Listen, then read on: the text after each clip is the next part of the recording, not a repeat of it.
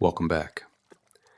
Tonight we will listen to the first and second book of Samuel, read chapter by chapter without interruption.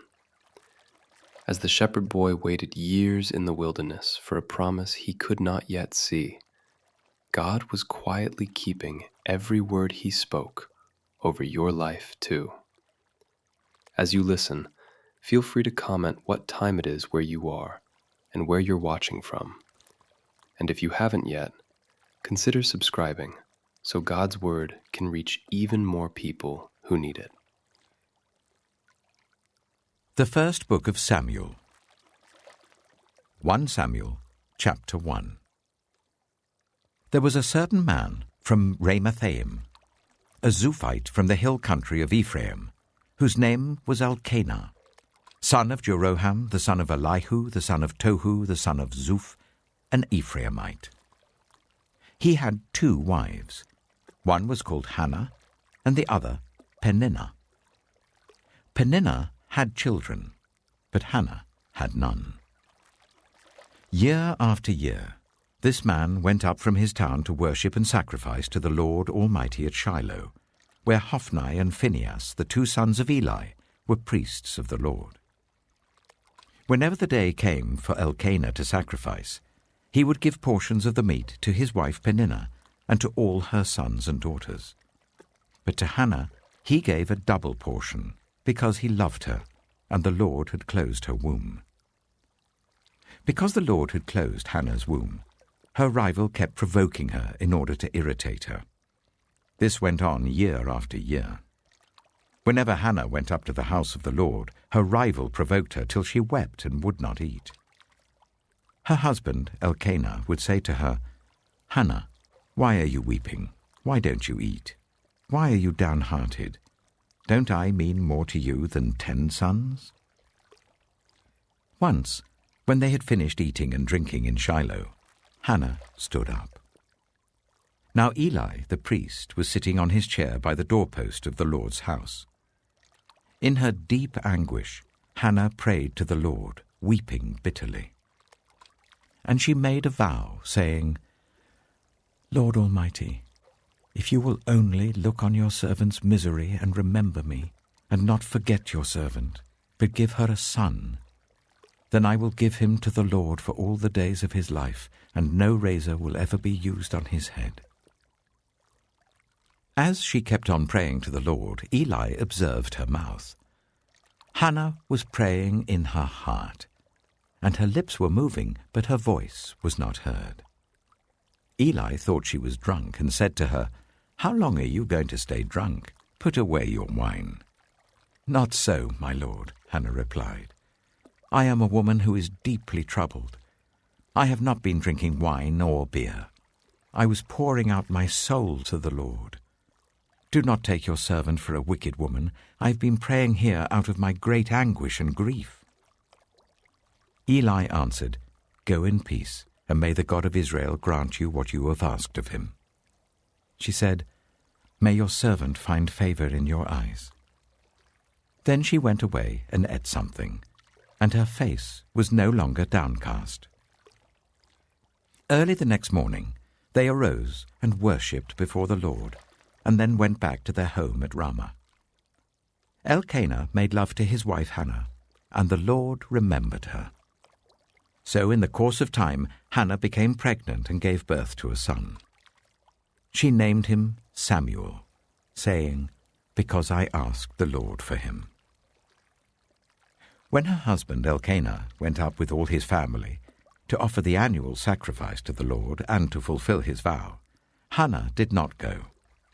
She said to her husband, "After the boy is weaned, I will take him and present him before the Lord, and he will live there always."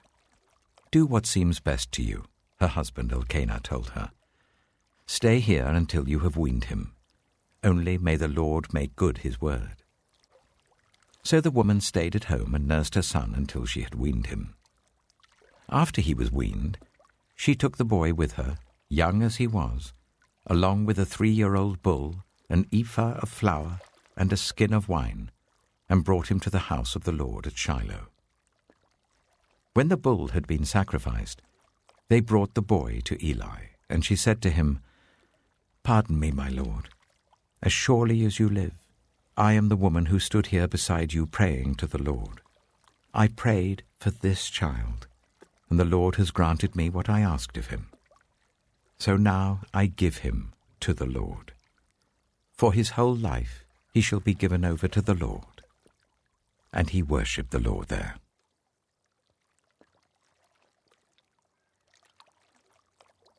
1 Samuel chapter 2. Then Hannah prayed and said, "My heart rejoices in the Lord. In the Lord my horn is lifted high. My mouth boasts over my enemies, for I delight in your deliverance. There is no one holy like the Lord. There is no one besides you. There is no rock like our God. Do not keep talking so proudly, or let your mouth speak such arrogance. For the Lord is a God who knows, and by him deeds are weighed. The bows of the warriors are broken, but those who stumbled are armed with strength. Those who are full hire themselves out for food, but those who are hungry no more. She who was barren has borne 7 children, but she who has had many sons pines away. The Lord brings death and makes alive. He brings down to the grave and raises up. The Lord sends poverty and wealth. He humbles and he exalts. He raises the poor from the dust and lifts the needy from the ash heap. He seats them with princes and makes them inherit a throne of honor. For the foundations of the earth are the Lord's. On them he has set the world. He will guard the feet of his faithful servants, but the wicked will be silenced in the place of darkness. It is not by strength that one prevails. Those who oppose the Lord will be broken. The Most High will thunder from heaven. The Lord will judge the ends of the earth. He will give strength to his king and exalt the horn of his anointed. Then Elkanah went home to Ramah, but the boy ministered before the Lord under Eli the priest. Eli's sons were scoundrels. They had no regard for the Lord. Now it was the practice of the priests that whenever any of the people offered a sacrifice, the priest's servant would come with a 3-pronged fork in his hand while the meat was being boiled, and would plunge the fork into the pan or kettle or cauldron or pot. Whatever the fork brought up, the priest would take for himself. This is how they treated all the Israelites who came to Shiloh. But even before the fat was burned, the priest's servant would come and say to the person who was sacrificing, "Give the priest some meat to roast. He won't accept boiled meat from you, but only raw." If the person said to him, "Let the fat be burned first, and then take whatever you want," the servant would answer, "No, hand it over now. If you don't, I'll take it by force." This sin of the young men was very great in the Lord's sight, for they were treating the Lord's offering with contempt. But Samuel was ministering before the Lord, a boy wearing a linen ephod. Each year his mother made him a little robe and took it to him, when she went up with her husband to offer the annual sacrifice. Eli would bless Elkanah and his wife, saying, "May the Lord give you children by this woman to take the place of the one she prayed for and gave to the Lord." Then they would go home. And the Lord was gracious to Hannah. She gave birth to 3 sons and 2 daughters. Meanwhile, the boy Samuel grew up in the presence of the Lord. Now Eli, who was very old, heard about everything his sons were doing to all Israel, and how they slept with the women who served at the entrance to the tent of meeting. So he said to them, "Why do you do such things? I hear from all the people about these wicked deeds of yours. No, my sons, the report I hear spreading among the Lord's people is not good. If one person sins against another, God may mediate for the offender. But if anyone sins against the Lord, who will intercede for them?" His sons, however, did not listen to their father's rebuke, for it was the Lord's will to put them to death. And the boy Samuel continued to grow in stature and in favor with the Lord and with people. Now a man of God came to Eli and said to him, "This is what the Lord says. Did I not clearly reveal myself to your ancestors' family when they were in Egypt under Pharaoh? I chose your ancestor out of all the tribes of Israel to be my priest, to go up to my altar, to burn incense, and to wear an ephod in my presence. I also gave your ancestors' family all the food offerings presented by the Israelites. Why do you scorn my sacrifice and offering that I prescribed for my dwelling? Why do you honor your sons more than me, by fattening yourselves on the choice parts of every offering made by my people Israel? Therefore the Lord, the God of Israel, declares, I promised that members of your family would minister before me forever. But now the Lord declares, far be it from me. Those who honor me, I will honor, but those who despise me will be disdained. The time is coming when I will cut short your strength and the strength of your priestly house, so that no one in it will reach old age, and you will see distress in my dwelling. Although good will be done to Israel, no one in your family line will ever reach old age. Every one of you that I do not cut off from serving at my altar, I will spare only to destroy your sight and sap your strength, and all your descendants will die in the prime of life. And what happens to your 2 sons, Hophni and Phinehas, will be assigned to you. They will both die on the same day. I will raise up for myself a faithful priest, who will do according to what is in my heart and mind. I will firmly establish his priestly house, and they will minister before my anointed one always. Then everyone left in your family line will come and bow down before him for a piece of silver and a loaf of bread, and plead, appoint me to some priestly office so that I can have food to eat.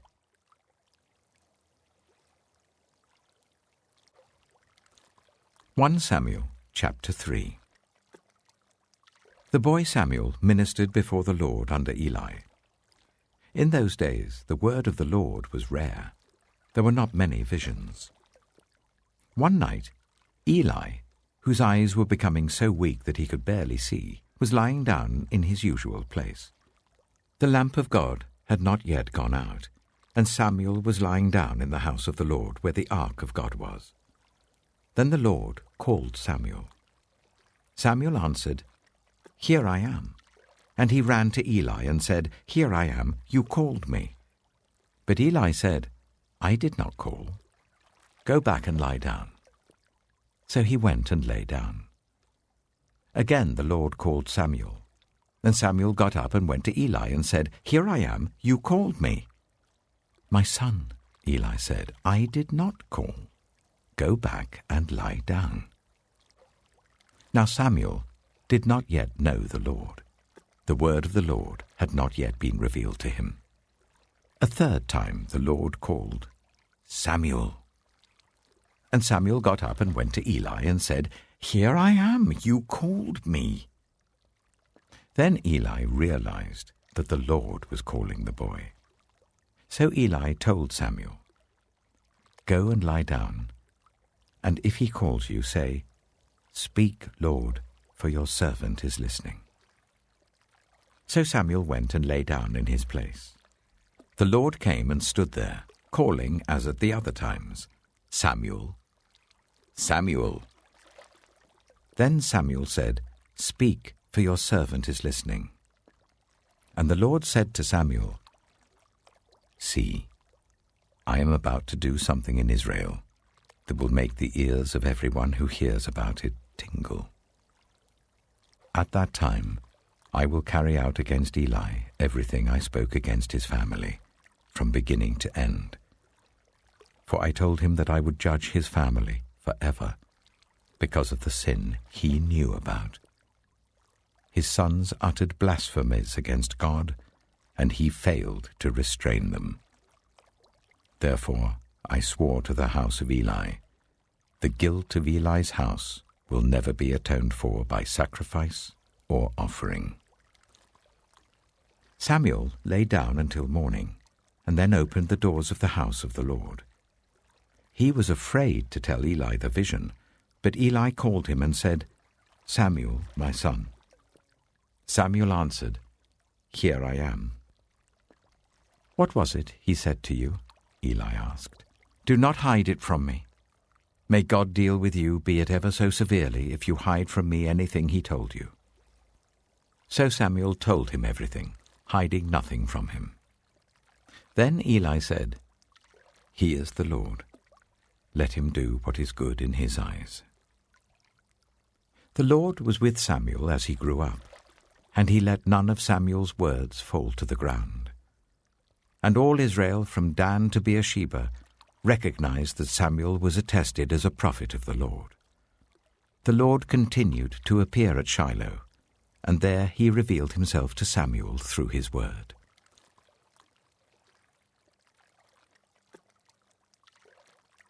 Samuel chapter 4. And Samuel's word came to all Israel. Now the Israelites went out to fight against the Philistines. The Israelites camped at Ebenezer, and the Philistines at Aphek. The Philistines deployed their forces to meet Israel, and as the battle spread, Israel was defeated by the Philistines, who killed about 4,000 of them on the battlefield. When the soldiers returned to camp, the elders of Israel asked, "Why did the Lord bring defeat on us today before the Philistines? Let us bring the ark of the Lord's covenant from Shiloh, so that he may go with us and save us from the hand of our enemies." So the people sent men to Shiloh, and they brought back the ark of the covenant of the Lord Almighty, who is enthroned between the cherubim. And Eli's 2 sons, Hophni and Phinehas, were there with the ark of the covenant of God. When the ark of the Lord's covenant came into the camp, all Israel raised such a great shout that the ground shook. Hearing the uproar, the Philistines asked, "What's all this shouting in the Hebrew camp?" When they learned that the ark of the Lord had come into the camp, the Philistines were afraid. "A god has come into the camp," they said. "Oh no, nothing like this has happened before. We're doomed. Who will deliver us from the hand of these mighty gods? They are the gods who struck the Egyptians with all kinds of plagues in the wilderness. Be strong, Philistines. Be men, or you will be subject to the Hebrews, as they have been to you. Be men and fight." So the Philistines fought, and the Israelites were defeated, and every man fled to his tent. The slaughter was very great. Israel lost 30,000 foot soldiers. The ark of God was captured, and Eli's 2 sons, Hophni and Phinehas, died. That same day, a Benjaminite ran from the battle line and went to Shiloh with his clothes torn and dust on his head. When he arrived, there was Eli sitting on his chair by the side of the road, watching, because his heart feared for the ark of God. When the man entered the town and told what had happened, the whole town sent up a cry. Eli heard the outcry and asked, "What is the meaning of this uproar?" The man hurried over to Eli, who was 98 years old, and whose eyes had failed so that he could not see. He told Eli, "I have just come from the battle line. I fled from it this very day." Eli asked, "What happened, my son?" The man who brought the news replied, "Israel fled before the Philistines, and the army has suffered heavy losses. Also your 2 sons, Hophni and Phinehas, are dead, and the ark of God has been captured." When he mentioned the ark of God, Eli fell backwards off his chair by the side of the gate. His neck was broken, and he died, for he was an old man, and he was heavy. He had led Israel for 40 years. His daughter-in-law, the wife of Phinehas, was pregnant and near the time of delivery. When she heard the news that the ark of God had been captured and that her father-in-law and her husband were dead, she went into labor and gave birth, but was overcome by her labor pains. As she was dying, The women attending her said, "Don't despair. You've given birth to a son." But she did not respond or pay any attention. She named the boy Ichabod, saying, "The glory has departed from Israel," because of the capture of the ark of God and the deaths of her father-in-law and her husband. She said, "The glory has departed from Israel, for the ark of God has been captured."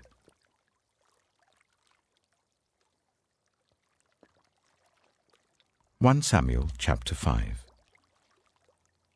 After the Philistines had captured the ark of God, they took it from Ebenezer to Ashdod. Then they carried the ark into Dagon's temple and set it beside Dagon.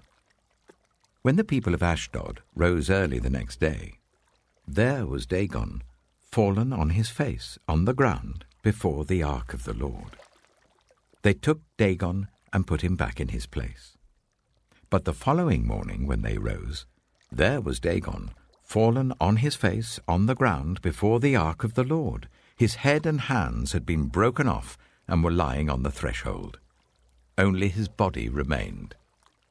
That is why to this day neither the priests of Dagon nor any others who enter Dagon's temple at Ashdod step on the threshold.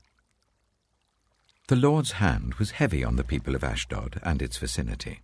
He brought devastation on them and afflicted them with tumors. When the people of Ashdod saw what was happening, they said, "The ark of the God of Israel must not stay here with us, because his hand is heavy on us and on Dagon our God." So they called together all the rulers of the Philistines and asked them, "What shall we do with the ark of the God of Israel?" They answered, "Let the ark of the God of Israel be moved to Gath." So they moved the ark of the God of Israel.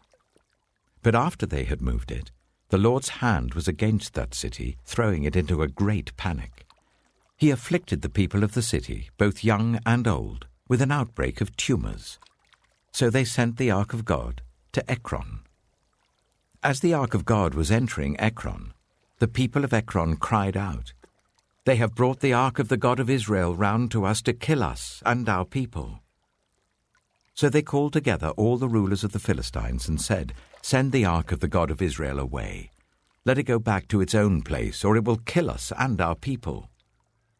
For death had filled the city with panic. God's hand was very heavy on it. Those who did not die were afflicted with tumors, and the outcry of the city went up to heaven.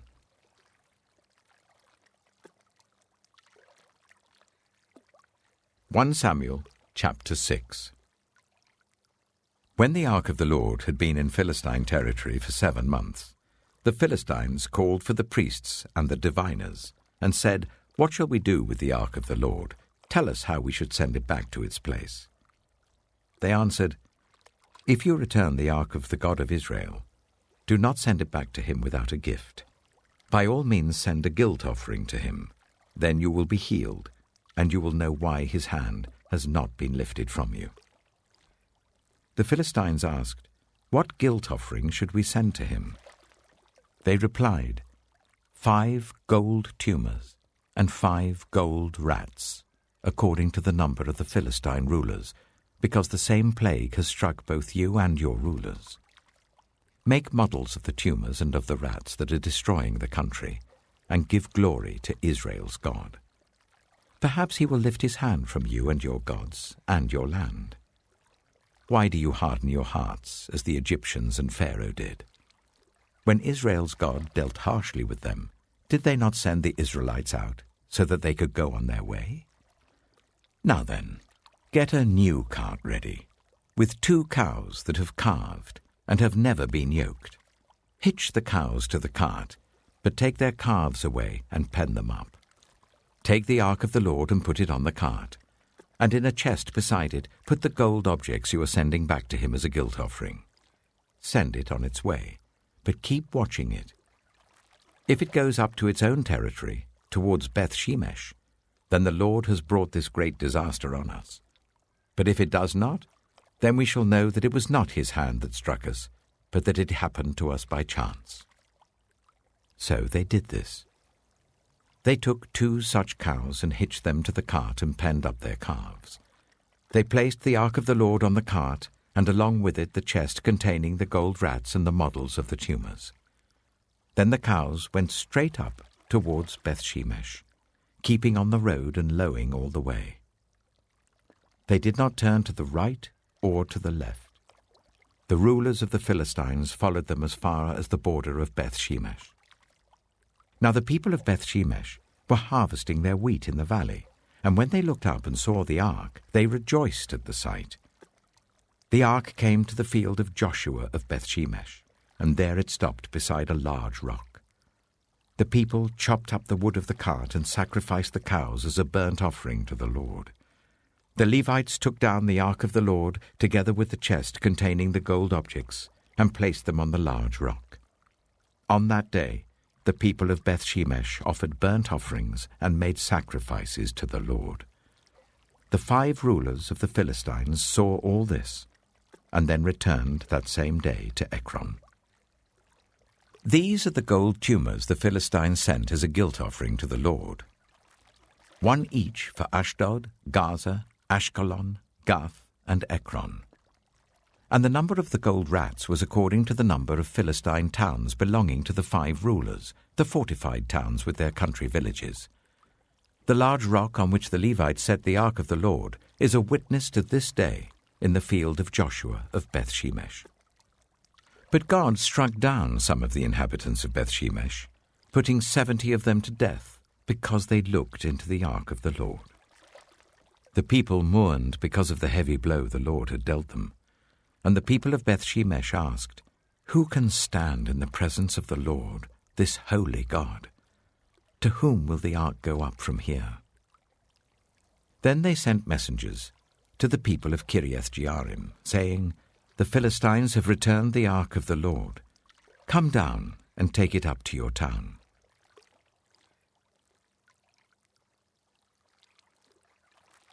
1 Samuel chapter 7. So the men of Kiriath-Jearim came and took up the ark of the Lord. They brought it to Abinadab's house on the hill, and consecrated Eleazar his son to guard the ark of the Lord. The ark remained at Kiriath-Jearim a long time, 20 years in all. Then all the people of Israel turned back to the Lord. So Samuel said to all the Israelites, "If you are returning to the Lord with all your hearts, then rid yourselves of the foreign gods and the Ashtoreths, and commit yourselves to the Lord and serve him only, and he will deliver you out of the hand of the Philistines." So the Israelites put away their Baals and Ashtoreths and served the Lord only. Then Samuel said, "Assemble all Israel at Mizpah, and I will intercede with the Lord for you." When they had assembled at Mizpah, they drew water and poured it out before the Lord. On that day they fasted, and there they confessed, "We have sinned against the Lord." Now Samuel was serving as leader of Israel at Mizpah. When the Philistines heard that Israel had assembled at Mizpah, the rulers of the Philistines came up to attack them. When the Israelites heard of it, they were afraid because of the Philistines. They said to Samuel, "Do not stop crying out to the Lord our God for us, that he may rescue us from the hand of the Philistines." Then Samuel took a suckling lamb and sacrificed it as a whole burnt offering to the Lord. He cried out to the Lord on Israel's behalf, and the Lord answered him. While Samuel was sacrificing the burnt offering, the Philistines drew near to engage Israel in battle. But that day the Lord thundered with loud thunder against the Philistines, and threw them into such a panic that they were routed before the Israelites. The men of Israel rushed out of Mizpah and pursued the Philistines, slaughtering them along the way to a point below Beth-kar. Then Samuel took a stone and set it up between Mizpah and Shen. He named it Ebenezer, saying, "Thus far the Lord has helped us." So the Philistines were subdued, and they stopped invading Israel's territory. Throughout Samuel's lifetime, the hand of the Lord was against the Philistines. The towns from Ekron to Gath that the Philistines had captured from Israel were restored to Israel, and Israel delivered the neighboring territory from the hands of the Philistines. and there was peace between Israel and the Amorites. Samuel continued as Israel's leader all the days of his life. From year to year, he went on a circuit from Bethel to Gilgal to Mizpah, judging Israel in all those places. But he always went back to Ramah, where his home was, and there he also held court for Israel. And he built an altar there to the Lord.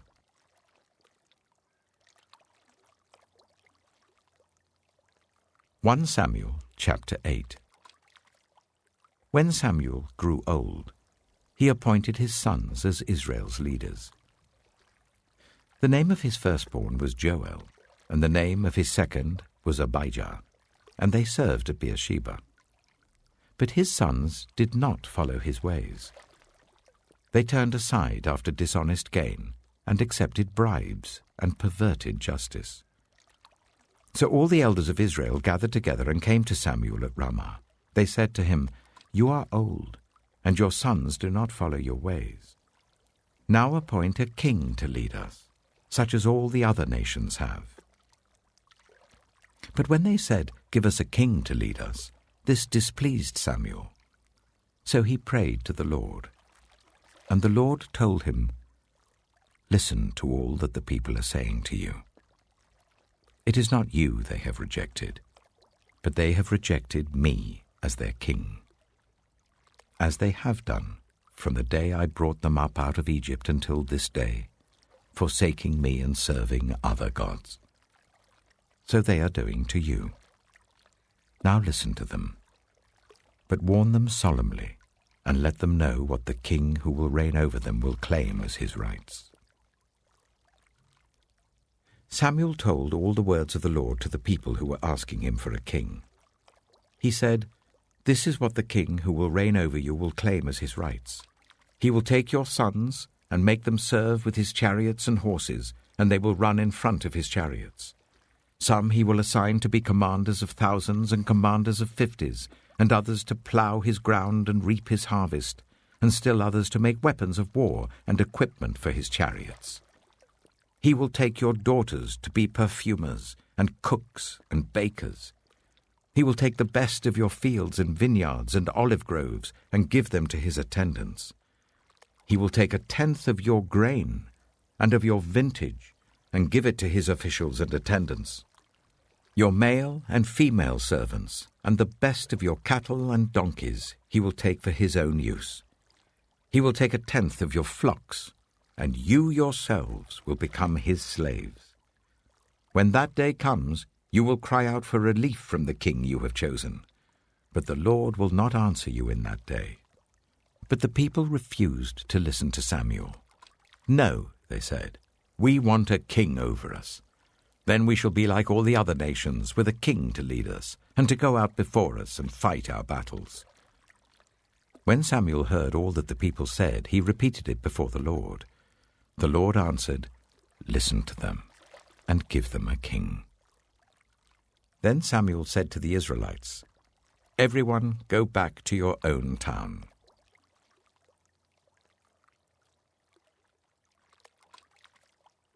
Samuel chapter 9. There was a Benjaminite, a man of standing, whose name was Kish, son of Abihail, the son of Zeror, the son of Bechorath, and the son of Aphiah of Benjamin. Kish had a son named Saul, as handsome a young man as could be found anywhere in Israel, and he was a head taller than anyone else. Now the donkeys belonging to Saul's father, Kish, were lost, and Kish said to his son Saul, "Take one of the servants with you and go and look for the donkeys." So he passed through the hill country of Ephraim and through the area around Shiloh, but they did not find them. They went on into the district of Shealim, but the donkeys were not there. Then he passed through the territory of Benjamin, but they did not find them. When they reached the district of Zaph, Saul said to the servant who was with him, "Come, let's go back, or my father will stop thinking about the donkeys and start worrying about us." But the servant replied, "Look, in this town there is a man of God. He is highly respected, and everything he says comes true. Let's go there now. Perhaps he will tell us what way to take." Saul said to his servant, "If we go, what can we give the man? The food in our sacks is gone. We have no gift to take to the man of God. What do we have?" The servant answered him again. "Look," he said, "I have 1/4 of a shekel of silver. I will give it to the man of God, so that he will tell us what way to take."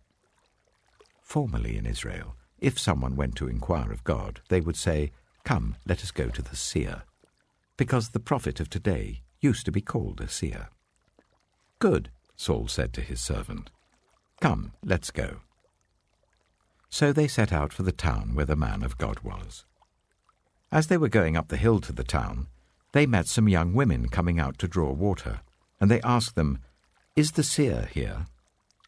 "He is," they answered. "He's ahead of you. Hurry now, he has just come to our town today, for the people have a sacrifice at the high place. As soon as you enter the town, you will find him before he goes up to the high place to eat. The people will not begin eating until he comes, because he must bless the sacrifice. Afterwards, those who are invited will eat. Go up now. You should find him about this time." They went up to the town, and as they were entering it, there was Samuel coming towards them on his way up to the high place. Now the day before Saul came, the Lord had revealed this to Samuel. "About this time tomorrow, I will send you a man from the land of Benjamin. Anoint him ruler over my people Israel. He will deliver them from the hand of the Philistines. I have looked on my people, for their cry has reached me." When Samuel caught sight of Saul, the Lord said to him, "This is the man I spoke to you about. He will govern my people." Saul approached Samuel in the gateway and asked, "Would you please tell me where the seer's house is?" "I am the seer," Samuel replied. "Go up ahead of me to the high place, for today you are to eat with me, and in the morning I will send you on your way and will tell you all that is in your heart. As for the donkeys you lost 3 days ago, do not worry about them. They have been found. And to whom is all the desire of Israel turned, if not to you and your whole family line?" Saul answered, "But am I not a Benjaminite, from the smallest tribe of Israel? And is not my clan the least of all the clans of the tribe of Benjamin? Why do you say such a thing to me?" Then Samuel brought Saul and his servant into the hall, and seated them at the head of those who were invited, about 30 in number. Samuel said to the cook, "Bring the piece of meat I gave you, the one I told you to lay aside." So the cook took up the thigh with what was on it, and set it in front of Saul. Samuel said, "Here is what has been kept for you. Eat, because it was set aside for you for this occasion, from the time I said, 'I have invited guests.'" And Saul dined with Samuel that day. After they came down from the high place to the town, Samuel talked with Saul on the roof of his house. They rose about daybreak, and Samuel called to Saul on the roof, "Get ready, and I will send you on your way." When Saul got ready, he and Samuel went outside together. As they were going down to the edge of the town, Samuel said to Saul, "Tell the servant to go on ahead of us." And the servant did so. "But you stay here for a while, so that I may give you a message from God."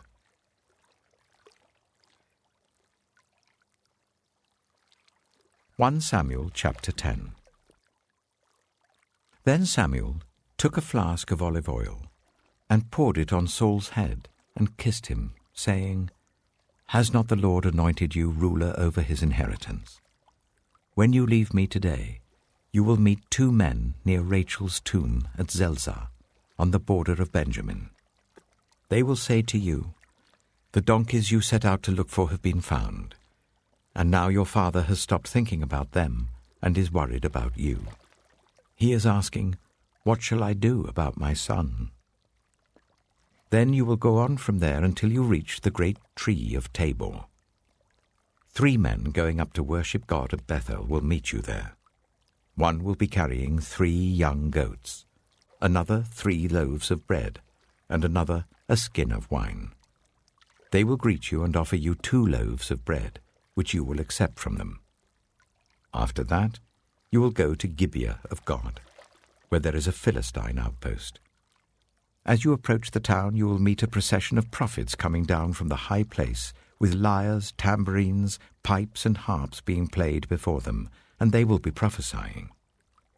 The Spirit of the Lord will come powerfully upon you, and you will prophesy with them, and you will be changed into a different person.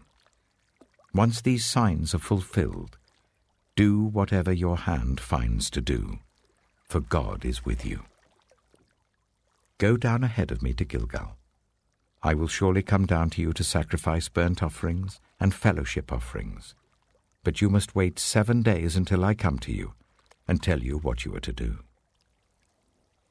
As Saul turned to leave Samuel, God changed Saul's heart, and all these signs were fulfilled that day. When he and his servant arrived at Gibeah, a procession of prophets met him. The Spirit of God came powerfully upon him, and he joined in their prophesying. When all those who had formerly known him saw him prophesying with the prophets, they asked each other, "What is this that has happened to the son of Kish? Is Saul also among the prophets?" A man who lived there answered, "And who is their father?" So it became a saying, "Is Saul also among the prophets?" After Saul stopped prophesying, he went to the high place. Now Saul's uncle asked him and his servant, "Where have you been?"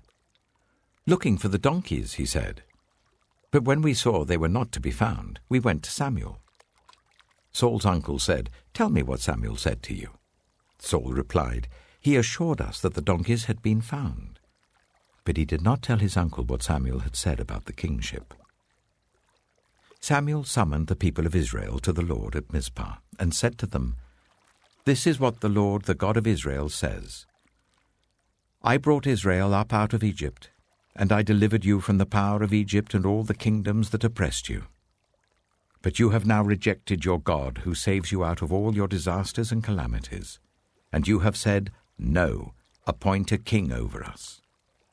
So now present yourselves before the Lord by your tribes and clans."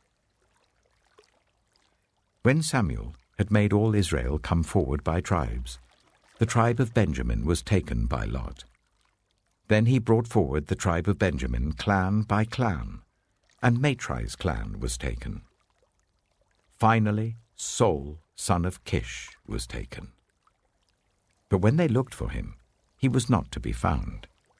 So they inquired further of the Lord, "Has the man come here yet?" And the Lord said, "Yes, he has hidden himself among the supplies." They ran and brought him out, and as he stood among the people, he was a head taller than any of the others.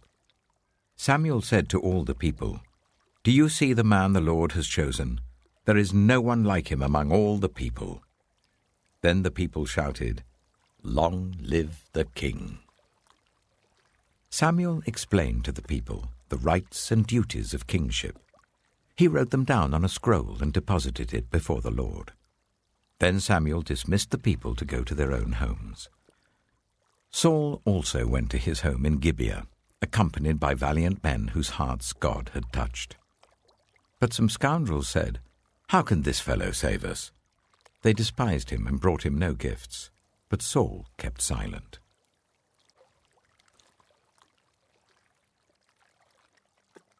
1 Samuel chapter 11. Nahash the Ammonite went up and besieged Jabesh-Gilead. And all the men of Jabesh said to him, "Make a treaty with us, and we will be subject to you." But Nahash the Ammonite replied, "I will make a treaty with you only on the condition that I gouge out the right eye of every one of you, and so bring disgrace on all Israel." The elders of Jabesh said to him, "Give us 7 days so that we can send messengers throughout Israel. If no one comes to rescue us, we will surrender to you." When the messengers came to Gibeah of Saul and reported these terms to the people, they all wept aloud. Just then Saul was returning from the fields behind his oxen, and he asked, "What is wrong with everyone? Why are they weeping?" Then they repeated to him what the men of Jabesh had said. When Saul heard their words, the Spirit of God came powerfully upon him, and he burned with anger. He took a pair of oxen, cut them into pieces, and sent the pieces by messengers throughout Israel, proclaiming, "This is what will be done to the oxen of anyone who does not follow Saul and Samuel." Then the terror of the Lord fell on the people, and they came out together as one.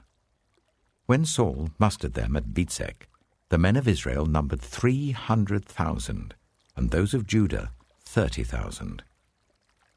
They told the messengers who had come, "Say to the men of Jabesh Gilead, by the time the sun is hot tomorrow, you will be rescued." When the messengers went and reported this to the men of Jabesh, they were elated. They said to the Ammonites, "Tomorrow we will surrender to you, and you can do to us whatever you like." The next day, Saul separated his men into 3 divisions. During the last watch of the night, they broke into the camp of the Ammonites and slaughtered them until the heat of the day. Those who survived were scattered, so that no 2 of them were left together. The people then said to Samuel, "Who was it that asked, 'Shall Saul reign over us?' Turn these men over to us, so that we may put them to death." But Saul said, "No one will be put to death today, for this day the Lord has rescued Israel." Then Samuel said to the people, "Come, let us go to Gilgal, and there renew the kingship." So all the people went to Gilgal and made Saul king in the presence of the Lord. There they sacrificed fellowship offerings before the Lord, and Saul and all the Israelites held a great celebration.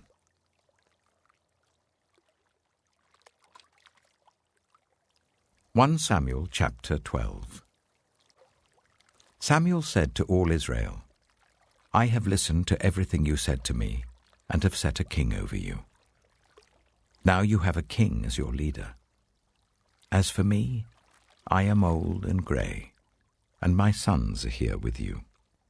I have been your leader from my youth until this day. Here I stand. Testify against me in the presence of the Lord and his anointed. Whose ox have I taken? Whose donkey have I taken? Whom have I cheated? Whom have I oppressed? From whose hand have I accepted a bribe to make me shut my eyes? If I have done any of these things, I will make it right." "You have not cheated or oppressed us," they replied. "You have not taken anything from anyone's hand." Samuel said to them, "The Lord is witness against you, and also his anointed is witness this day, that you have not found anything in my hand." "He is witness," they said. Then Samuel said to the people, "It is the Lord who appointed Moses and Aaron, and brought your ancestors up out of Egypt. Now then, stand here, because I'm going to confront you with evidence before the Lord as to all the righteous acts performed by the Lord for you and your ancestors. After Jacob entered Egypt, they cried to the Lord for help, and the Lord sent Moses and Aaron, who brought your ancestors out of Egypt and settled them in this place. But they forgot the Lord their God. So he sold them into the hands of Sisera, the commander of the army of Hazor, and into the hands of the Philistines and the king of Moab, who fought against them. They cried out to the Lord and said, "We have sinned. We have forsaken the Lord and served the Baals and the Ashtoreths. But now deliver us from the hands of our enemies, and we will serve you." Then the Lord sent Jerubbaal, Barak, Jephthah, and Samuel, and he delivered you from the hands of your enemies all around you, so that you lived in safety. But when you saw that Nahash, king of the Ammonites, was moving against you, you said to me, "No, we want a king to rule over us, even though the Lord your God was your king. Now, here is the king you have chosen. the one you asked for. See, the Lord has set a king over you.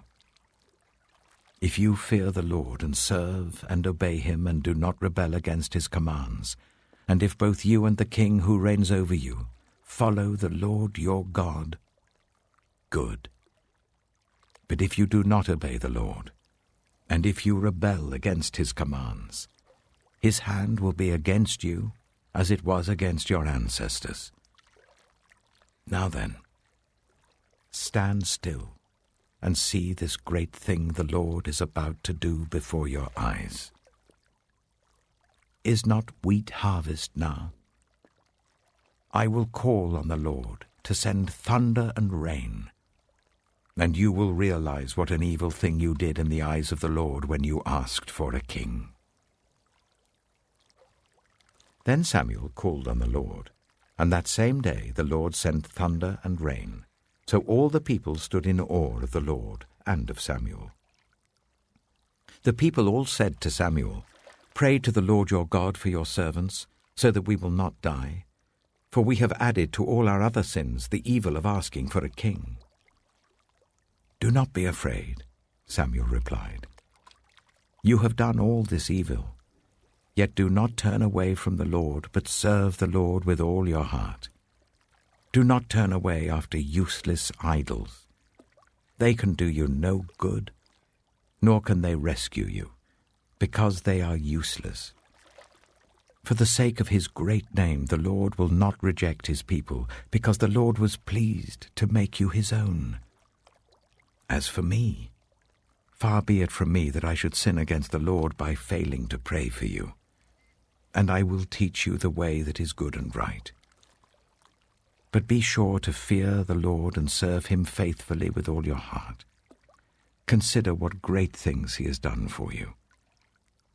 Yet, if you persist in doing evil, both you and your king will perish."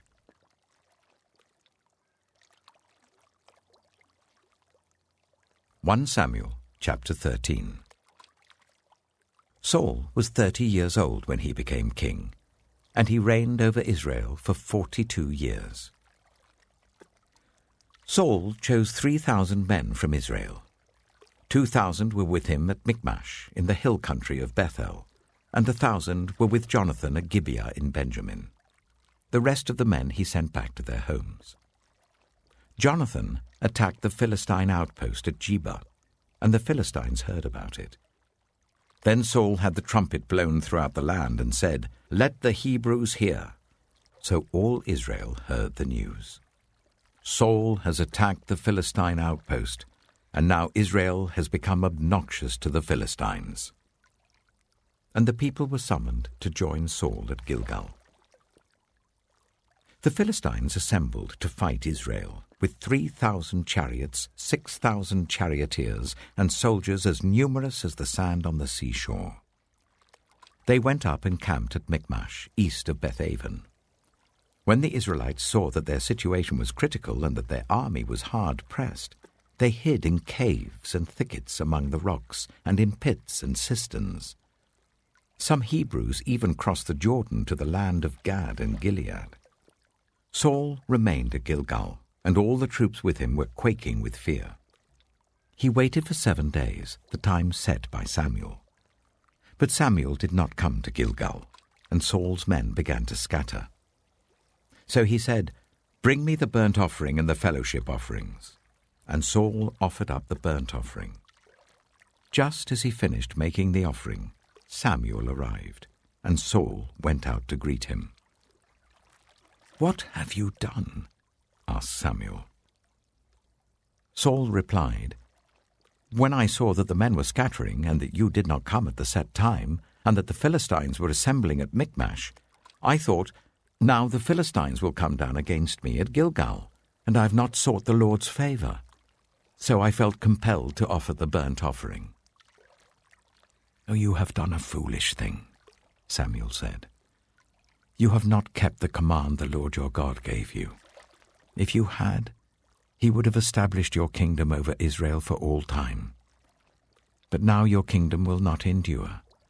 The Lord has sought out a man after his own heart, and appointed him ruler of his people, because you have not kept the Lord's command." Then Samuel left Gilgal and went up to Gibeah in Benjamin. And Saul counted the men who were with him. They numbered about 600. Saul and his son Jonathan and the men with them were staying at Gibeah of Benjamin, while the Philistines camped at Michmash.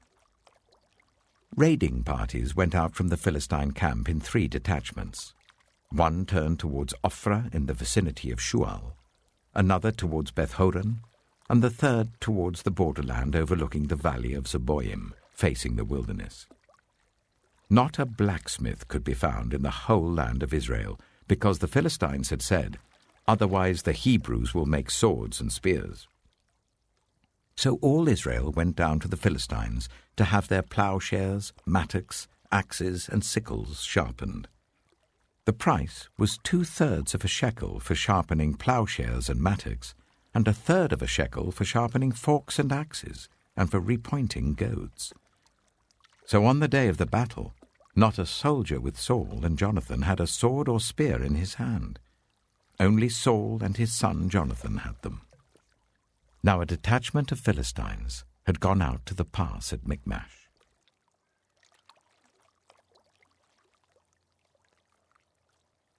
Samuel chapter 14. One day, Jonathan, son of Saul, said to his young armor-bearer, "Come, let's go over to the Philistine outpost on the other side."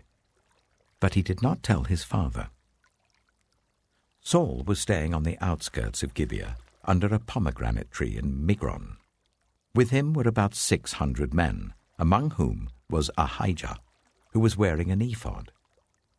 He was a son of Ichabod's brother, Ahitub, son of Phinehas, the son of Eli, the Lord's priest in Shiloh. No one was aware that Jonathan had left. On each side of the pass that Jonathan intended to cross to reach the Philistine outpost was a cliff. One was called Bozez, and the other Sineh. One cliff stood to the north towards Michmash, the other to the south towards Geba. Jonathan said to his young armor-bearer, "Come, let's go over to the outpost of those uncircumcised men. Perhaps the Lord will act on our behalf. Nothing can hinder the Lord from saving, whether by many or by few." "Do all that you have in mind," his armor-bearer said. "Go ahead. I am with you, heart and soul." Jonathan said, "Come on then. We will cross over towards them and let them see us. If they say to us, 'Wait there until we come to you,' we will stay where we are and not go up to them. But if they say, 'Come up to us,' we will climb up, because that will be our sign that the Lord has given them into our hands." So both of them showed themselves to the Philistine outpost. "Look," said the Philistines, "the Hebrews are crawling out of the holes they were hiding in." The men of the outpost shouted to Jonathan and his armor-bearer, "Come up to us and we'll teach you a lesson." So Jonathan said to his armor-bearer, "Climb up after me. The Lord has given them into the hand of Israel." Jonathan climbed up using his hands and feet, with his armor-bearer right behind him. The Philistines fell before Jonathan, and his armor-bearer followed and killed behind him.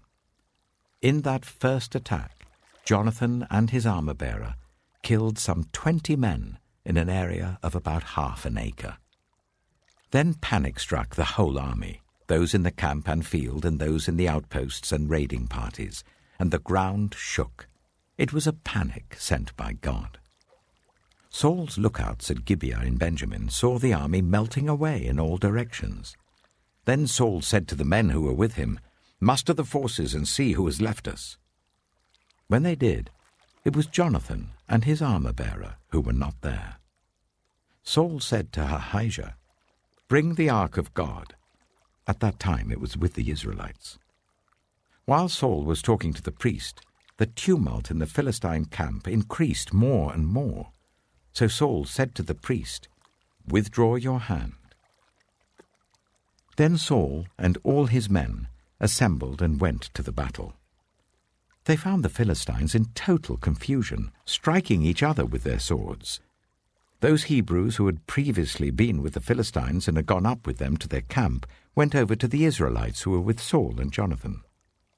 When all the Israelites who had hidden in the hill country of Ephraim heard that the Philistines were on the run, they joined the battle in hot pursuit. So on that day the Lord saved Israel, and the battle moved on beyond Bethlehem.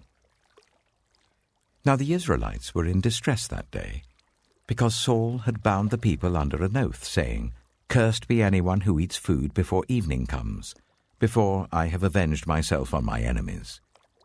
So none of the troops tasted food. The entire army entered the woods, and there was honey on the ground. When they went into the woods, they saw the honey oozing out. Yet no one put his hand to his mouth because they feared the oath. But Jonathan had not heard that his father had bound the people with the oath, so he reached out the end of the staff that was in his hand and dipped it into the honeycomb. He raised his hand to his mouth, and his eyes brightened. Then one of the soldiers told him, "Your father bound the army under a strict oath, saying, 'Cursed be anyone who eats food today.' That is why the men are faint." Jonathan said, "My father has made trouble for the country. See how my eyes brightened when I tasted a little of this honey. How much better it would have been if the men had eaten today some of the plunder they took from their enemies. Would not the slaughter of the Philistines have been even greater?" That day, after the Israelites had struck down the Philistines from Michmash to Ajalon, they were exhausted. They pounced on the plunder, and, taking sheep, cattle, and calves, they butchered them on the ground and ate them, together with the blood. Then someone said to Saul, "Look, the men are sinning against the Lord by eating meat that has blood in it." "You have broken faith," he said. "Roll a large stone over here at once." Then he said, "Go out among the men and tell them, 'Each of you bring me your cattle and sheep, and slaughter them here and eat them. Do not sin against the Lord by eating meat with blood still in it.'" So everyone brought his ox that night and slaughtered it there. Then Saul built an altar to the Lord. It was the first time he had done this. Saul said, "Let us go down and pursue the Philistines by night and plunder them till dawn, and let us not leave one of them alive." "Do whatever seems best to you," they replied. But the priest said, "Let us inquire of God here."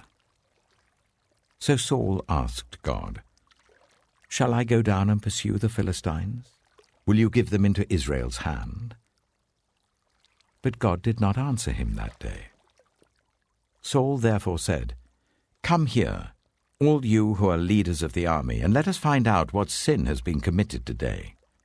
As surely as the Lord who rescues Israel lives, even if the guilt lies with my son Jonathan, he must die." But not one of them said a word. Saul then said to all the Israelites, "You stand over there. I and Jonathan my son will stand over here." "Do what seems best to you," they replied. Then Saul prayed to the Lord, the God of Israel, "Why have you not answered your servant today? If the fault is in me or my son Jonathan, respond with Urim. But if the men of Israel are at fault, respond with Thummim." Jonathan and Saul were taken by lot, and the men were cleared. Saul said, "Cast the lot between me and Jonathan my son." And Jonathan was taken. Then Saul said to Jonathan, "Tell me what you have done." So Jonathan told him, "I tasted a little honey with the end of my staff, and now I must die?" Saul said, "May God deal with me, be it ever so severely, if you do not die, Jonathan." But the men said to Saul, "Should Jonathan die? He who has brought about this great deliverance in Israel? Never. As surely as the Lord lives, not a hair of his head shall fall to the ground, for he did this today with God's help." So the men rescued Jonathan, and he was not put to death. Then Saul stopped pursuing the Philistines, and they withdrew to their own land. After Saul had assumed rule over Israel, he fought against their enemies on every side: Moab, the Ammonites, Edom, the kings of Zobah, and the Philistines. Wherever he turned, he inflicted punishment on them. He fought valiantly and defeated the Amalekites, delivering Israel from the hands of those who had plundered them. Saul's sons were Jonathan, Ishvi, and Malchishua. The name of his elder daughter was Merab, and that of the younger was Michal. His wife's name was Ahinoam, daughter of Ahimaaz. The name of the commander of Saul's army was Abner, son of Ner, and Ner was Saul's uncle. Saul's father, Kish, and Abner's father, Ner, were sons of Abiel. All the days of Saul there was bitter war with the Philistines, and whenever Saul saw a mighty or brave man, he took him into his service.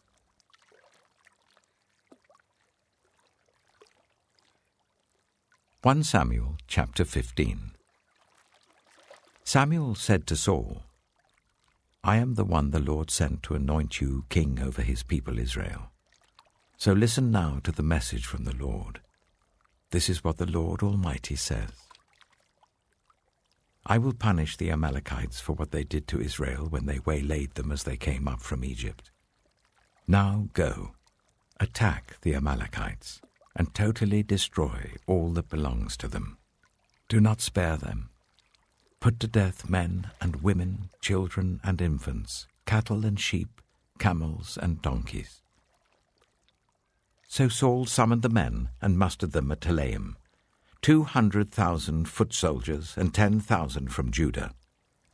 Saul went to the city of Amalek and set an ambush in the ravine. Then he said to the Kenites, "Go away, leave the Amalekites, so that I do not destroy you along with them. For you showed kindness to all the Israelites when they came up out of Egypt." So the Kenites moved away from the Amalekites. Then Saul attacked the Amalekites all the way from Havilah to Shur, near the eastern border of Egypt. He took Agag, king of the Amalekites, alive, and all his people he totally destroyed with the sword. But Saul and the army spared Agag, and the best of the sheep and cattle, the fat calves and lambs, everything that was good. These they were unwilling to destroy completely, but everything that was despised and weak they totally destroyed. Then the word of the Lord came to Samuel. "I regret that I have made Saul king, because he has turned away from me and has not carried out my instructions."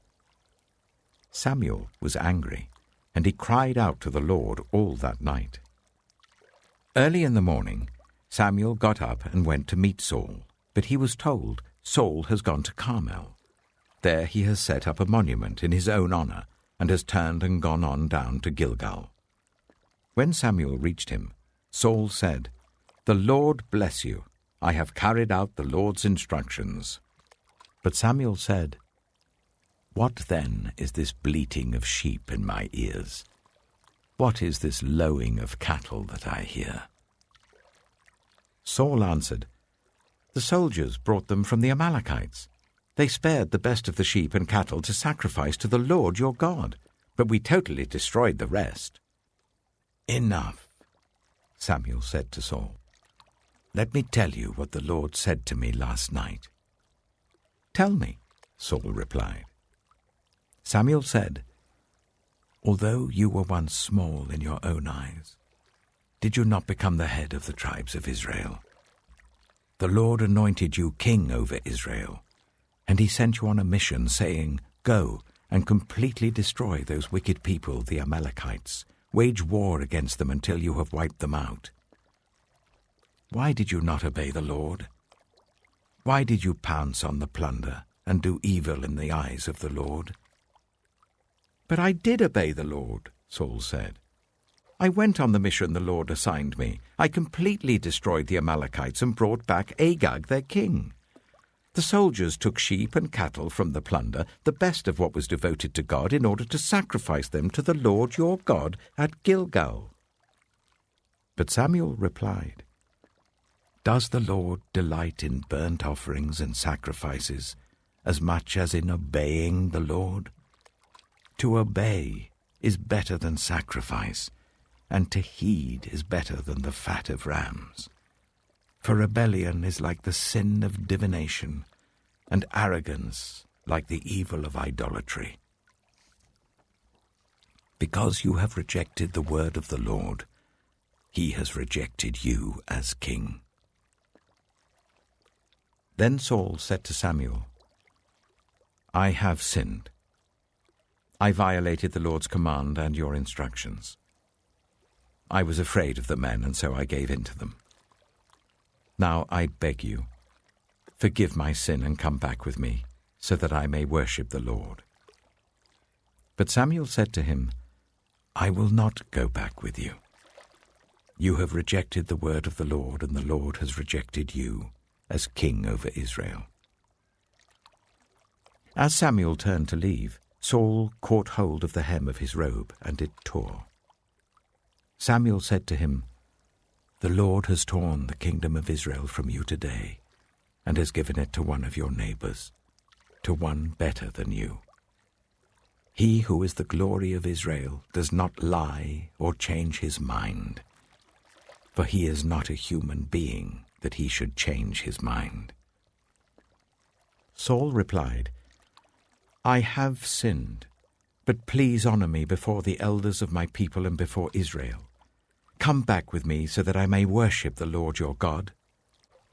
So Samuel went back with Saul, and Saul worshipped the Lord. Then Samuel said, "Bring me Agag, king of the Amalekites." Agag came to him in chains, and he thought, "Surely the bitterness of death is past." But Samuel said, "As your sword has made women childless, so will your mother be childless among women." And Samuel put Agag to death before the Lord at Gilgal. Then Samuel left for Ramah, but Saul went up to his home in Gibeah of Saul. Until the day Samuel died, he did not go to see Saul again, though Samuel mourned for him. And the Lord regretted that he had made Saul king over Israel.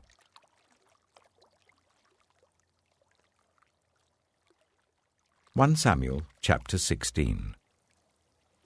The Lord said to Samuel, "How long will you mourn for Saul, since I have rejected him as king over Israel? Fill your horn with oil and be on your way. I am sending you to Jesse of Bethlehem. I have chosen one of his sons to be king."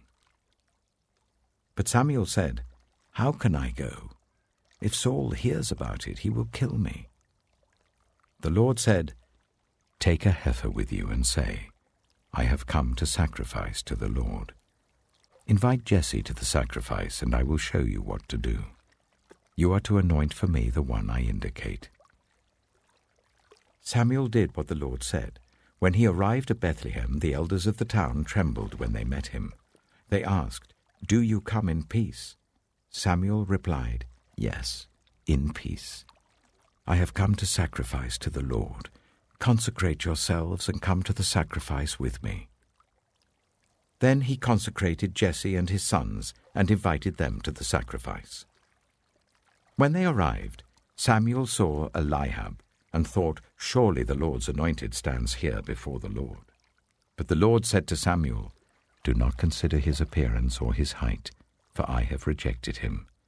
The Lord does not look at the things people look at.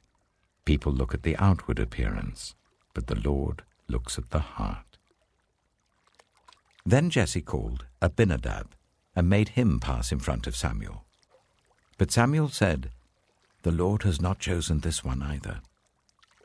Jesse then made Shammah pass by. But Samuel said, "Nor has the Lord chosen this one." Jesse made 7 of his sons pass before Samuel. But Samuel said to him, "The Lord has not chosen these." So he asked Jesse, "Are these all the sons you have?" "There is still the youngest," Jesse answered. "He's tending the sheep." Samuel said, "Send for him. We will not sit down until he arrives." So he sent for him and had him brought in. He was glowing with health and had a fine appearance and handsome features. Then the Lord said, "Rise and anoint him. This is the one." So Samuel took the horn of oil and anointed him in the presence of his brothers. And from that day on, the Spirit of the Lord came powerfully upon David. Samuel then went to Ramah. Now the Spirit of the Lord had departed from Saul, and an evil spirit from the Lord tormented him. Saul's attendants said to him, "See, an evil spirit from God is tormenting you. Let our Lord command his servants here to search for someone who can play the lyre. He will play when the evil spirit from God comes on you, and you will feel better." So Saul said to his attendants, "Find someone who plays well and bring him to me." One of the servants answered, "I've seen a son of Jesse of Bethlehem who knows how to play the lyre. He is a brave man and a warrior. He speaks well and is a fine-looking man, and the Lord is with him." Then Saul sent messengers to Jesse and said, "Send me your son David, who is with the sheep." So Jesse took a donkey loaded with bread, a skin of wine, and a young goat, and sent them with his son David to Saul. David came to Saul and entered his service. Saul liked him very much, and David became one of his armor-bearers.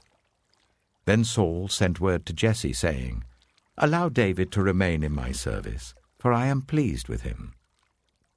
Whenever the Spirit from God came on Saul, David would take up his lyre and play.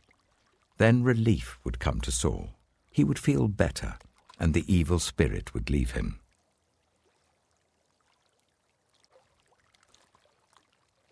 1 Samuel chapter 17. Now the Philistines gathered their forces for war and assembled at Socoh in Judah. They pitched camp at Ephes-Dammim, between Socoh and Azekah. Saul and the Israelites assembled and camped in the valley of Elah, and drew up their battle line to meet the Philistines. The Philistines occupied one hill, and the Israelites another, with the valley between them. A champion named Goliath, who was from Gath, came out of the Philistine camp. His height was 6 cubits and a span. He had a bronze helmet on his head, and wore a coat of scale armor of bronze weighing 5,000 shekels. On his legs he wore bronze greaves, and a bronze javelin was slung on his back. His spear shaft was like a weaver's rod, and its iron point weighed 600 shekels. His shield-bearer went ahead of him. Goliath stood and shouted to the ranks of Israel, "Why do you come out and line up for battle? Am I not a Philistine, and are you not the servants of Saul? Choose a man and let him come down to me. If he is able to fight and kill me, we will become your subjects. But if I overcome him and kill him, you will become our subjects and serve us." Then the Philistine said, "This day I defy the armies of Israel. Give me a man and let us fight each other." On hearing the Philistines' words, Saul and all the Israelites were dismayed and terrified. Now David was the son of an Ephrathite named Jesse, who was from Bethlehem in Judah. Jesse had 8 sons, and in Saul's time he was very old. Jesse's 3 eldest sons had followed Saul to the war. The firstborn was Eliab, the second Abinadab, and the third Shammah. David was the youngest. The 3 eldest followed Saul, but David went back and forth from Saul to tend his father's sheep at Bethlehem. For 40 days the Philistine came forward every morning and evening and took his stand. Now Jesse said to his son David, "Take this ephah of roasted grain and these 10 loaves of bread for your brothers and hurry to their camp. Take along these 10 cheeses to the commander of their unit. See how your brothers are, and bring back some assurance from them.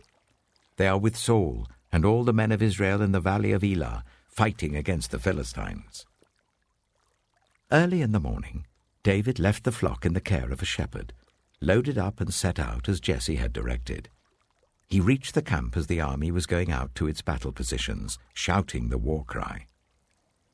Israel and the Philistines were drawing up their lines facing each other. David left his things with the keeper of supplies, ran to the battle lines, and asked his brothers how they were. As he was talking with them, Goliath, the Philistine champion from Gath, stepped out from his lines and shouted his usual defiance, and David heard it. Whenever the Israelites saw the man, they all fled from him in great fear. Now the Israelites had been saying, "Do you see how this man keeps coming out?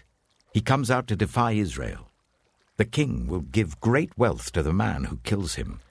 He will also give him his daughter in marriage, and will exempt his family from taxes in Israel." David asked the men standing near him, "What will be done for the man who kills this Philistine and removes this disgrace from Israel? Who is this uncircumcised Philistine that he should defy the armies of the living God?" They repeated to him what they had been saying, and told him, "This is what will be done for the man who kills him." When Eliab, David's eldest brother, heard him speaking with the men, he burned with anger at him and asked, "Why have you come down here? And with whom did you leave those few sheep in the wilderness? I know how conceited you are and how wicked your heart is.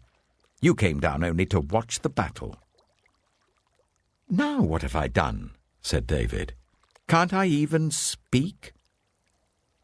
He then turned away to someone else and brought up the same matter, and the men answered him as before. What David said was overheard and reported to Saul, and Saul sent for him. David said to Saul, "Let no one lose heart on account of this Philistine. Your servant will go and fight him." Saul replied, "You are not able to go out against this Philistine and fight him. You're only a young man, and he has been a warrior from his youth." But David said to Saul, "Your servant has been keeping his father's sheep. When a lion or a bear came and carried off a sheep from the flock, I went after it, struck it, and rescued the sheep from its mouth. When it turned on me, I seized it by its hair, struck it, and killed it. Your servant has killed both the lion and the bear. This uncircumcised Philistine will be like one of them, because he has defied the armies of the living God. The Lord who rescued me from the paw of the lion and the paw of the bear will rescue me from the hand of this Philistine." Saul said to David, "Go, and the Lord be with you." Then Saul dressed David in his own tunic. He put a coat of armor on him and a bronze helmet on his head. David fastened on his sword over the tunic and tried walking around because he was not used to them. "I cannot go in these," he said to Saul, "because I'm not used to them." So he took them off. Then he took his staff in his hand, chose 5 smooth stones from the stream, put them in the pouch of his shepherd's bag, and, with his sling in his hand, approached the Philistine. Meanwhile, the Philistine, with his shield-bearer in front of him, kept coming closer to David.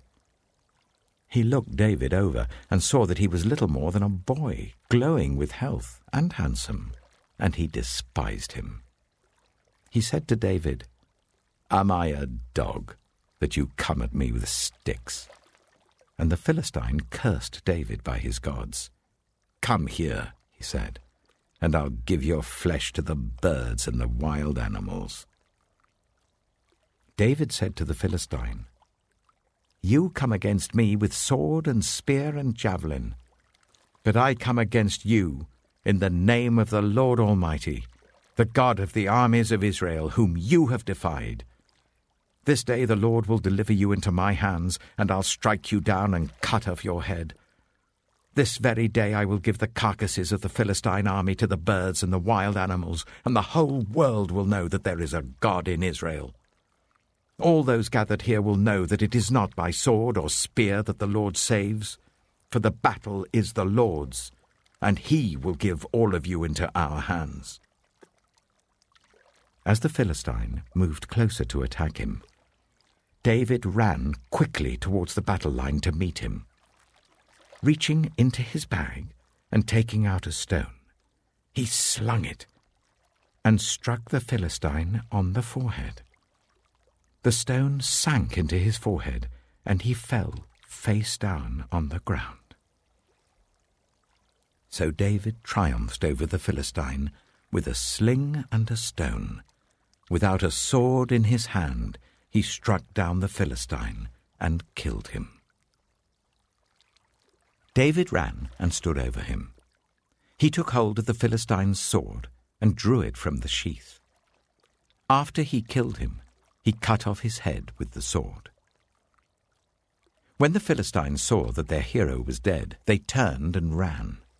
Then the men of Israel and Judah surged forward with a shout and pursued the Philistines to the entrance of Gath and to the gates of Ekron.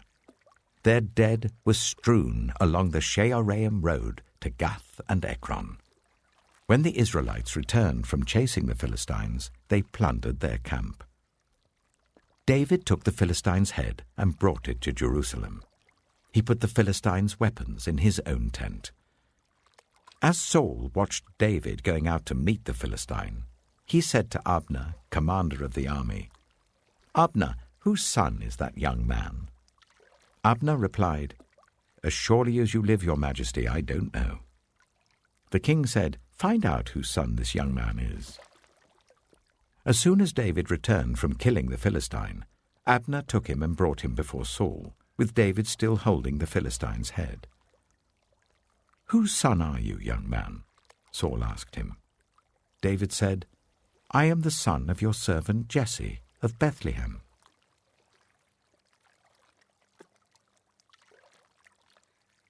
Samuel chapter 18. After David had finished talking with Saul, Jonathan became one in spirit with David, and he loved him as himself. From that day, Saul kept David with him and did not let him return home to his family. And Jonathan made a covenant with David because he loved him as himself. Jonathan took off the robe he was wearing and gave it to David, along with his tunic and even his sword, his bow, and his belt. Whatever mission Saul sent him on, David was so successful that Saul gave him a high rank in the army. This pleased all the troops and Saul's officers as well.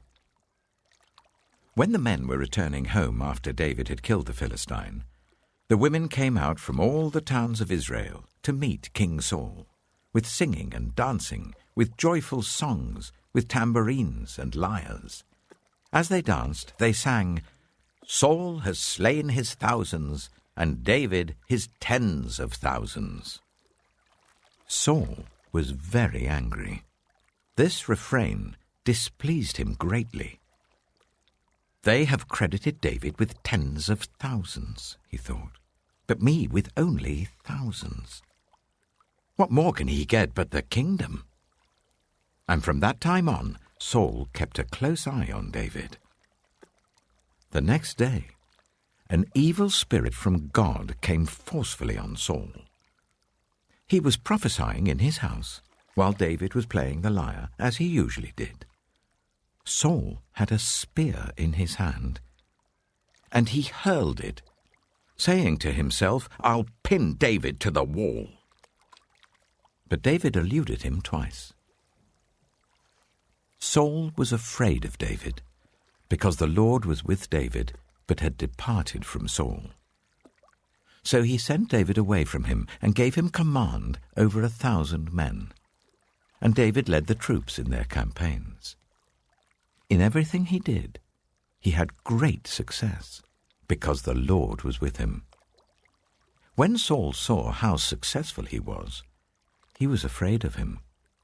But all Israel and Judah loved David, because he led them in their campaigns. Saul said to David, "Here is my elder daughter, Merab. I will give her to you in marriage.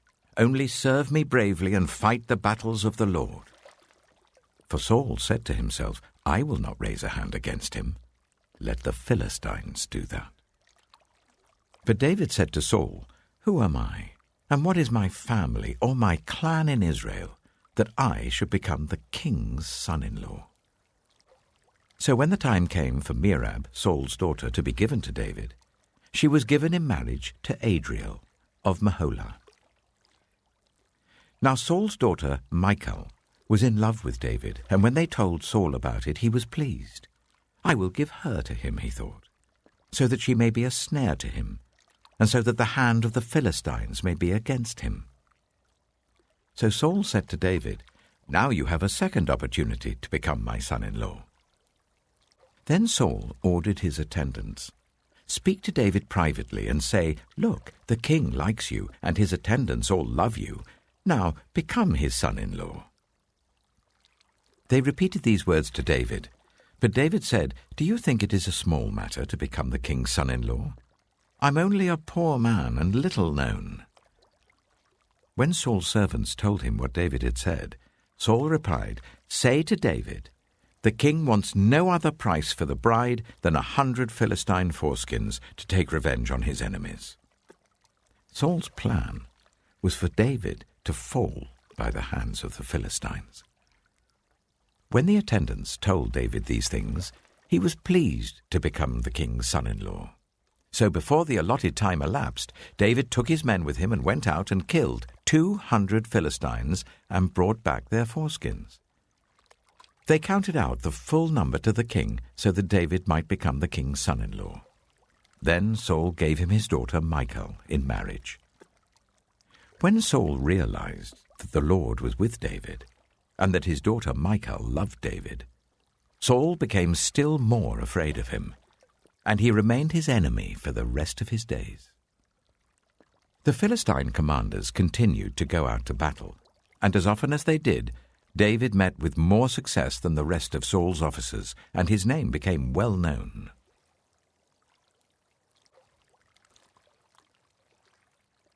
1 Samuel chapter 19. Saul told his son Jonathan and all the attendants to kill David. But Jonathan had taken a great liking to David and warned him, "My father Saul is looking for a chance to kill you. Be on your guard tomorrow morning. Go into hiding and stay there. I will go out and stand with my father in the field where you are. I'll speak to him about you and will tell you what I find out." Jonathan spoke well of David to Saul his father and said to him, "Let not the king do wrong to his servant David. He has not wronged you, and what he has done has benefited you greatly.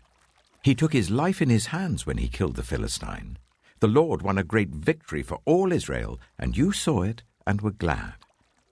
Why then would you do wrong to an innocent man like David by killing him for no reason?" Saul listened to Jonathan and took this oath, "As surely as the Lord lives, David will not be put to death." So Jonathan called David and told him the whole conversation. He brought him to Saul, and David was with Saul as before. Once more war broke out, and David went out and fought the Philistines. He struck them with such force that they fled before him. But an evil spirit from the Lord came on Saul as he was sitting in his house with his spear in his hand. While David was playing the lyre, Saul tried to pin him to the wall with his spear, but David eluded him as Saul drove the spear into the wall. That night, David made good his escape. Saul sent men to David's house to watch it and to kill him in the morning. But Michal, David's wife, warned him, "If you don't run for your life tonight, tomorrow you'll be killed." So Michal let David down through a window, and he fled and escaped. Then Michal took an idol and laid it on the bed, covering it with a garment and putting some goat's hair at the head. When Saul sent the men to capture David, Michal said, "He is ill." Then Saul sent the men back to see David and told them, "Bring him up to me in his bed so that I may kill him." But when the men entered, there was the idol in the bed, and at the head was some goat's hair. Saul said to Michal, "Why did you deceive me like this and send my enemy away so that he escaped?" Michal told him, "He said to me, 'Let me get away. Why should I kill you?'" When David had fled and made his escape, he went to Samuel at Ramah. and told him all that Saul had done to him. Then he and Samuel went to Naioth and stayed there. Word came to Saul, David is in Naioth at Ramah. So he sent men to capture him. But when they saw a group of prophets prophesying, with Samuel standing there as their leader, the Spirit of God came on Saul's men, and they also prophesied. Saul was told about it, and he sent more men, and they prophesied too. Saul sent men a third time, and they also prophesied. Finally, he himself left for Ramah, and went to the great cistern at Sikhu. And he asked, "Where are Samuel and David?" "Over in Naioth at Ramah," they said. So Saul went to Naioth at Ramah, but the Spirit of God came even on him. And he walked along prophesying until he came to Naioth. He stripped off his garments, and he too prophesied in Samuel's presence. He lay naked all that day and all that night. That is why people say, "Is Saul also among the prophets?"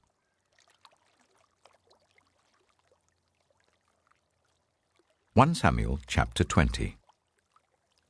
Then David fled from Naioth at Ramah, and went to Jonathan and asked, "What have I done? What is my crime? How have I wronged your father, that he is trying to kill me?" "Never," Jonathan replied. "You're not going to die. Look, my father doesn't do anything, great or small, without letting me know. Why should he hide this from me? It isn't so." But David took an oath and said, "Your father knows very well that I have found favor in your eyes. And he has said to himself, 'Jonathan must not know this, or he will be grieved.' Yet as surely as the Lord lives and as you live, there is only a step between me and death." Jonathan said to David, "Whatever you want me to do, I'll do for you." So David said, "Look, tomorrow is the new moon feast, and I am supposed to dine with the king. But let me go and hide in the field until the evening of the day after tomorrow. If your father misses me at all, tell him, David earnestly asked my permission to hurry to Bethlehem, his hometown, because an annual sacrifice is being made there for his whole clan. If he says, 'Very well,' then your servant is safe. But if he loses his temper, you can be sure that he is determined to harm me. As for you, show kindness to your servant, for you have brought him into a covenant with you before the Lord. If I am guilty, then kill me yourself. Why hand me over to your father?" "Never," Jonathan said. "If I had the least inkling that my father was determined to harm you, wouldn't I tell you?" David asked, "Who will tell me if your father answers you harshly?" "Come," Jonathan said, "let's go out into the field." So they went there together. Then Jonathan said to David, "I swear by the Lord, the God of Israel, that I will surely sound out my father by this time the day after tomorrow. If he is favorably disposed towards you, will I not send you word and let you know? But if my father intends to harm you, may the Lord deal with me, be it ever so severely, if I do not let you know and send you away in peace. May the Lord be with you, as he has been with my father. But show me unfailing kindness like the Lord's kindness as long as I live, so that I may not be killed. And do not ever cut off your kindness from my family, not even when the Lord has cut off every one of David's enemies from the face of the earth." So Jonathan made a covenant with the house of David, saying, "May the Lord call David's enemies to account." And Jonathan made David reaffirm his oath out of love for him, because he loved him as he loved himself. Then Jonathan said to David, "Tomorrow is the new moon feast. You will be missed, because your seat will be empty. The day after tomorrow, towards evening, go to the place where you hid when this trouble began, and wait by the stone easel. I will shoot 3 arrows to the side of it, as though I were shooting at a target. Then I will send a boy, and say, 'Go find the arrows.' If I say to him, 'Look, the arrows are on this side of you, bring them here,' then come, because as surely as the Lord lives, you are safe, there is no danger. But if I say to the boy, 'Look, the arrows are beyond you,' Then you must go, because the Lord has sent you away. And about the matter you and I discussed, remember, the Lord is witness between you and me forever." So David hid in the field. And when the new moon feast came, the king sat down to eat. He sat in his customary place by the wall, opposite Jonathan, and Abner sat next to Saul, but David's place was empty. Saul said nothing that day, for he thought something must have happened to David to make him ceremonially unclean. Surely he is unclean. But the next day, the second day of the month, David's place was empty again. Then Saul said to his son Jonathan, "Why hasn't the son of Jesse come to the meal, either yesterday or today?" Jonathan answered, "David earnestly asked me for permission to go to Bethlehem. He said, 'Let me go because our family is observing a sacrifice in the town, and my brother has ordered me to be there. If I have found favor in your eyes, let me go to see my brothers.' That is why he has not come to the king's table." Saul's anger flared up at Jonathan, and he said to him, "You son of a perverse and rebellious woman! Don't I know that you have sided with the son of Jesse to your own shame, and to the shame of the mother who bore you? As long as the son of Jesse lives on this earth, neither you nor your kingdom will be established. Now send someone to bring him to me, for he must die." "Why should he be put to death? What has he done?" Jonathan asked his father. But Saul hurled his spear at him to kill him. Then Jonathan knew that his father intended to kill David. Jonathan got up from the table in fierce anger. On that second day of the feast he did not eat, because he was grieved at his father's shameful treatment of David. In the morning, Jonathan went out to the field for his meeting with David. He had a small boy with him, and he said to the boy, "Run and find the arrows I shoot." As the boy ran, he shot an arrow beyond him. When the boy came to the place where Jonathan's arrow had fallen, Jonathan called out after him, "Isn't the arrow beyond you?" Then he shouted, "Hurry, go quickly, don't stop." The boy picked up the arrow and returned to his master. The boy knew nothing about all this, only Jonathan and David knew. Then Jonathan gave his weapons to the boy and said, "Go, carry them back to town." After the boy had gone, David got up from the south side of the stone and bowed down before Jonathan 3 times with his face to the ground. Then they kissed each other and wept together. But David wept the most. Jonathan said to David, "Go in peace, for we have sworn friendship with each other in the name of the Lord, saying, 'The Lord is witness between you and me, and between your descendants and my descendants forever.'" Then David left, and Jonathan went back to the town.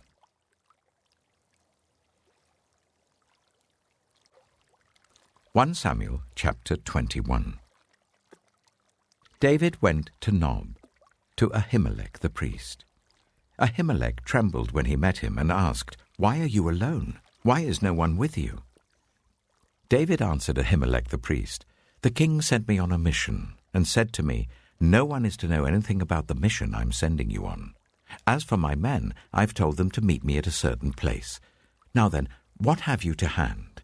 Give me 5 loaves of bread, or whatever you can find.' But the priest answered David, 'I don't have any ordinary bread to hand. However, there is some consecrated bread here, provided the men have kept themselves from women.' David replied, 'Indeed, women have been kept from us, as usual whenever I set out. The men's bodies are holy even on missions that are not holy. How much more so today?' So the priest gave him the consecrated bread, since there was no bread there except the bread of the presence that had been removed from before the Lord and replaced by hot bread on the day it was taken away. Now one of Saul's servants was there that day, detained before the Lord. He was Doeg, the Edomite, Saul's chief shepherd. David asked Ahimelech, 'Don't you have a spear or sword here? I haven't brought my sword or any other weapon, because the king's mission was urgent." The priest replied, "The sword of Goliath the Philistine, whom you killed in the valley of Elah, is here. It is wrapped in a cloth behind the ephod. If you want it, take it. There is no sword here but that one." David said, "There is none like it. Give it to me." That day David fled from Saul and went to Achish, king of Gath. But the servants of Achish said to him, "Isn't this David, the king of the land? Isn't he the one they sing about in their dances? Saul has slain his thousands, and David his tens of thousands." David took these words to heart, and was very much afraid of Achish, king of Gath. So he feigned insanity in their presence. And while he was in their hands, he acted like a madman, making marks on the doors of the gate and letting saliva run down his beard. Achish said to his servants, "Look at the man, he's insane. Why bring him to me? Am I so short of madmen that you have to bring this fellow here to carry on like this in front of me? Must this man come into my house?"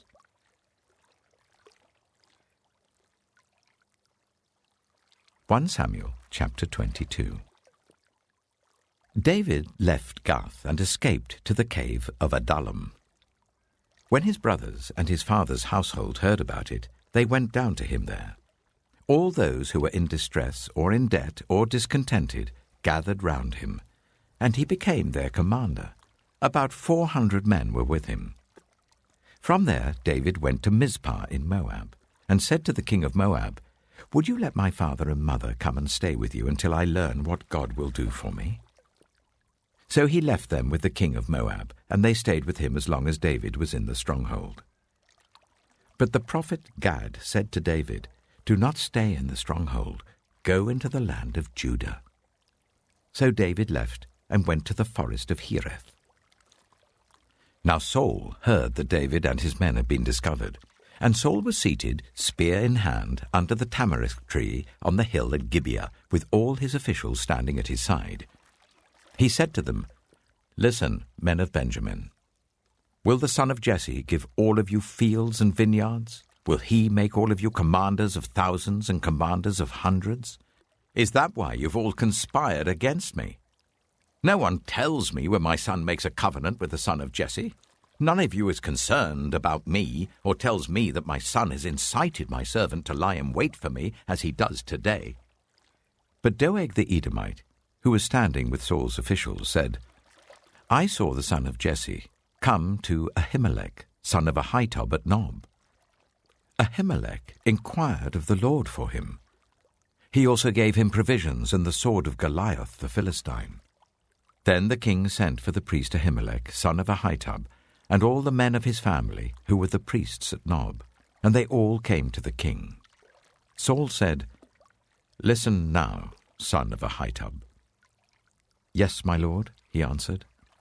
Saul said to him, "Why have you conspired against me, you and the son of Jesse, giving him bread and a sword, and inquiring of God for him, so that he has rebelled against me and lies in wait for me, as he does today?"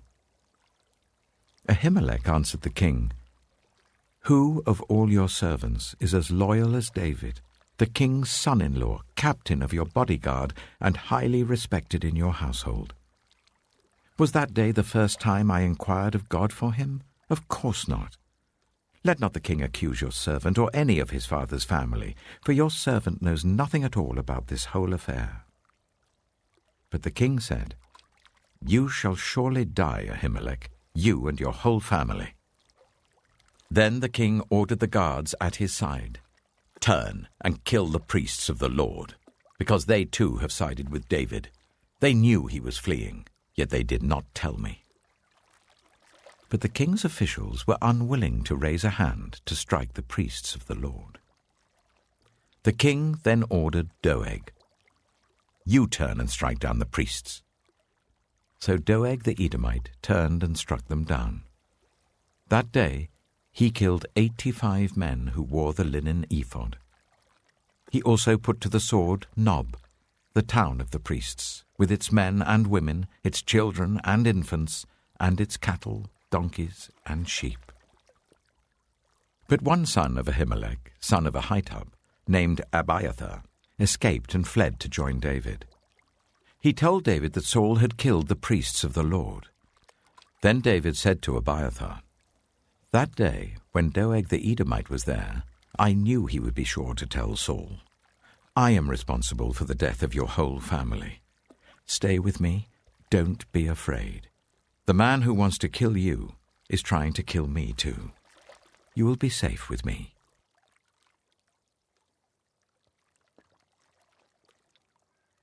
Samuel chapter 23. When David was told, "Look, the Philistines are fighting against Keilah and are looting the threshing floors," he inquired of the Lord, saying, "Shall I go and attack these Philistines?" The Lord answered him, "Go, attack the Philistines, and save Keilah." But David's men said to him, "Here in Judah we are afraid. How much more then if we go to Keilah against the Philistine forces?" Once again David inquired of the Lord, and the Lord answered him, "Go down to Keilah, for I am going to give the Philistines into your hand." So David and his men went to Keilah, fought the Philistines, and carried off their livestock. He inflicted heavy losses on the Philistines and saved the people of Keilah.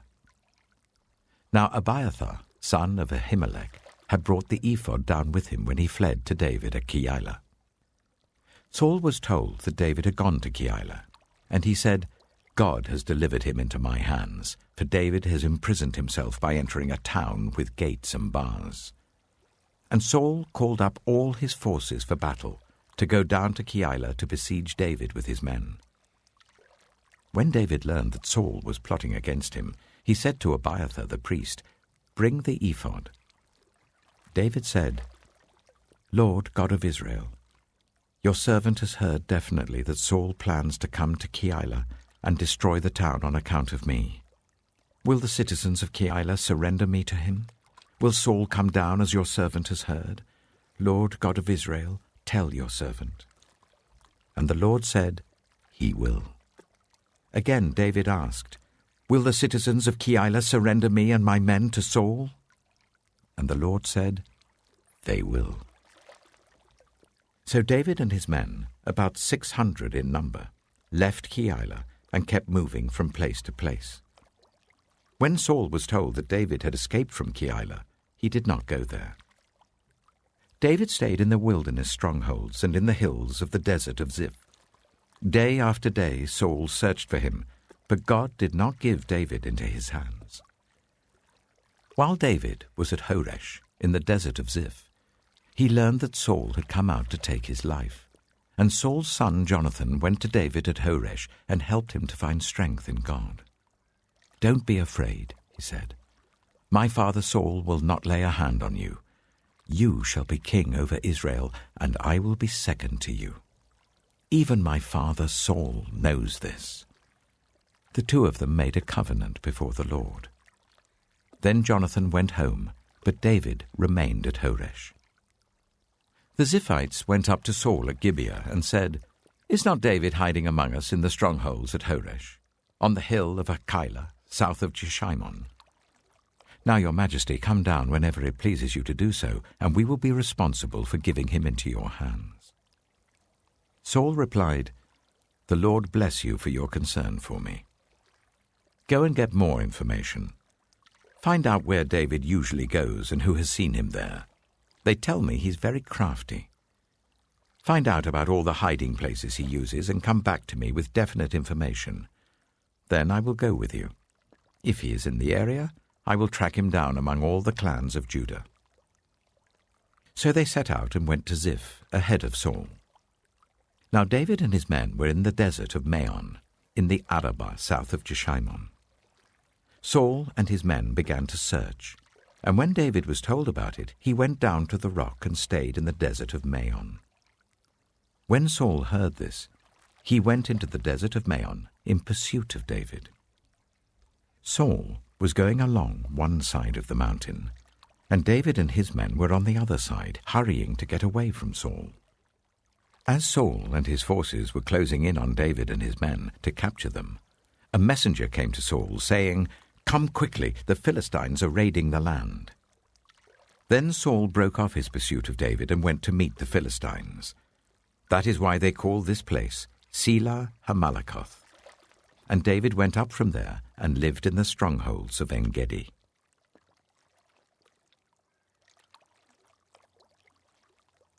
Samuel chapter 24. After Saul returned from pursuing the Philistines, he was told, "David is in the desert of En-gedi."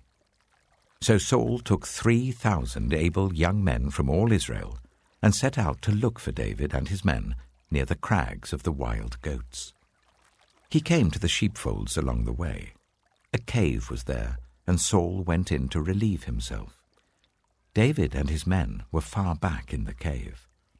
The men said, "This is the day the Lord spoke of when he said to you, 'I will give your enemy into your hands for you to deal with as you wish.'" Then David crept up unnoticed and cut off a corner of Saul's robe. Afterwards, David was conscience-stricken for having cut off a corner of his robe. He said to his men, "The Lord forbid that I should do such a thing to my master, the Lord's anointed, or lay my hand on him. For he is the anointed of the Lord." With these words David sharply rebuked his men, and did not allow them to attack Saul. And Saul left the cave and went his way.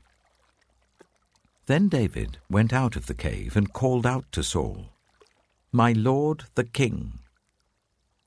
When Saul looked behind him, David bowed down and prostrated himself with his face to the ground. He said to Saul, "Why do you listen when men say, 'David is bent on harming you'? This day you have seen with your own eyes how the Lord gave you into my hands in the cave.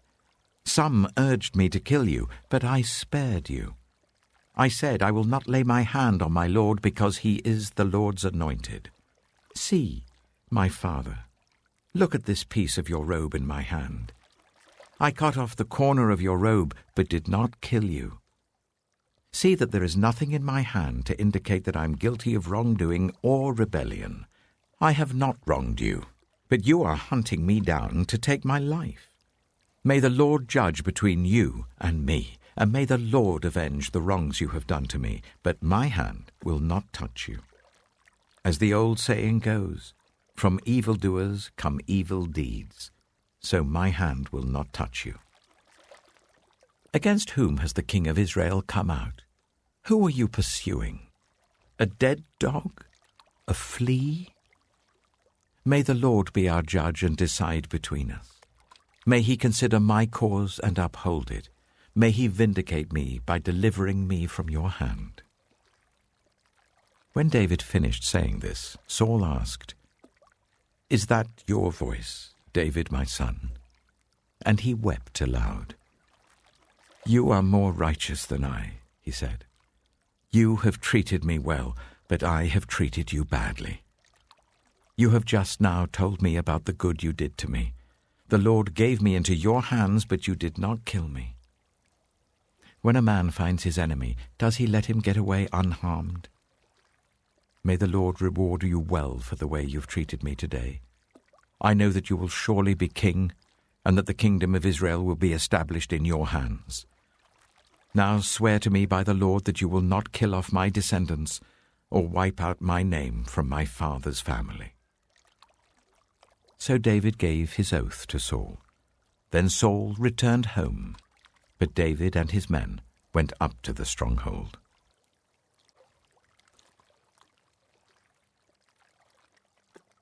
Samuel chapter 25. Now Samuel died, and all Israel assembled and mourned for him, and they buried him at his home in Ramah. Then David moved down into the desert of Paran. A certain man in Maon, who had property there at Carmel, was very wealthy. He had 1,000 goats and 3,000 sheep, which he was shearing in Carmel. His name was Nabal, and his wife's name was Abigail. She was an intelligent and beautiful woman, but her husband was surly and mean in his dealings. He was a Calebite. While David was in the wilderness, he heard that Nabal was shearing sheep. So he sent 10 young men and said to them, "Go up to Nabal at Carmel and greet him in my name. Say to him, 'Long life to you, good health to you and your household, and good health to all that is yours. Now I hear that it is sheep shearing time. When your shepherds were with us, we did not ill-treat them, and the whole time they were at Carmel, nothing of theirs was missing. Ask your own servants, and they will tell you. Therefore be favorable towards my men, since we come at a festive time. Please give your servants and your son David whatever you can find for them." When David's men arrived, they gave Nabal this message in David's name. Then they waited. Nabal answered David's servant, "Who is this David? Who is this son of Jesse? Many servants are breaking away from their masters these days. Why should I take my bread and water and the meat I've slaughtered for my shearers and give it to men coming from who knows where?" David's men turned round and went back. When they arrived, they reported every word. David said to his men, "Each of you strap on your sword." So they did, and David strapped his on as well. About 400 men went up with David, while 200 stayed with the supplies. One of the servants told Abigail, Nabal's wife, "David sent messengers from the wilderness to give our master his greetings, but he hurled insults at them. Yet these men were very good to us.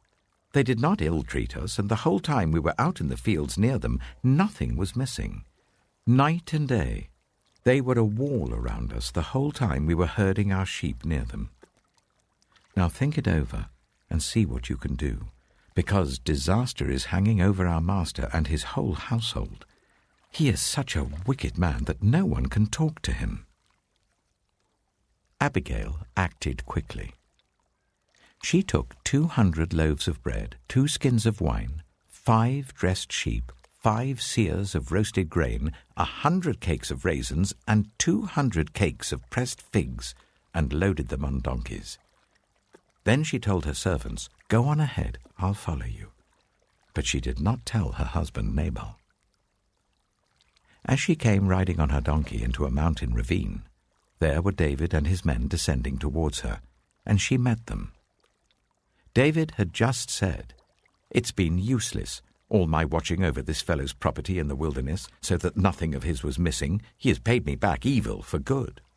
May God deal with David, be it ever so severely, if by morning I leave alive 1 male of all who belong to him." When Abigail saw David, she quickly got off her donkey and bowed down before David with her face to the ground. She fell at his feet and said, "Pardon your servant, my lord, and let me speak to you. Hear what your servant has to say. Please pay no attention, my lord, to that wicked man Nabal. He is just like his name. His name means fool, and folly goes with him. As for me, your servant, I did not see the men my lord sent. And now, my lord, as surely as the Lord your God lives and as you live, since the Lord has kept you from bloodshed and from avenging yourself with your own hands, may your enemies and all who are intent on harming my lord be like Nabal. And let this gift which your servant has brought to my lord be given to the men who follow you. Please forgive your servant's presumption. The Lord your God will certainly make a lasting dynasty for my lord, because you fight the Lord's battles, and no wrongdoing will be found in you as long as you live. Even though someone is pursuing you to take your life, the life of my lord will be bound securely in the bundle of the living by the Lord your God, but the lives of your enemies he will hurl away as from the pocket of a sling. When the Lord has fulfilled for my lord every good thing he promised concerning him, and has appointed him ruler over Israel, my lord will not have on his conscience the staggering burden of needless bloodshed or of having avenged himself. And when the Lord your God has brought my lord success, remember your servant." David said to Abigail, "Praise be to the Lord, the God of Israel, who has sent you today to meet me. May you be blessed for your good judgment and for keeping me from bloodshed this day, and from avenging myself with my own hands. Otherwise, as surely as the Lord, the God of Israel, lives, who has kept me from harming you, if you had not come quickly to meet me, not one male belonging to Nabal would have been left alive by daybreak." Then David accepted from her hand what she had brought to him and said, "Go home in peace. I have heard your words and granted your request." When Abigail went to Nabal, he was in the house holding a banquet like that of a king. He was in high spirits and very drunk. So she told him nothing at all until daybreak. Then, in the morning, when Nabal was sober, his wife told him all these things, and his heart failed him, and he became like a stone. About 10 days later, the Lord struck Nabal, and he died. When David heard that Nabal was dead, he said, "Praise be to the Lord, who has upheld my cause against Nabal for treating me with contempt. He has kept his servant from doing wrong, and has brought Nabal's wrongdoing down on his own head." Then David sent word to Abigail, asking her to become his wife. His servants went to Carmel and said to Abigail, "David has sent us to you to take you to become his wife." She bowed down with her face to the ground and said, "I am your servant, and am ready to serve you and wash the feet of my Lord's servants." Abigail quickly got on a donkey, and attended by her 5 female servants, went with David's messengers and became his wife. David had also married Ahinoam of Jezreel, and they were both his wives. But Saul had given his daughter Michal, David's wife, to Paltiel, son of Laish, who was from Galim.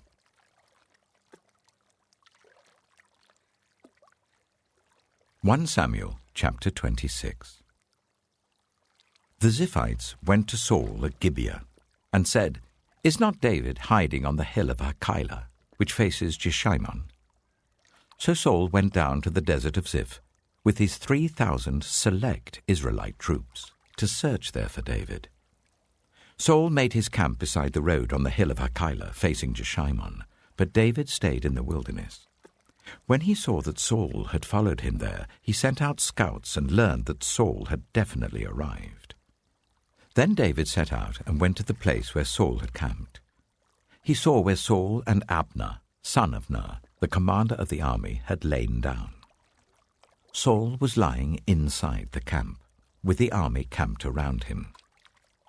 David then asked Ahimelech the Hittite and Abishai, son of Zeruiah, Joab's brother, "Who will go down into the camp with me to Saul?"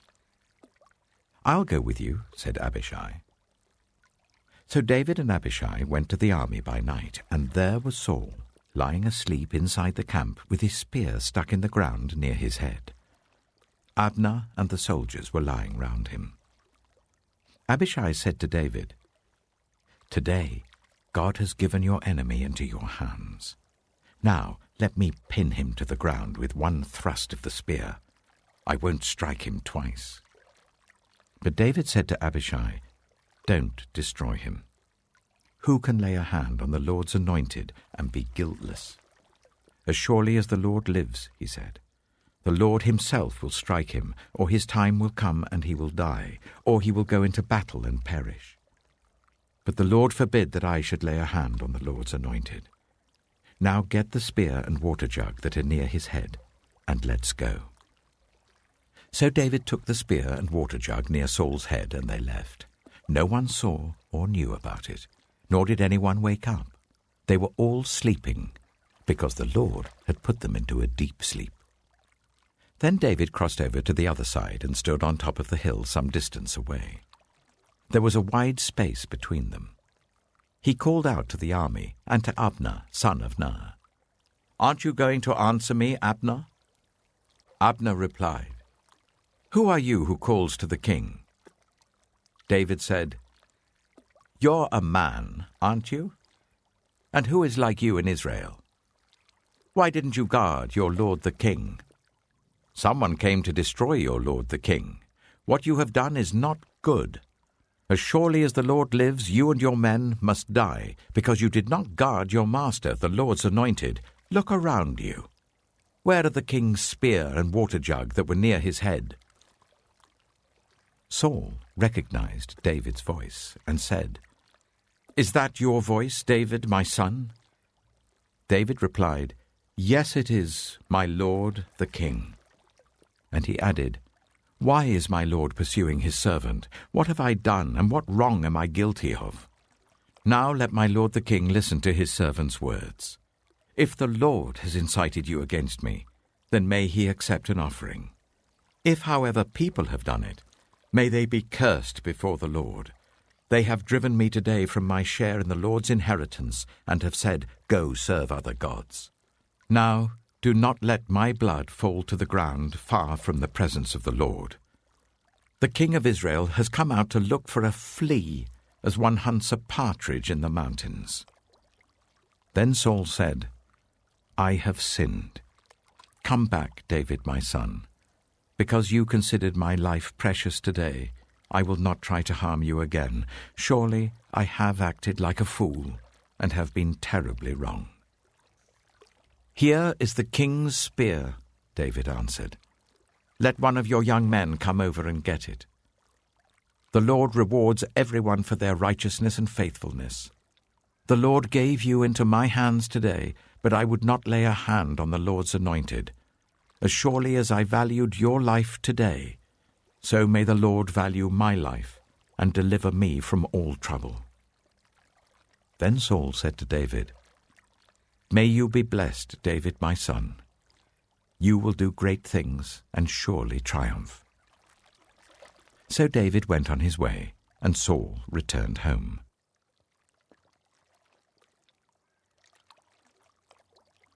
1 Samuel chapter 27.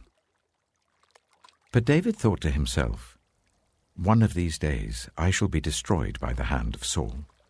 The best thing I can do is to escape to the land of the Philistines. Then Saul will give up searching for me anywhere in Israel, and I will slip out of his hand." So David and the 600 men with him left and went over to Achish, son of Maok, king of Gath. David and his men settled in Gath with Achish. Each man had his family with him, and David had his 2 wives, Ahinoam of Jezreel and Abigail of Carmel, the widow of Nabal. When Saul was told that David had fled to Gath, he no longer searched for him. Then David said to Achish, "If I have found favor in your eyes, let a place be assigned to me in one of the country towns, that I may live there. Why should your servant live in the royal city with you?" So on that day Achish gave him Ziklag, and it has belonged to the kings of Judah ever since. David lived in Philistine territory for 1 year and 4 months. Now David and his men went up and raided the Geshurites, the Girzites, and the Amalekites. From ancient times these people had lived in the land extending to Shur and Egypt. Whenever David attacked an area, he did not leave a man or woman alive, but took sheep and cattle, donkeys and camels, and clothes. Then he returned to Achish. When Achish asked, "Where did you go raiding today?" David would say, "Against the Negev of Judah," or "Against the Negev of Jerahmeel," or "Against the Negev of the Kenites." He did not leave a man or woman alive to be brought to Gath, for he thought, they might inform on us and say, "This is what David did." And such was his practice as long as he lived in Philistine territory. Achish trusted David and said to himself, "He has become so obnoxious to his people, the Israelites, that he will be my servant for life."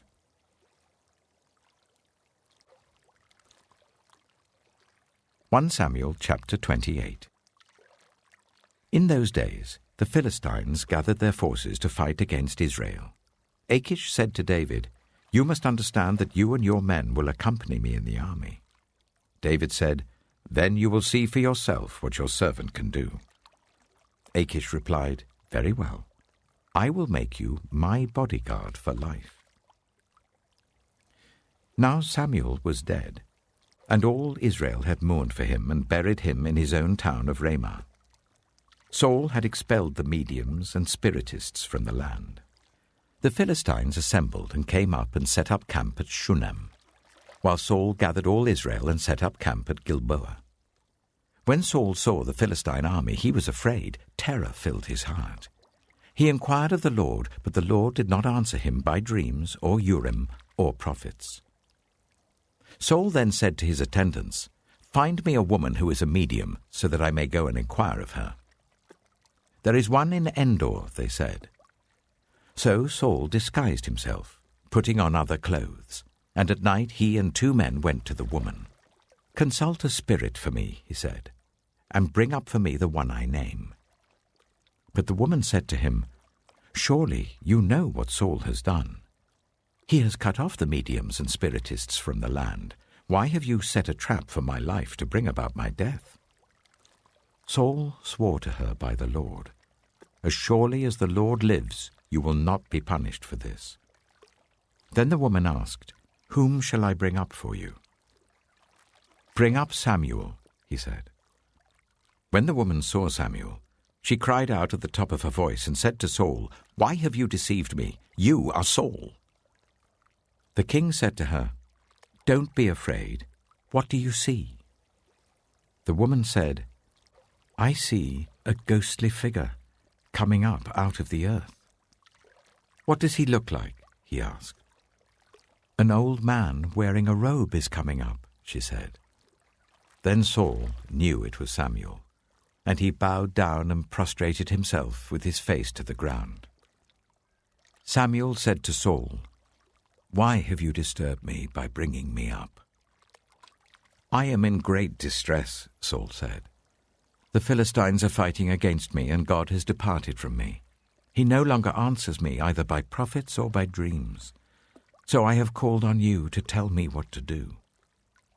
Samuel said, "Why do you consult me, now that the Lord has departed from you and become your enemy?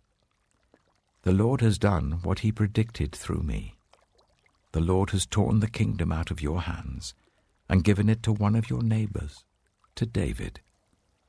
Because you did not obey the Lord or carry out his fierce wrath against the Amalekites, the Lord has done this to you today.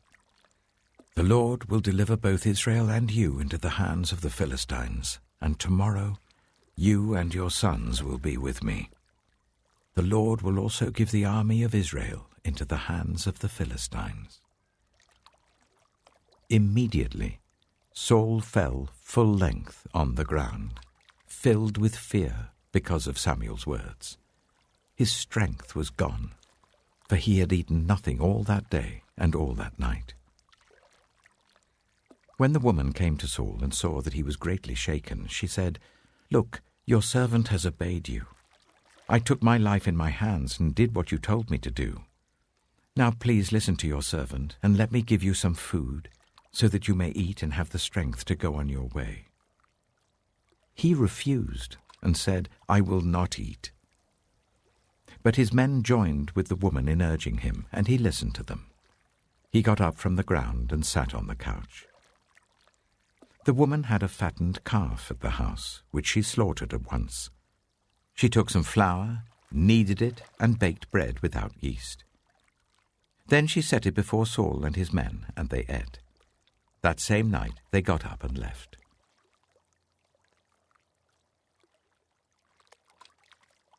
1 Samuel chapter 29. The Philistines gathered all their forces at Aphek, and Israel camped by the spring in Jezreel. As the Philistine rulers marched with their units of hundreds and thousands, David and his men were marching at the rear with Achish. The commanders of the Philistines asked, "What about these Hebrews?" Achish replied, "Is this not David, who was an officer of Saul, king of Israel? He has already been with me for over a year, and from the day he left Saul until now, I have found no fault in him." But the Philistine commanders were angry with Achish and said, "Send the man back, that he may return to the place you assigned him. He must not go with us into battle, or he will turn against us during the fighting. How better could he regain his master's favor than by taking the heads of our own men? Isn't this the David they sang about in their dances? Saul has slain his thousands, and David his tens of thousands." So Achish called David and said to him, "As surely as the Lord lives, you have been reliable, and I would be pleased for you to serve with me in the army. From the day you came to me until today, I have found no fault in you, but the rulers don't approve of you. Now turn back and go in peace. Do nothing to displease the Philistine rulers." "But what have I done?" asked David. "What have you found against your servant from the day I came to you until now? Why can't I go and fight against the enemies of my lord the king?" Achish answered, "I know that you have been as pleasing in my eyes as an angel of God. Nevertheless, the Philistine commanders have said, 'He must not go up with us into battle.' Now get up early, along with your master's servants who have come with you, and leave in the morning as soon as it is light." So David and his men got up early in the morning to go back to the land of the Philistines, and the Philistines went up to Jezreel.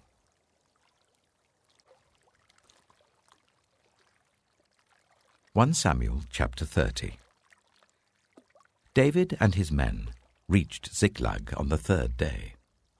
Now the Amalekites had raided the Negev and Ziklag.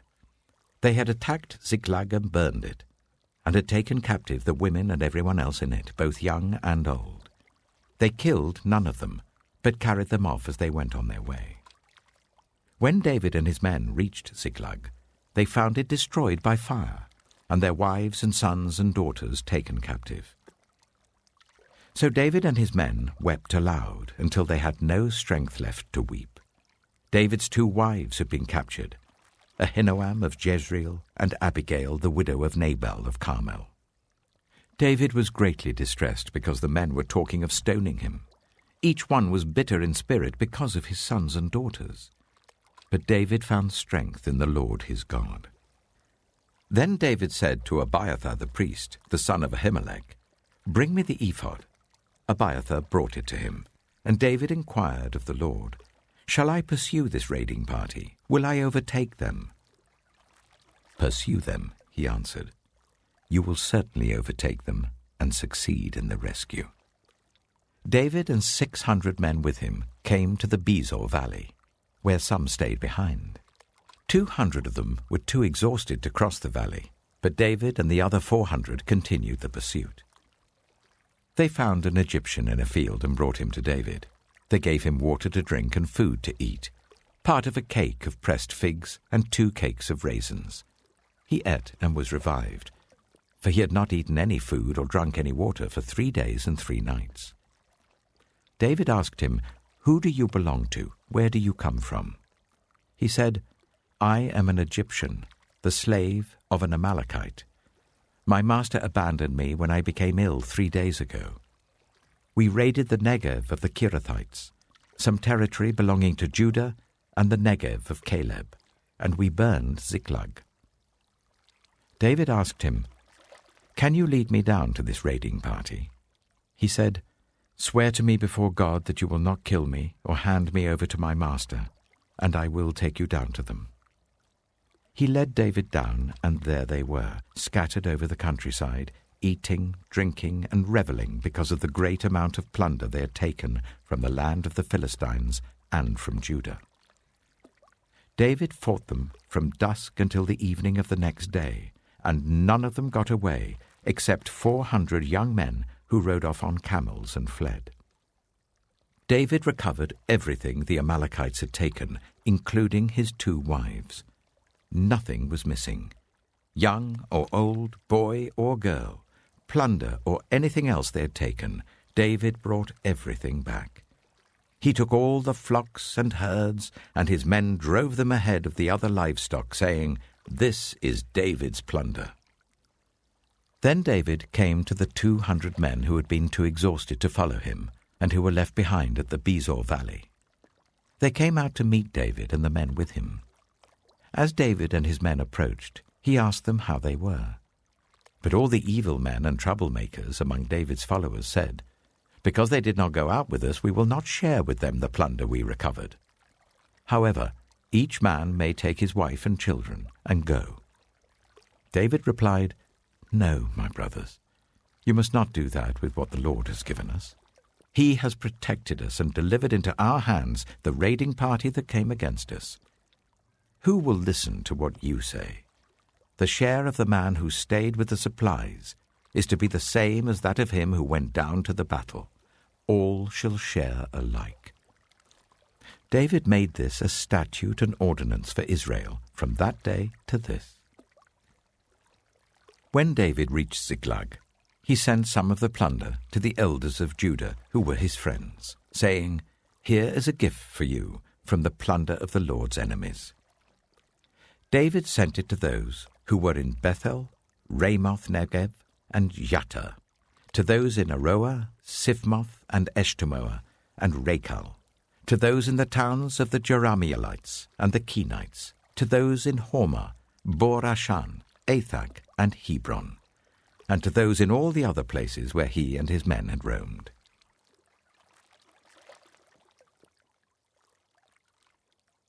1 Samuel chapter 31. Now the Philistines fought against Israel. The Israelites fled before them, and many fell dead on Mount Gilboa. The Philistines were in hot pursuit of Saul and his sons, and they killed his sons Jonathan, Abinadab, and Malchishua. The fighting grew fierce around Saul, and when the archers overtook him, they wounded him critically. Saul said to his armor-bearer, "Draw your sword and run me through, or these uncircumcised fellows will come and run me through and abuse me." But the armor-bearer was terrified and would not do it. So Saul took his own sword and fell on it. When the armor-bearer saw that Saul was dead, he too fell on his sword and died with him. So Saul and his 3 sons and his armor-bearer and all his men died together that same day. When the Israelites along the valley and those across the Jordan saw that the Israelite army had fled and that Saul and his sons had died, they abandoned their towns and fled. And the Philistines came and occupied them. The next day, when the Philistines came to strip the dead, they found Saul and his 3 sons fallen on Mount Gilboa. They cut off his head and stripped off his armor, and they sent messengers throughout the land of the Philistines to proclaim the news in the temple of their idols and among their people. They put his armor in the temple of the Ashtoreths and fastened his body to the wall of Beth-shan. When the people of Jabesh-Gilead heard what the Philistines had done to Saul, all their valiant men marched through the night to Beth-shan.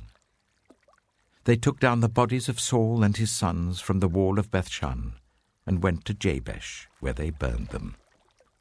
Then they took their bones and buried them under a tamarisk tree at Jabesh, and they fasted 7 days.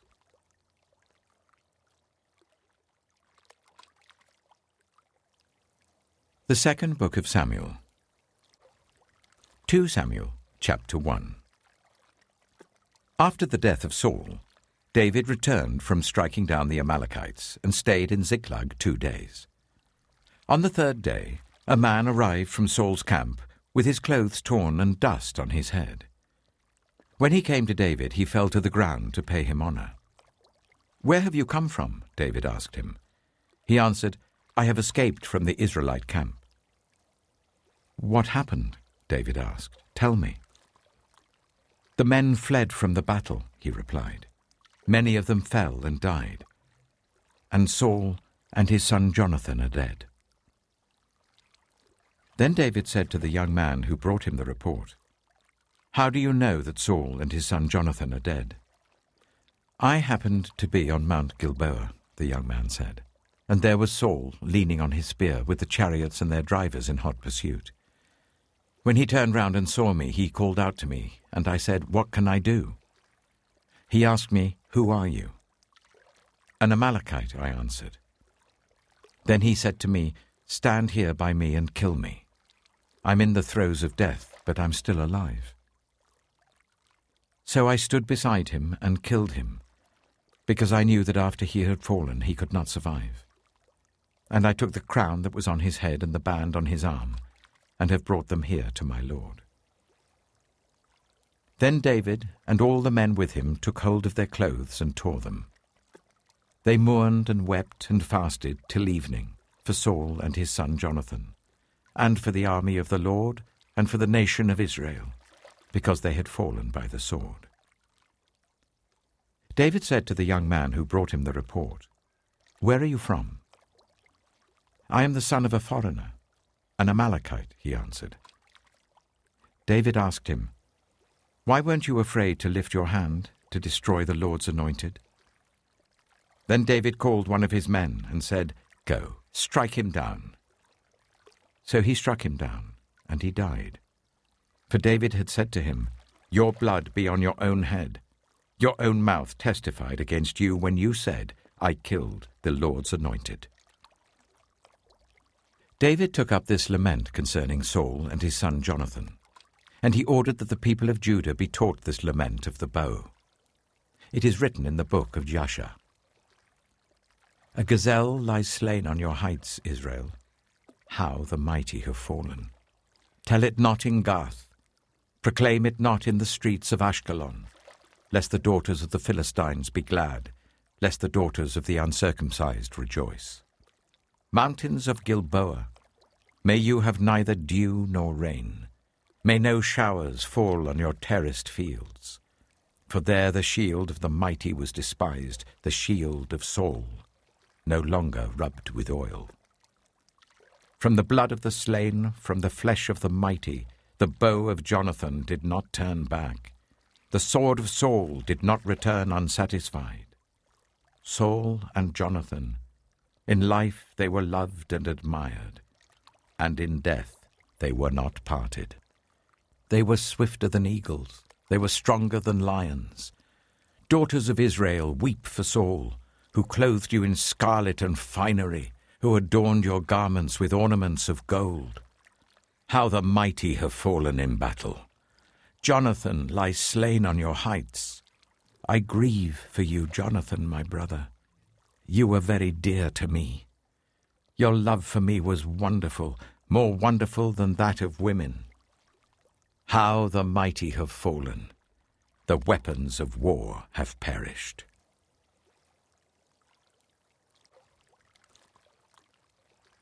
2 Samuel chapter 2. In the course of time, David inquired of the Lord. "Shall I go up to one of the towns of Judah?" he asked. The Lord said, "Go up." David asked, "Where shall I go?" "To Hebron," the Lord answered. So David went up there with his 2 wives, Ahinoam of Jezreel and Abigail, the widow of Nabal of Carmel. David also took the men who were with him, each with his family, and they settled in Hebron and its towns. Then the men of Judah came to Hebron, and there they anointed David king over the tribe of Judah. When David was told that it was the men from Jabesh-Gilead who had buried Saul, he sent messengers to them to say to them, "The Lord bless you for showing this kindness to Saul your master by burying him. May the Lord now show you kindness and faithfulness, and I too will show you the same favor because you have done this. Now then, be strong and brave, for Saul your master is dead, and the people of Judah have anointed me king over them." Meanwhile, Abner, son of Ner, the commander of Saul's army, had taken Ishbosheth, son of Saul, and brought him over to Mahanaim. He made him king over Gilead, Ashuri, and Jezreel, and also over Ephraim, Benjamin, and all Israel. Ishbosheth, son of Saul, was 40 years old when he became king over Israel, and he reigned 2 years. The tribe of Judah, however, remained loyal to David. The length of time David was king in Hebron over Judah was 7 years and 6 months. Abner, son of Ner, together with the men of Ishbosheth, son of Saul, left Mahanaim and went to Gibeon. Joab, son of Zeruiah, and David's men went out and met them at the pool of Gibeon. One group sat down on one side of the pool, and one group on the other side. Then Abner said to Joab, "Let's have some of the young men get up and fight hand to hand in front of us." "All right, let them do it," Joab said. So they stood up and were counted, 12 men for Benjamin and Ishbosheth, son of Saul, and 12 for David. Then each man grabbed his opponent by the head and thrust his dagger into his opponent's side, and they fell down together.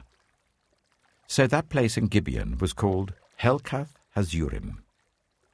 The battle that day was very fierce, and Abner and the Israelites were defeated by David's men. The 3 sons of Zeruiah were there, Joab, Abishai, and Asahel. Now Asahel was as fleet-footed as a wild gazelle.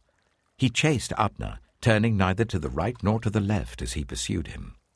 Abner looked behind him and asked, "Is that you, Asahel?" "It is," he answered. Then Abner said to him, "Turn aside to the right or to the left. Take on one of the young men and strip him of his weapons." But Asahel would not stop chasing him.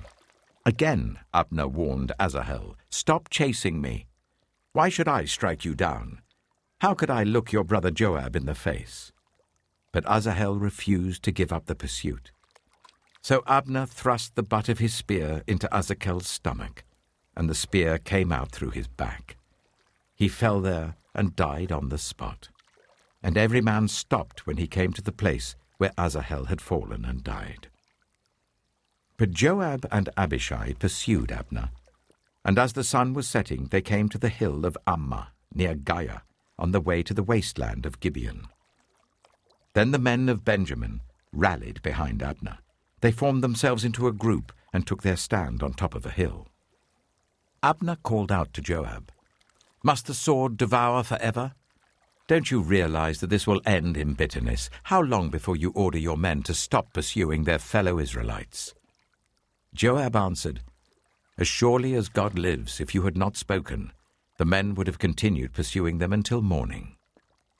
So Joab blew the trumpet, and all the troops came to a halt. They no longer pursued Israel, nor did they fight any more. All that night Abner and his men marched through the Arabah. They crossed the Jordan, continued through the morning hours, and came to Mahanaim. Then Joab stopped pursuing Abner and assembled the whole army. Besides Asahel, 19 of David's men were found missing. But David's men had killed 360 Benjaminites who were with Abner. They took Asahel and buried him in his father's tomb at Bethlehem. Then Joab and his men marched all night and arrived at Hebron by daybreak.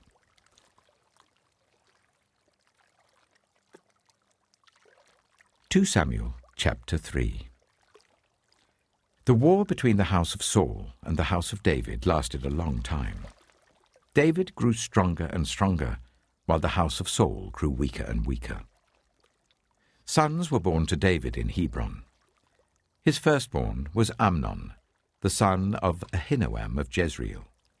His second, Chileab, the son of Abigail, the widow of Nabal of Carmel. The third, Absalom, the son of Maacah, daughter of Talmai, king of Geshur.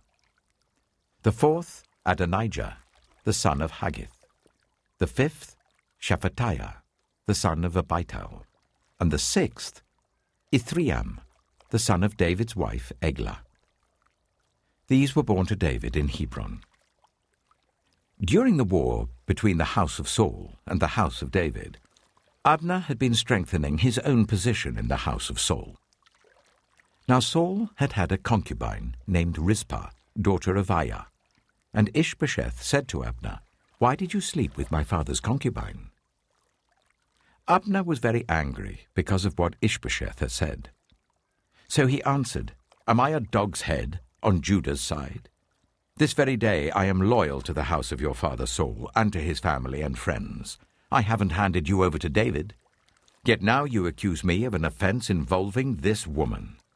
May God deal with Abner, be it ever so severely, if I do not do for David what the Lord promised him on oath, and transfer the kingdom from the house of Saul, and establish David's throne over Israel and Judah, from Dan to Beersheba." Ishbosheth did not dare to say another word to Abner, because he was afraid of him. Then Abner sent messengers on his behalf to say to David, "Whose land is it? Make an agreement with me, and I will help you bring all Israel over to you." "Good," said David. "I will make an agreement with you. But I demand one thing of you. Do not come into my presence unless you bring Michal, daughter of Saul, when you come to see me." Then David sent messengers to Ishbosheth, son of Saul, demanding, "Give me my wife Michal, whom I betrothed to myself for the price of 100 Philistine foreskins." So Ishbosheth gave orders and had her taken away from her husband Paltiel, son of Laish. Her husband, however, went with her, weeping behind her all the way to Bahurim. Then Abner said to him, "Go back home." So he went back. Abner conferred with the elders of Israel and said, "For some time you have wanted to make David your king. Now do it. For the Lord promised David, 'By my servant David I will rescue my people Israel from the hand of the Philistines and from the hand of all their enemies.'" Abner also spoke to the Benjaminites in person. Then he went to Hebron to tell David everything that Israel and the whole tribe of Benjamin wanted to do. When Abner, who had 20 men with him, came to David at Hebron, David prepared a feast for him and his men. Then Abner said to David, "Let me go at once and assemble all Israel for my lord the king, so that they may make a covenant with you, and that you may rule over all that your heart desires." So David sent Abner away, and he went in peace. Just then, David's men and Joab returned from a raid and brought with them a great deal of plunder. But Abner was no longer with David in Hebron because David had sent him away, and he had gone in peace. When Joab and all the soldiers with him arrived, he was told that Abner, son of Ner, had come to the king, and that the king had sent him away, and that he had gone in peace. So Joab went to the king and said, "What have you done? Look, Abner came to you. Why did you let him go? Now he is gone. You know Abner, son of Ner. He came to deceive you and observe your movements and find out everything you're doing."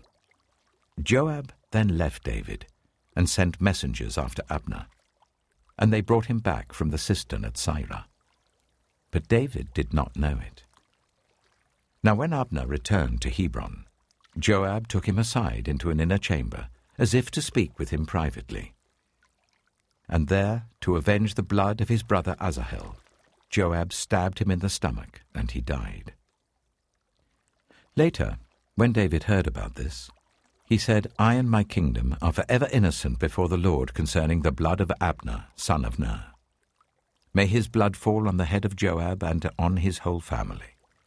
May Joab's family never be without someone who has a running sore or leprosy, or who leans on a crutch, or who falls by the sword, or who lacks food." Joab and his brother Abishai murdered Abner because he had killed their brother Asahel in the battle of Gibeon. Then David said to Joab and all the people with him, "Tear your clothes and put on sackcloth and walk in mourning in front of Abner." King David himself walked behind the bier. They buried Abner in Hebron, and the king wept aloud at Abner's tomb. All the people wept also. The king sang this lament for Abner. "Should Abner have died as the lawless die? Your hands were not bound, your feet were not fettered. You fell as one falls before the wicked." And all the people wept over him again. Then they all came and urged David to eat something while it was still day. But David took an oath, saying, "May God deal with me, be it ever so severely, if I taste bread or anything else before the sun sets." All the people took note and were pleased. Indeed, everything the king did pleased them. So on that day all the people there and all Israel knew that the king had no part in the murder of Abner, son of Ner. Then the king said to his men, "Do you not realize that a commander and a great man has fallen in Israel this day? And today, though I am the anointed king, I am weak. And these sons of Zeruiah are too strong for me. May the Lord repay the evildoer according to his evil deeds."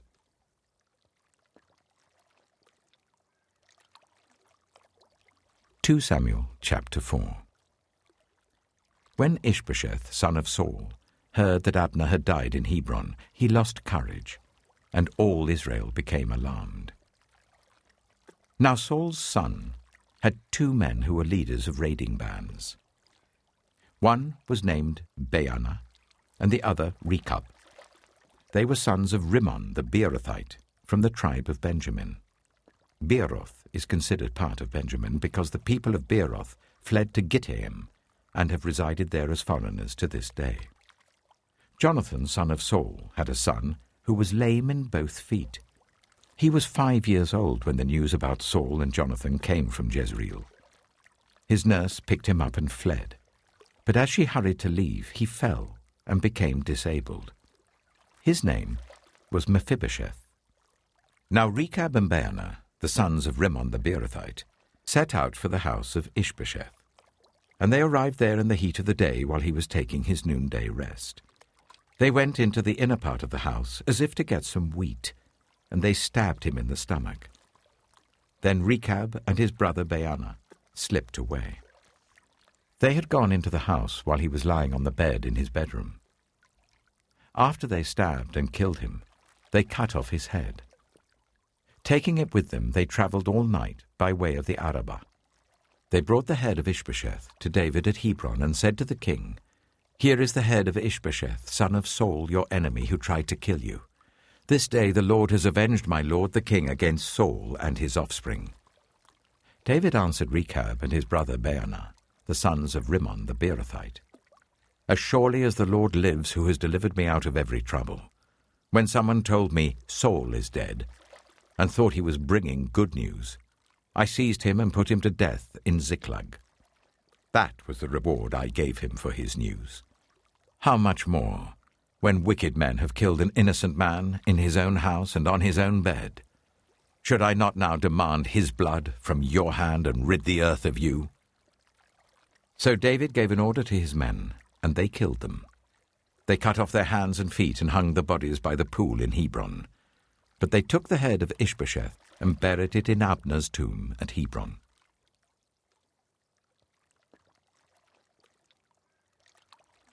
Samuel chapter 5. All the tribes of Israel came to David at Hebron and said, "We are your own flesh and blood. In the past, while Saul was king over us, you were the one who led Israel on their military campaigns. And the Lord said to you, 'You shall shepherd my people Israel, and you shall become their ruler.'" When all the elders of Israel had come to King David at Hebron, the king made a covenant with them at Hebron before the Lord, and they anointed David king over Israel. David was 30 years old when he became king, and he reigned for 40 years. In Hebron he reigned over Judah for 7 years and 6 months, and in Jerusalem he reigned over all Israel and Judah for 33 years. The king and his men marched to Jerusalem to attack the Jebusites who lived there. The Jebusites said to David, "You will not get in here. Even the blind and the lame can ward you off." They thought, "David cannot get in here." Nevertheless, David captured the fortress of Zion, which is the city of David. On that day, David had said, "Anyone who conquers the Jebusites will have to use the water shaft to reach those lame and blind, who are David's enemies. That is why they say, 'The blind and lame will not enter the palace.'" David then took up residence in the fortress and called it the City of David. He built up the area around it from the terraces inwards, and he became more and more powerful because the Lord God Almighty was with him. Now Hiram, king of Tyre, sent envoys to David, along with cedar logs and carpenters and stonemasons, and they built a palace for David. Then David knew that the Lord had established him as king over Israel, and had exalted his kingdom for the sake of his people Israel. After he left Hebron, David took more concubines and wives in Jerusalem, and more sons and daughters were born to him. These are the names of the children born to him there: Shammua, Shobab, Nathan, Solomon, Ibhar, Elishua, Nepheg, Japhiah, Elishama, Eliada, and Eliphalet. When the Philistines heard that David had been anointed king over Israel, they went up in full force to search for him. But David heard about it and went down to the stronghold. Now the Philistines had come and spread out in the valley of Rephaim. So David inquired of the Lord, "Shall I go and attack the Philistines? Will you deliver them into my hands?" The Lord answered him, "Go, for I will surely deliver the Philistines into your hands." So David went to Baal-perazim, and there he defeated them. He said, "As the waters break out, the Lord has broken out against my enemies before me." So that place was called Baal-perazim. The Philistines abandoned their idols there, and David and his men carried them off. Once more the Philistines came up and spread out in the valley of Rephaim. So David inquired of the Lord, and he answered, "Do not go straight up, but circle round behind them and attack them in front of the poplar trees. As soon as you hear the sound of marching in the tops of the poplar trees, move quickly, because that will mean the Lord has gone out in front of you to strike the Philistine army." So David did as the Lord commanded him, and he struck down the Philistines all the way from Gibeon to Gezer.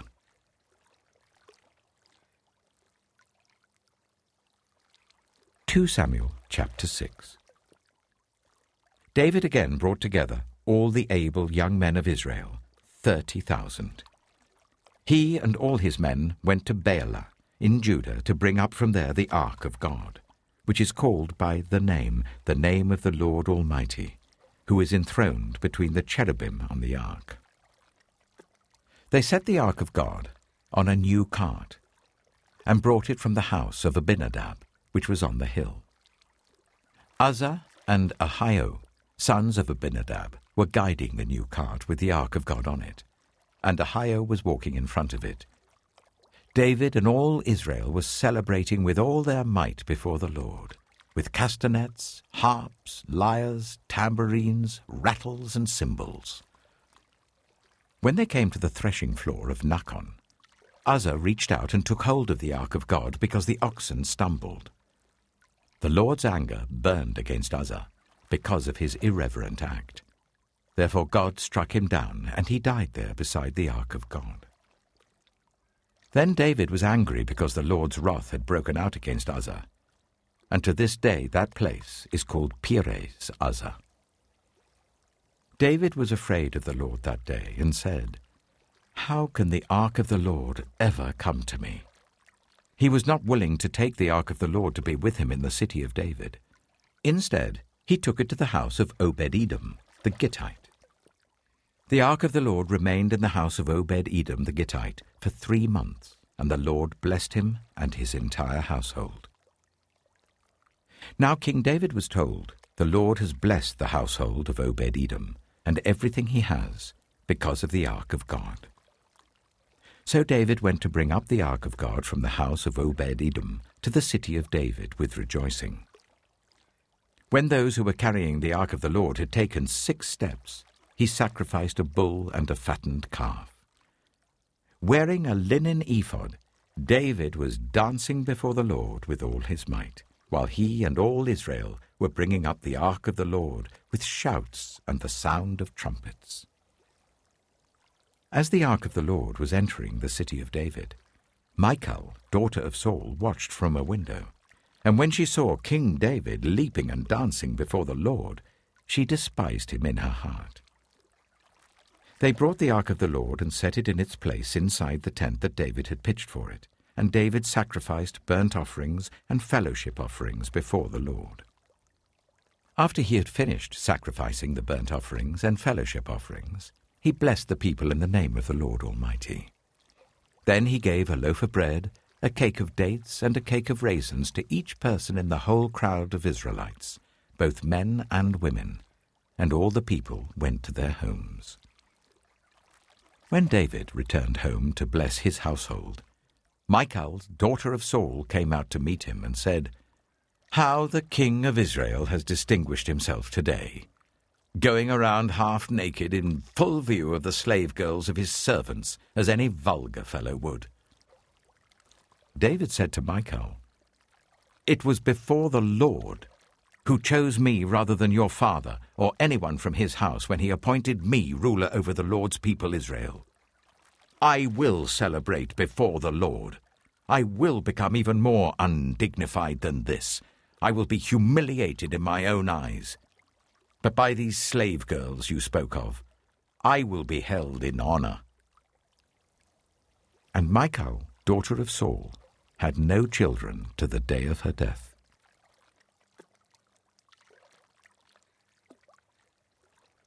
2 Samuel chapter 7. After the king was settled in his palace, and the Lord had given him rest from all his enemies around him, he said to Nathan the prophet, "Here I am, living in a house of cedar, while the ark of God remains in a tent." Nathan replied to the king, "Whatever you have in mind, go ahead and do it, for the Lord is with you." But that night the word of the Lord came to Nathan, saying, "Go and tell my servant David, this is what the Lord says.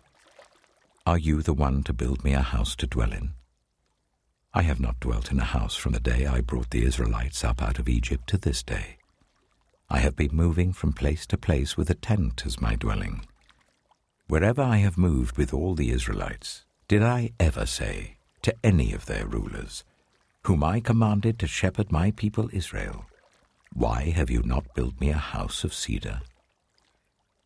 Now then, tell my servant David, this is what the Lord Almighty says. I took you from the pasture, from tending the flock, and appointed you ruler over my people Israel. I have been with you wherever you have gone, and I have cut off all your enemies from before you. Now I will make your name great, like the names of the greatest men on earth. And I will provide a place for my people Israel, and will plant them so that they can have a home of their own and no longer be disturbed. Wicked people shall not oppress them any more, as they did at the beginning, and have done ever since the time I appointed leaders over my people Israel. I will also give you rest from all your enemies. The Lord declares to you that the Lord himself will establish a house for you. When your days are over and you rest with your ancestors, I will raise up your offspring to succeed you, your own flesh and blood, and I will establish his kingdom. He is the one who will build a house for my name, and I will establish the throne of his kingdom forever.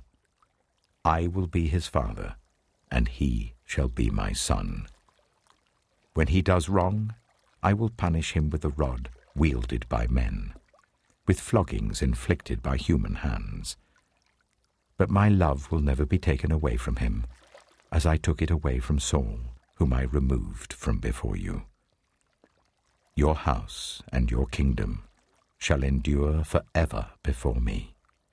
Your throne shall be established forever." Nathan reported to David all the words of this entire revelation. Then King David went in and sat before the Lord, and he said, "Who am I, sovereign Lord? And what is my family, that you have brought me this far? And as if this were not enough in your sight, sovereign Lord, you have also spoken about the future of the house of your servant, and this decree, sovereign Lord, is for a mere human. What more can David say to you? For you know your servant, sovereign Lord. For the sake of your word and according to your will, you have done this great thing and made it known to your servant. How great you are, sovereign Lord! There is no one like you, and there is no God but you, as we have heard with our own ears. And who is like your people Israel, the one nation on earth that God went out to redeem as a people for himself, and to make a name for himself, and to perform great and awesome wonders by driving out nations and their gods from before your people, whom you redeemed from Egypt? You have established your people Israel as your very own forever, and you, Lord, have become their God. And now, Lord God, keep forever the promise you have made concerning your servant and his house. Do as you promised, so that your name will be great forever. Then people will say, the Lord Almighty is God over Israel, and the house of your servant David will be established in your sight. Lord Almighty, God of Israel, you have revealed this to your servant, saying, I will build a house for you. So your servant has found courage to pray this prayer to you. Sovereign Lord, you are God. Your covenant is trustworthy, and you have promised these good things to your servant. Now be pleased to bless the house of your servant, that it may continue forever in your sight. For you, sovereign Lord, have spoken, and with your blessing, the house of your servant will be blessed forever.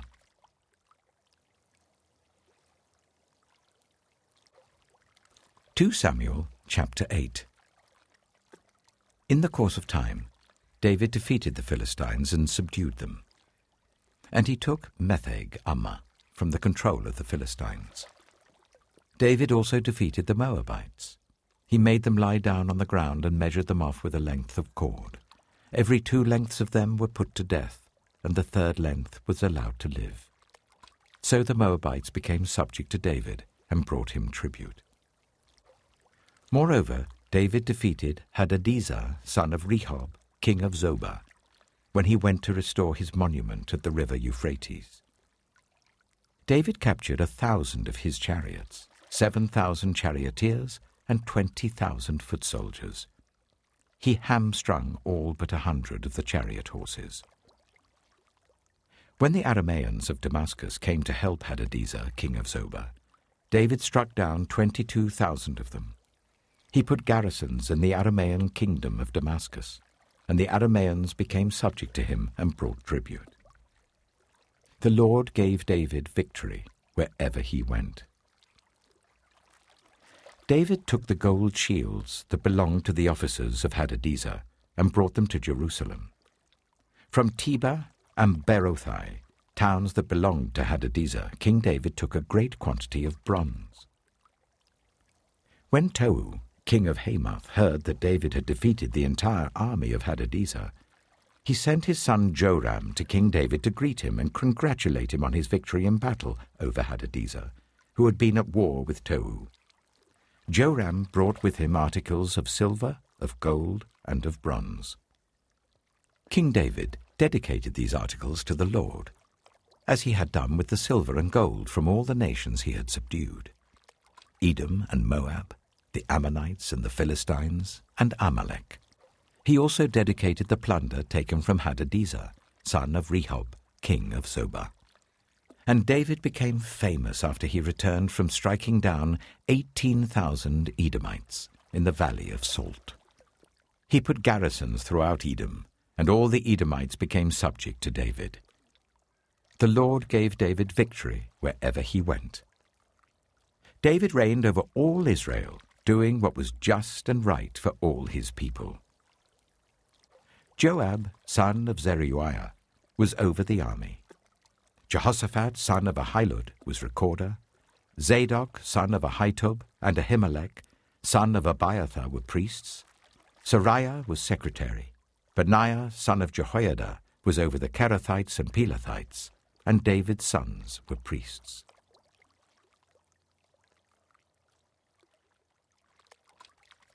Samuel chapter 9. David asked, "Is there anyone still left of the house of Saul, to whom I can show kindness for Jonathan's sake?" Now there was a servant of Saul's household named Ziba. They summoned him to appear before David, and the king said to him, "Are you Ziba?" "At your service," he replied. The king asked, "Is there no one still alive from the house of Saul, to whom I can show God's kindness?" Ziba answered the king, "There is still a son of Jonathan. He is lame in both feet." "Where is he?" the king asked. Ziba answered, "He is at the house of Machir, son of Amiel, in Lo-Debar." So King David had him brought from Lo-debar, from the house of Machir, son of Ammiel. When Mephibosheth, son of Jonathan, the son of Saul, came to David, he bowed down to pay him honor. David said, "Mephibosheth." "At your service," he replied. "Don't be afraid," David said to him, "for I will surely show you kindness for the sake of your father Jonathan. I will restore to you all the land that belonged to your grandfather Saul, and you will always eat at my table." Mephibosheth bowed down and said, "What is your servant, that you should notice a dead dog like me?" Then the king summoned Ziba, Saul's steward, and said to him, "I have given your master's grandson everything that belonged to Saul and his family. You and your sons and your servants are to farm the land for him and bring in the crops, so that your master's grandson may be provided for. And Mephibosheth, grandson of your master, will always eat at my table." Now Ziba had 15 sons and 20 servants. Then Ziba said to the king, "Your servant will do whatever my lord the king commands his servant to do." So Mephibosheth ate at David's table like one of the king's sons. Mephibosheth had a young son named Micah, and all the members of Ziba's household were servants of Mephibosheth. And Mephibosheth lived in Jerusalem because he always ate at the king's table. He was lame in both feet.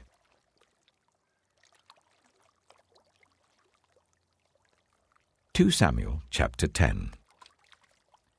In the course of time, the king of the Ammonites died, and his son Hanun succeeded him as king.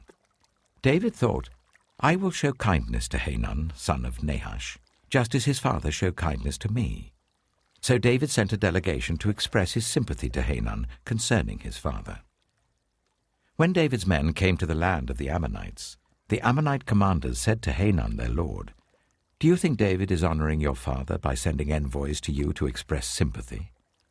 Hasn't David sent them to you only to explore the city and spy it out and overthrow it?"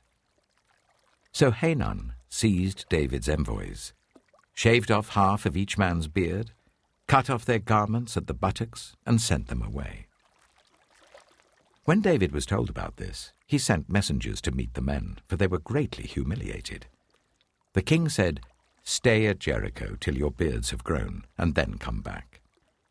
When the Ammonites realized that they had become obnoxious to David, they hired 20,000 Aramean foot soldiers from Beth-rehob and Zobah, as well as the king of Maacah with 1,000 men, and also 12,000 men from Tob.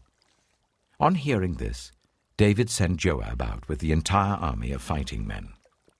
The Ammonites came out and drew up in battle formation at the entrance of their city gate, while the Arameans of Zobah and Rehob and the men of Tob and Maacah were by themselves in the open country. Joab saw that there were battle lines in front of him and behind him. So he selected some of the best troops in Israel and deployed them against the Arameans. He put the rest of the men under the command of Abishai his brother and deployed them against the Ammonites. Joab said, "If the Arameans are too strong for me, then you are to come to my rescue. But if the Ammonites are too strong for you, then I will come to rescue you. Be strong, and let us fight bravely for our people and the cities of our God. The Lord will do what is good in his sight." Then Joab and the troops with him advanced to fight the Arameans, and they fled before him. When the Ammonites realized that the Arameans were fleeing, they fled before Abishai and went inside the city. So Joab returned from fighting the Ammonites and came to Jerusalem. After the Arameans saw that they had been routed by Israel, they regrouped. Hadadezer had Arameans brought from beyond the river Euphrates. They went to Helam, with Shobach, the commander of Hadadezer's army, leading them. When David was told of this, he gathered all Israel, crossed the Jordan, and went to Helam. The Arameans formed their battle lines to meet David and fought against him. But they fled before Israel, and David killed 700 of their charioteers and 40,000 of their foot soldiers. He also struck down Shobach, the commander of their army, and he died there. When all the kings who were vassals of Hadadezer saw that they had been routed by Israel, they made peace with the Israelites and became subject to them. So the Arameans were afraid to help the Ammonites any more.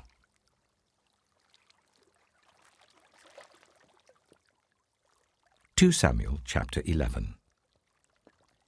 In the spring, at the time when kings go off to war, David sent Joab out with the king's men and the whole Israelite army. They destroyed the Ammonites and besieged Rabbah, but David remained in Jerusalem. One evening, David got up from his bed and walked around on the roof of the palace. From the roof, he saw a woman washing. The woman was very beautiful, and David sent someone to find out about her. The man said, "She is Bathsheba, the daughter of Eliam, and the wife of Uriah the Hittite."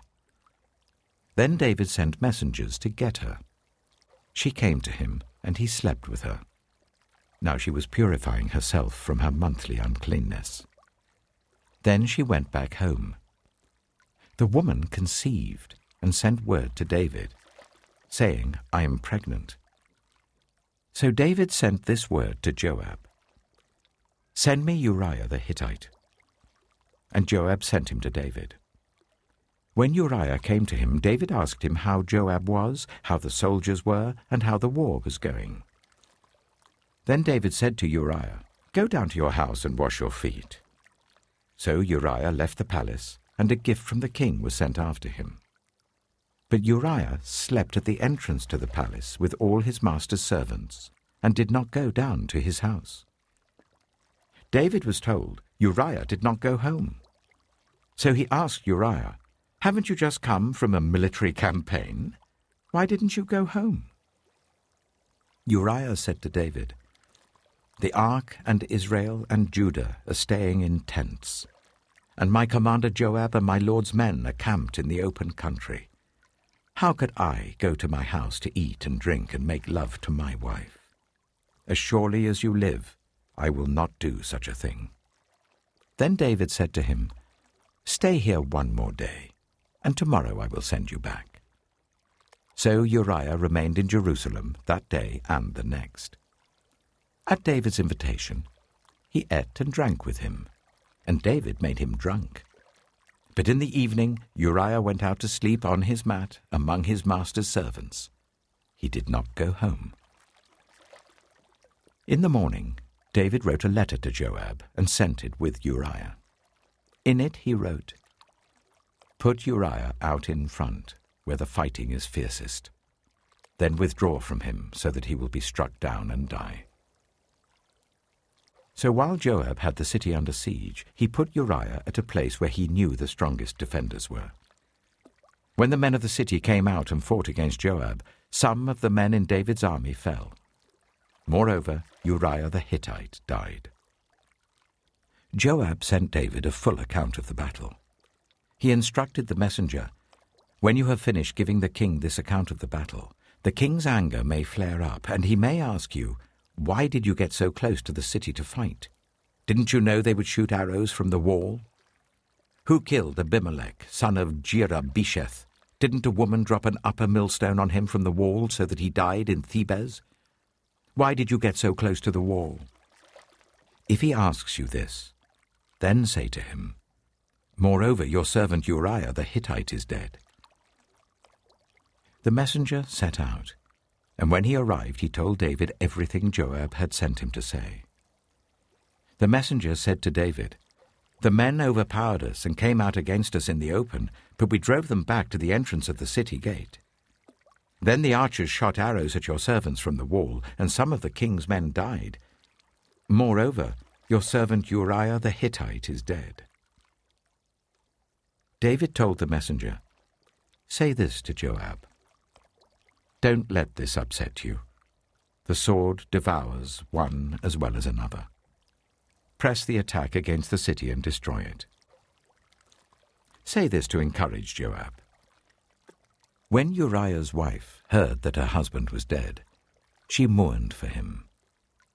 After the time of mourning was over, David had her brought to his house, and she became his wife and bore him a son. But the thing David had done displeased the Lord.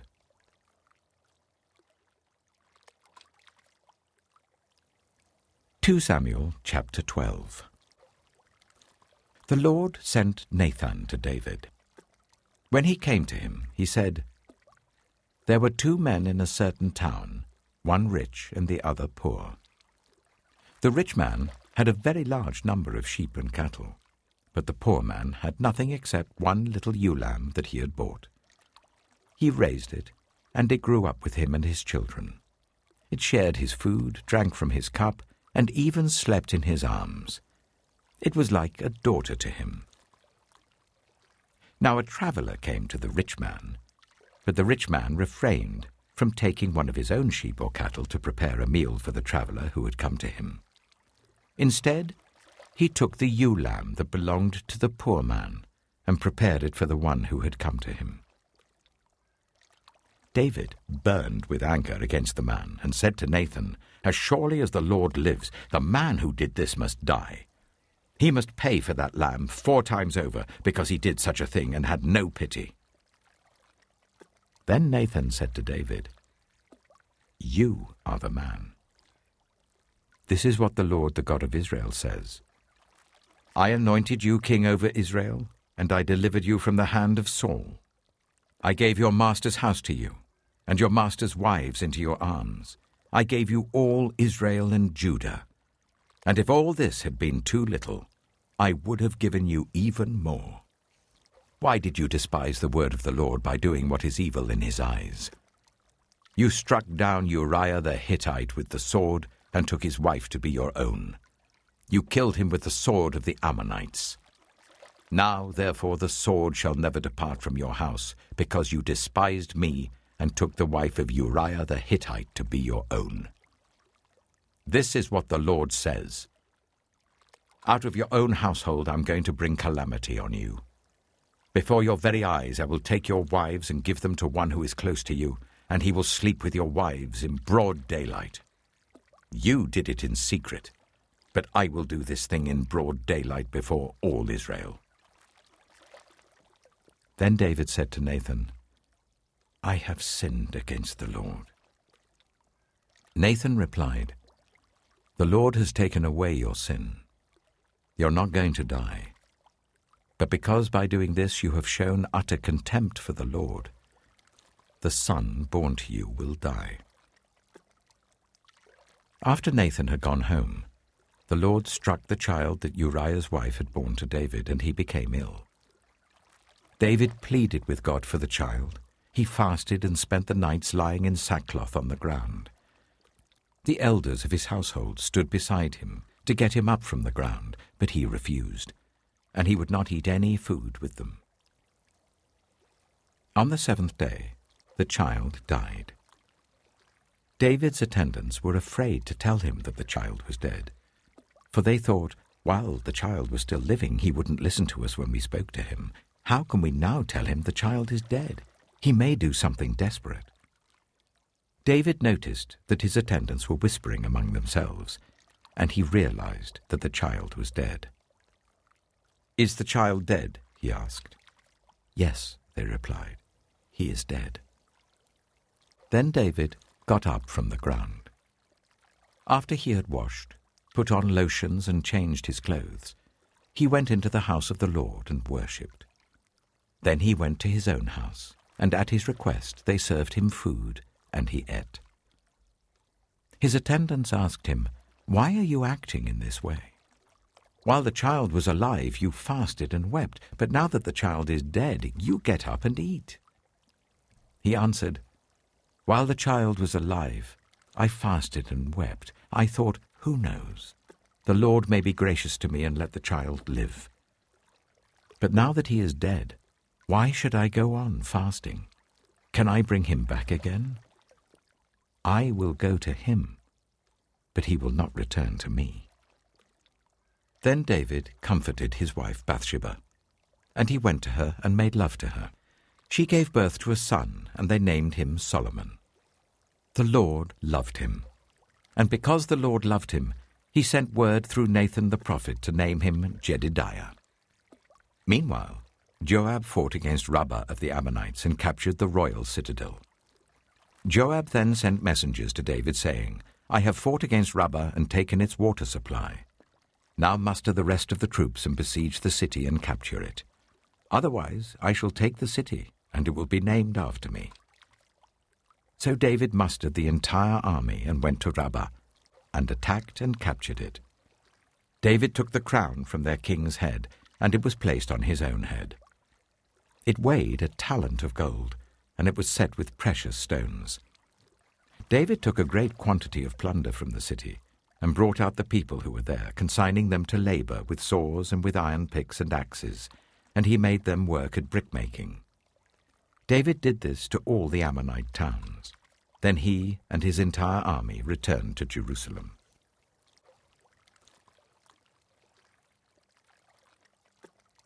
Samuel chapter 13. In the course of time, Amnon, son of David, fell in love with Tamar, the beautiful sister of Absalom, son of David. Amnon became so obsessed with his sister Tamar that he made himself ill. She was a virgin, and it seemed impossible for him to do anything to her. Now Amnon had an adviser named Jonadab, son of Shimeah, David's brother. Jonadab was a very shrewd man. He asked Amnon, Why do you, the king's son, look so haggard morning after morning? Won't you tell me? Amnon said to him, I'm in love with Tamar, my brother Absalom's sister. Go to bed and pretend to be ill, Jonadab said. When your father comes to see you, say to him, I would like my sister Tamar to come and give me something to eat. Let her prepare the food in my sight, so that I may watch her and then eat it from her hand. So Amnon lay down and pretended to be ill.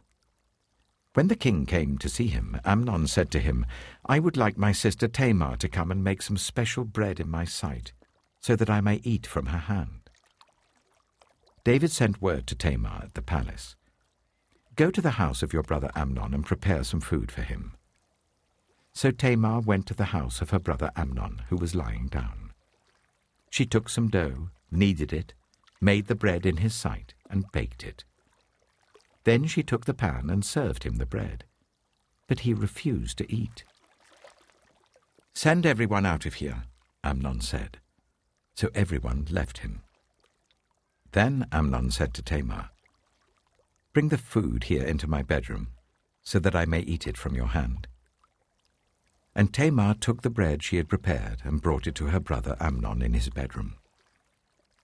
But when she took it to him to eat, he grabbed her and said, Come to bed with me, my sister. No, my brother, she said to him, don't force me. Such a thing should not be done in Israel. Don't do this wicked thing. What about me? Where could I get rid of my disgrace? And what about you? You would be like one of the wicked fools in Israel. Please speak to the king. He will not keep me from being married to you. But he refused to listen to her, and since he was stronger than she, he raped her. Then Amnon hated her with intense hatred. In fact, he hated her more than he had loved her. Amnon said to her, Get up and get out. No, she said to him. Sending me away would be a greater wrong than what you have already done to me. But he refused to listen to her. He called his personal servant and said, Get this woman out of my sight and bolt the door after her. So his servant put her out and bolted the door after her. She was wearing an ornate robe, for this was the kind of garment the virgin daughters of the king wore. Tamar put ashes on her head and tore the ornate robe she was wearing. She put her hands on her head and went away, weeping aloud as she went. Her brother Absalom said to her, Has that Amnon, your brother, been with you? Be quiet for now, my sister. He is your brother. Don't take this thing to heart. And Tamar lived in her brother Absalom's house, a desolate woman. When King David heard all this, he was furious. And Absalom never said a word to Amnon, either good or bad. He hated Amnon because he had disgraced his sister Tamar. 2 years later, when Absalom's sheep shearers were at Baal Hazor, near the border of Ephraim, he invited all the king's sons to come there. Absalom went to the king and said, "Your servant has had shearers come. Will the king and his attendants please join me?" "No, my son," the king replied. "All of us should not go. We would only be a burden to you." Although Absalom urged him, he still refused to go but gave him his blessing. Then Absalom said, "If not, please let my brother Amnon come with us." The king asked him, "Why should he go with you?" But Absalom urged him. So he sent with him Amnon and the rest of the king's sons. Absalom ordered his men, "Listen, when Amnon is in high spirits from drinking wine, and I say to you, 'Strike Amnon down,' then kill him. Don't be afraid. Haven't I given you this order? Be strong and brave." So Absalom's men did to Amnon what Absalom had ordered. Then all the king's sons got up, mounted their mules, and fled. While they were on their way, the report came to David, "Absalom has struck down all the king's sons. Not one of them is left." The king stood up, tore his clothes, and lay down on the ground, and all his attendants stood by with their clothes torn. But Jonadab, son of Shimeah, David's brother, said, "My lord should not think that they killed all the princes. Only Amnon is dead." This has been Absalom's express intention ever since the day that Amnon raped his sister Tamar. My lord the king should not be concerned about the report that all the king's sons are dead. Only Amnon is dead. Meanwhile, Absalom had fled. Now the man standing watch looked up and saw many people on the road west of him coming down the side of the hill. The watchman went and told the king, "I see men in the direction of Horonaim on the side of the hill." Jonadab said to the king, "See, the king's sons have come. It has happened just as your servant said." As he finished speaking, the king's sons came in, wailing loudly. The king, too, and all his attendants wept very bitterly. Absalom fled and went to Talmai, son of Ammihud, the king of Geshur. But King David mourned many days for his son. After Absalom fled and went to Geshur, he stayed there for 3 years, and King David longed to go to Absalom, for he was consoled concerning Amnon's death.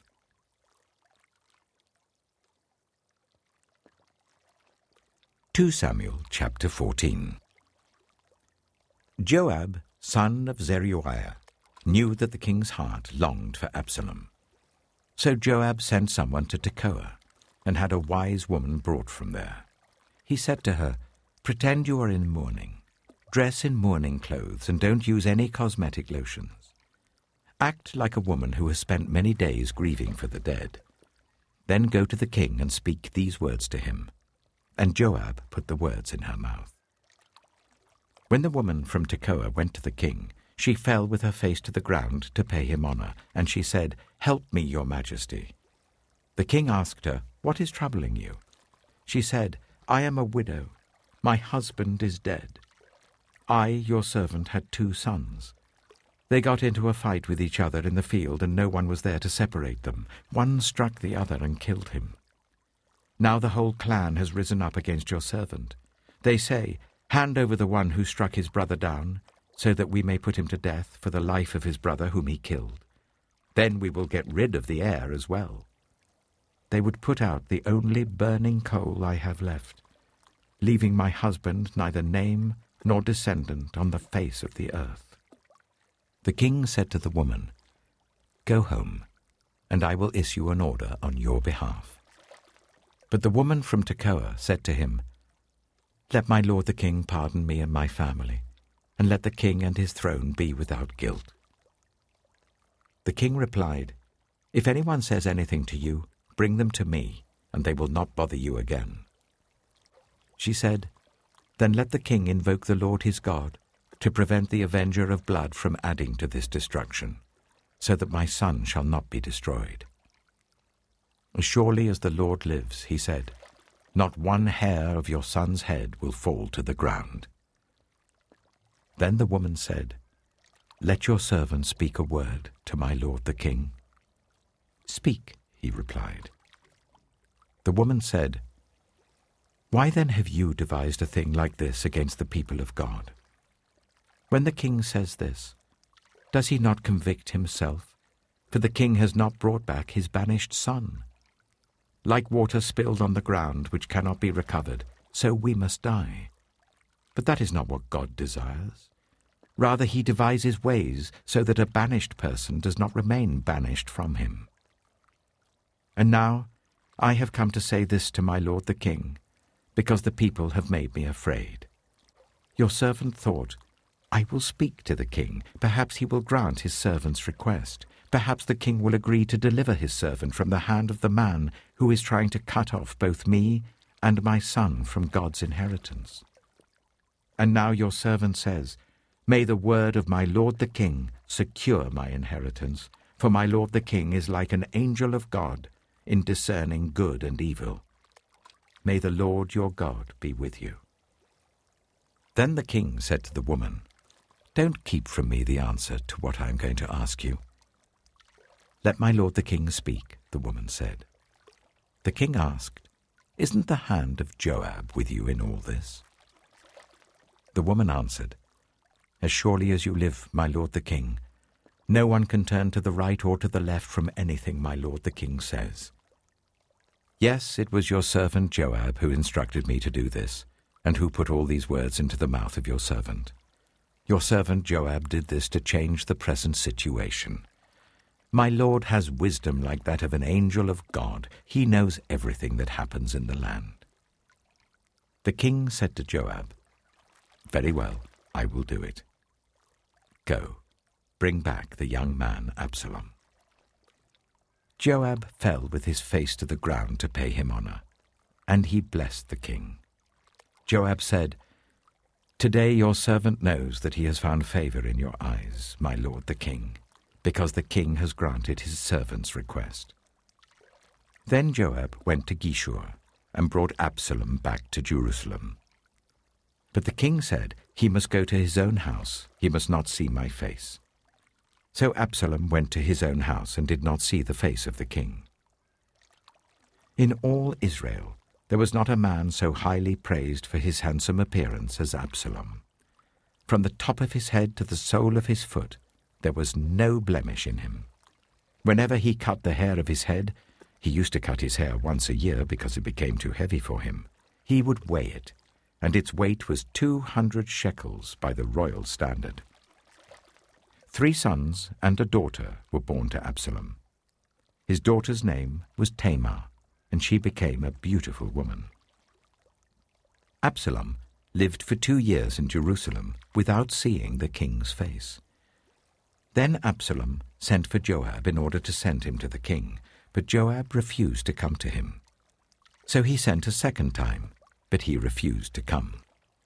Then he said to his servants, 'Look, Joab's field is next to mine, and he has barley there. Go and set it on fire.' So Absalom's servants set the field on fire.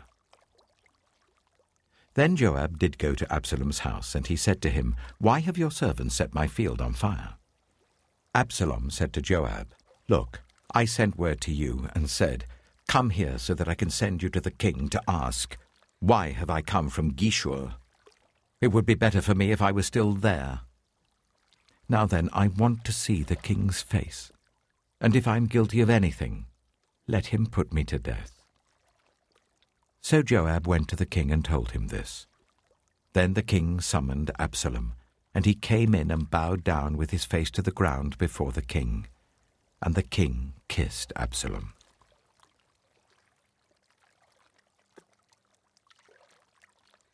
2 Samuel chapter 15.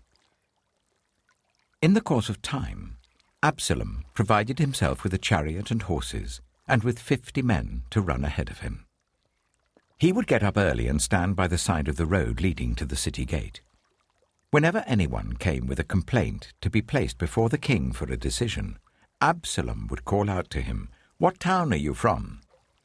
He would answer, "Your servant is from one of the tribes of Israel."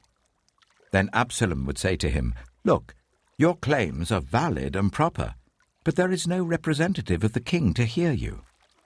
And Absalom would add, "If only I were appointed judge in the land, then everyone who has a complaint or case could come to me, and I would see that they receive justice." Also, whenever anyone approached him to bow down before him, Absalom would reach out his hand, take hold of him, and kiss him. Absalom behaved in this way towards all the Israelites who came to the king asking for justice, and so he stole the hearts of the people of Israel. At the end of 4 years, Absalom said to the king, "Let me go to Hebron and fulfill a vow I made to the Lord. While your servant was living in Geshur in Aram, I made this vow. If the Lord takes me back to Jerusalem, I will worship the Lord in Hebron." The king said to him, "Go in peace." So he went to Hebron. Then Absalom sent secret messengers throughout the tribes of Israel to say, "As soon as you hear the sound of the trumpets, then say, 'Absalom is king in Hebron.'" 200 men from Jerusalem had accompanied Absalom. They had been invited as guests and went quite innocently, knowing nothing about the matter. While Absalom was offering sacrifices, he also sent for Ahithophel, the Gilonite, David's counselor, to come from Shiloh, his hometown. And so the conspiracy gained strength, and Absalom's following kept on increasing. A messenger came and told David, "The hearts of the people of Israel are with Absalom." Then David said to all his officials who were with him in Jerusalem, "Come, we must flee, or none of us will escape from Absalom. We must leave immediately, or he will move quickly to overtake us and bring ruin on us, and put the city to the sword."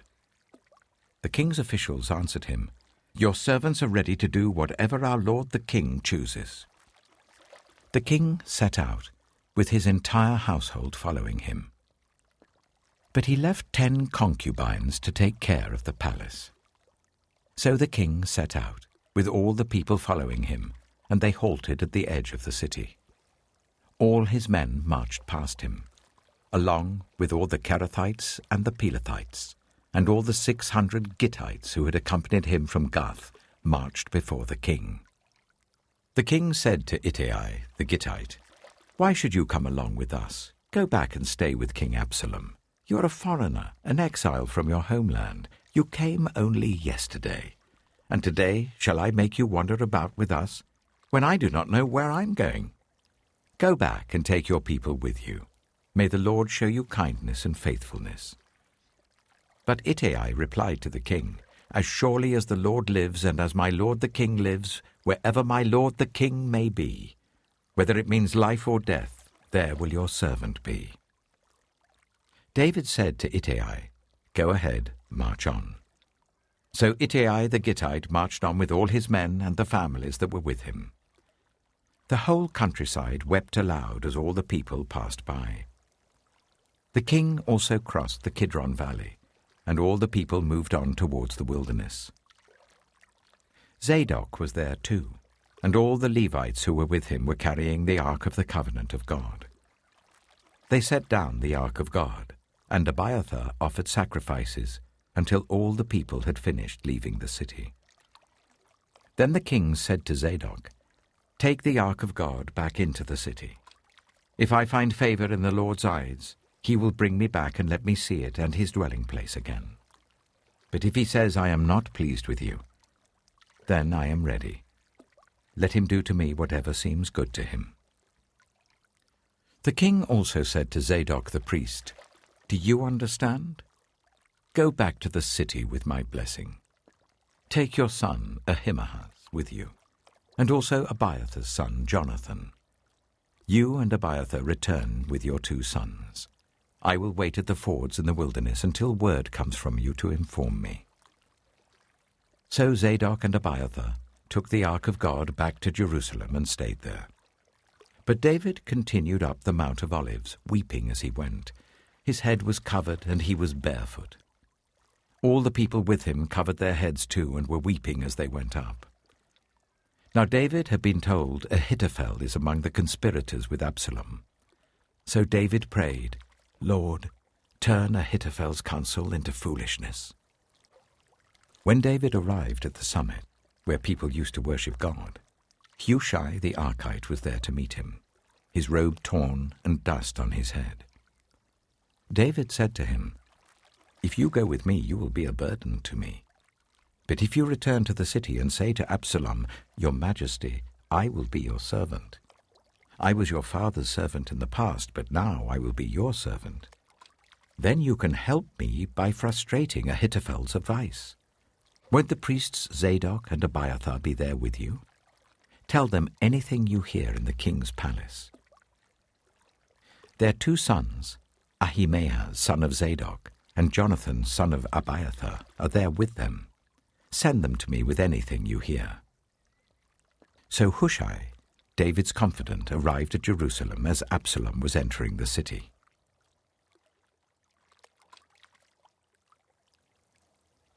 2 Samuel chapter 16.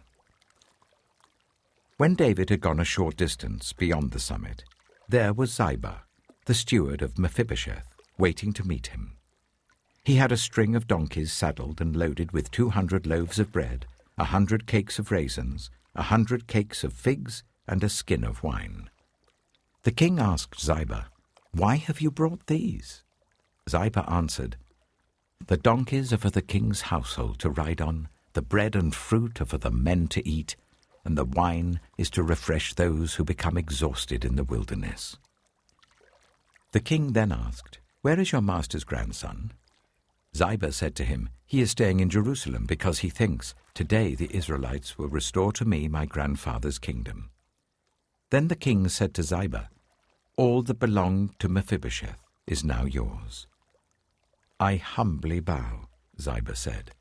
"May I find favor in your eyes, my lord the king." As King David approached Bahurim, a man from the same clan as Saul's family came out from there. His name was Shimei, the son of Jirah, and he cursed as he came out. He pelted David and all the king's officials with stones, though all the troops in the special guard were on David's right and left. As he cursed, Shimei said, get out, you murderer, you scoundrel! The Lord has repaid you for all the blood you shed in the household of Saul, in whose place you have reigned. The Lord has given the kingdom into the hands of your son Absalom. You have come to ruin because you are a murderer." Then Abishai, son of Zeruiah, said to the king, "Why should this dead dog curse my lord the king? Let me go over and cut off his head." But the king said, "What does this have to do with you, you sons of Zeruiah? If he is cursing because the Lord said to him, 'Curse David,' who can ask, 'Why do you do this?'" David then said to Abishai and all his officials, "My son, my own flesh and blood, is trying to kill me. How much more then this Benjaminite? Leave him alone, let him curse, for the Lord has told him to. It may be that the Lord will look upon my misery and restore to me his covenant blessing instead of his curse today." So David and his men continued along the road, while Shimei was going along the hillside opposite him, cursing as he went and throwing stones at him and showering him with dirt. The king and all the people with him arrived at their destination exhausted, and there he refreshed himself. Meanwhile, Absalom and all the men of Israel came to Jerusalem, and Ahithophel was with him. Then Hushai the Archite, David's confidant, went to Absalom and said to him, "Long live the king! Long live the king!" Absalom said to Hushai, "So this is the love you show your friend? If he's your friend, why didn't you go with him?" Hushai said to Absalom, "No, the one chosen by the Lord, by these people and by all the men of Israel, his I will be, and I will remain with him. Furthermore, whom should I serve? Should I not serve the Son? Just as I served your father, so I will serve you." Absalom said to Ahithophel, "Give us your advice. What should we do?" Ahithophel answered, "Sleep with your father's concubines, whom he left to take care of the palace. Then all Israel will hear that you have made yourself obnoxious to your father, and the hands of everyone with you will be more resolute." So they pitched a tent for Absalom on the roof, and he slept with his father's concubines in the sight of all Israel. Now in those days, the advice Ahithophel gave was like that of one who inquires of God. That was how both David and Absalom regarded all of Ahithophel's advice.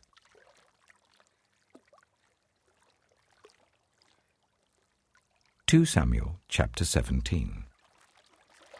Ahithophel said to Absalom, "I would choose 12,000 men and set out tonight in pursuit of David. I would attack him while he is weary and weak. I would strike him with terror, and then all the people with him will flee. I would strike down only the king and bring all the people back to you. The death of the man you seek will mean the return of all. All the people will be unharmed." This plan seemed good to Absalom and to all the elders of Israel. But Absalom said, "Summon also Hushai the Archite, so that we can hear what he has to say as well." When Hushai came to him, Absalom said, "Ahithophel has given this advice. Should we do what he says? If not, give us your opinion." Hushai replied to Absalom, "The advice Ahithophel has given is not good this time. You know your father and his men. They're fighters, and as fierce as a wild bear robbed of her cubs. Besides, your father is an experienced fighter. He will not spend the night with the troops. Even now he is hidden in a cave or some other place. If he should attack your troops first, whoever hears about it will say, 'There has been a slaughter among the troops who follow Absalom.' Then even the bravest soldier, whose heart is like the heart of a lion, will melt with fear, for all Israel knows that your father is a fighter and that those with him are brave. So I advise you, let all Israel, from Dan to Beersheba, as numerous as the sand on the seashore, be gathered to you, with you yourself leading them into battle. Then we will attack him wherever he may be found, and we will fall on him as dew settles on the ground. Neither he nor any of his men will be left alive. If he withdraws into a city, then all Israel will bring ropes to that city, and we will drag it down to the valley until not so much as a pebble is left." Absalom and all the men of Israel said, "The advice of Hushai the Archite is better than that of Ahithophel." For the Lord had determined to frustrate the good advice of Ahithophel in order to bring disaster on Absalom.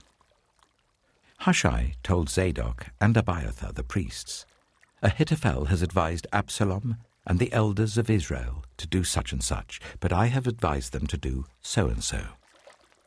Now send a message at once and tell David, 'Do not spend the night at the fords in the wilderness. Cross over without fail, or the king and all the people with him will be swallowed up.'" Jonathan and Ahimaaz were staying at En-Rogel.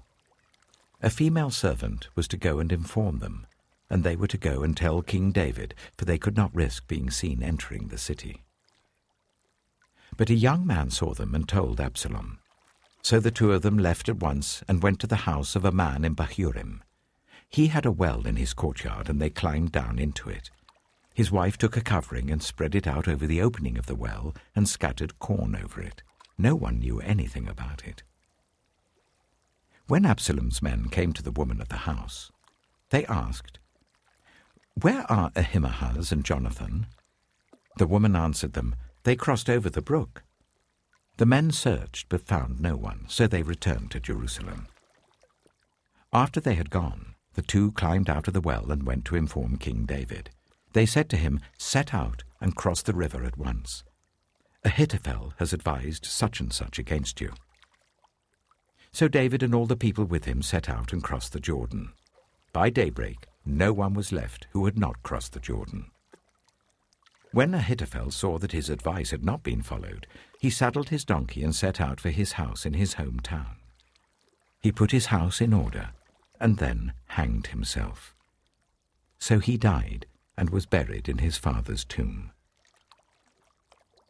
David went to Mahanaim, and Absalom crossed the Jordan with all the men of Israel.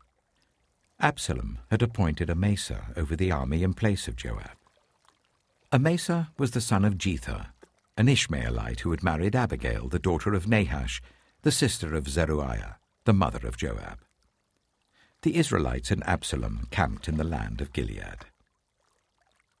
When David came to Mahanaim, Shobai, son of Nahash from Rabbah of the Ammonites, and Machir, son of Amiel from Lo-debar, and Barzillai the Gilead from Rogelim, brought bedding and bowls and articles of pottery. They also brought wheat and barley, flour and roasted grain, beans and lentils, honey and curds, sheep and cheese from cow's milk for David and his people to eat. For they said, "The people have become exhausted and hungry and thirsty in the wilderness."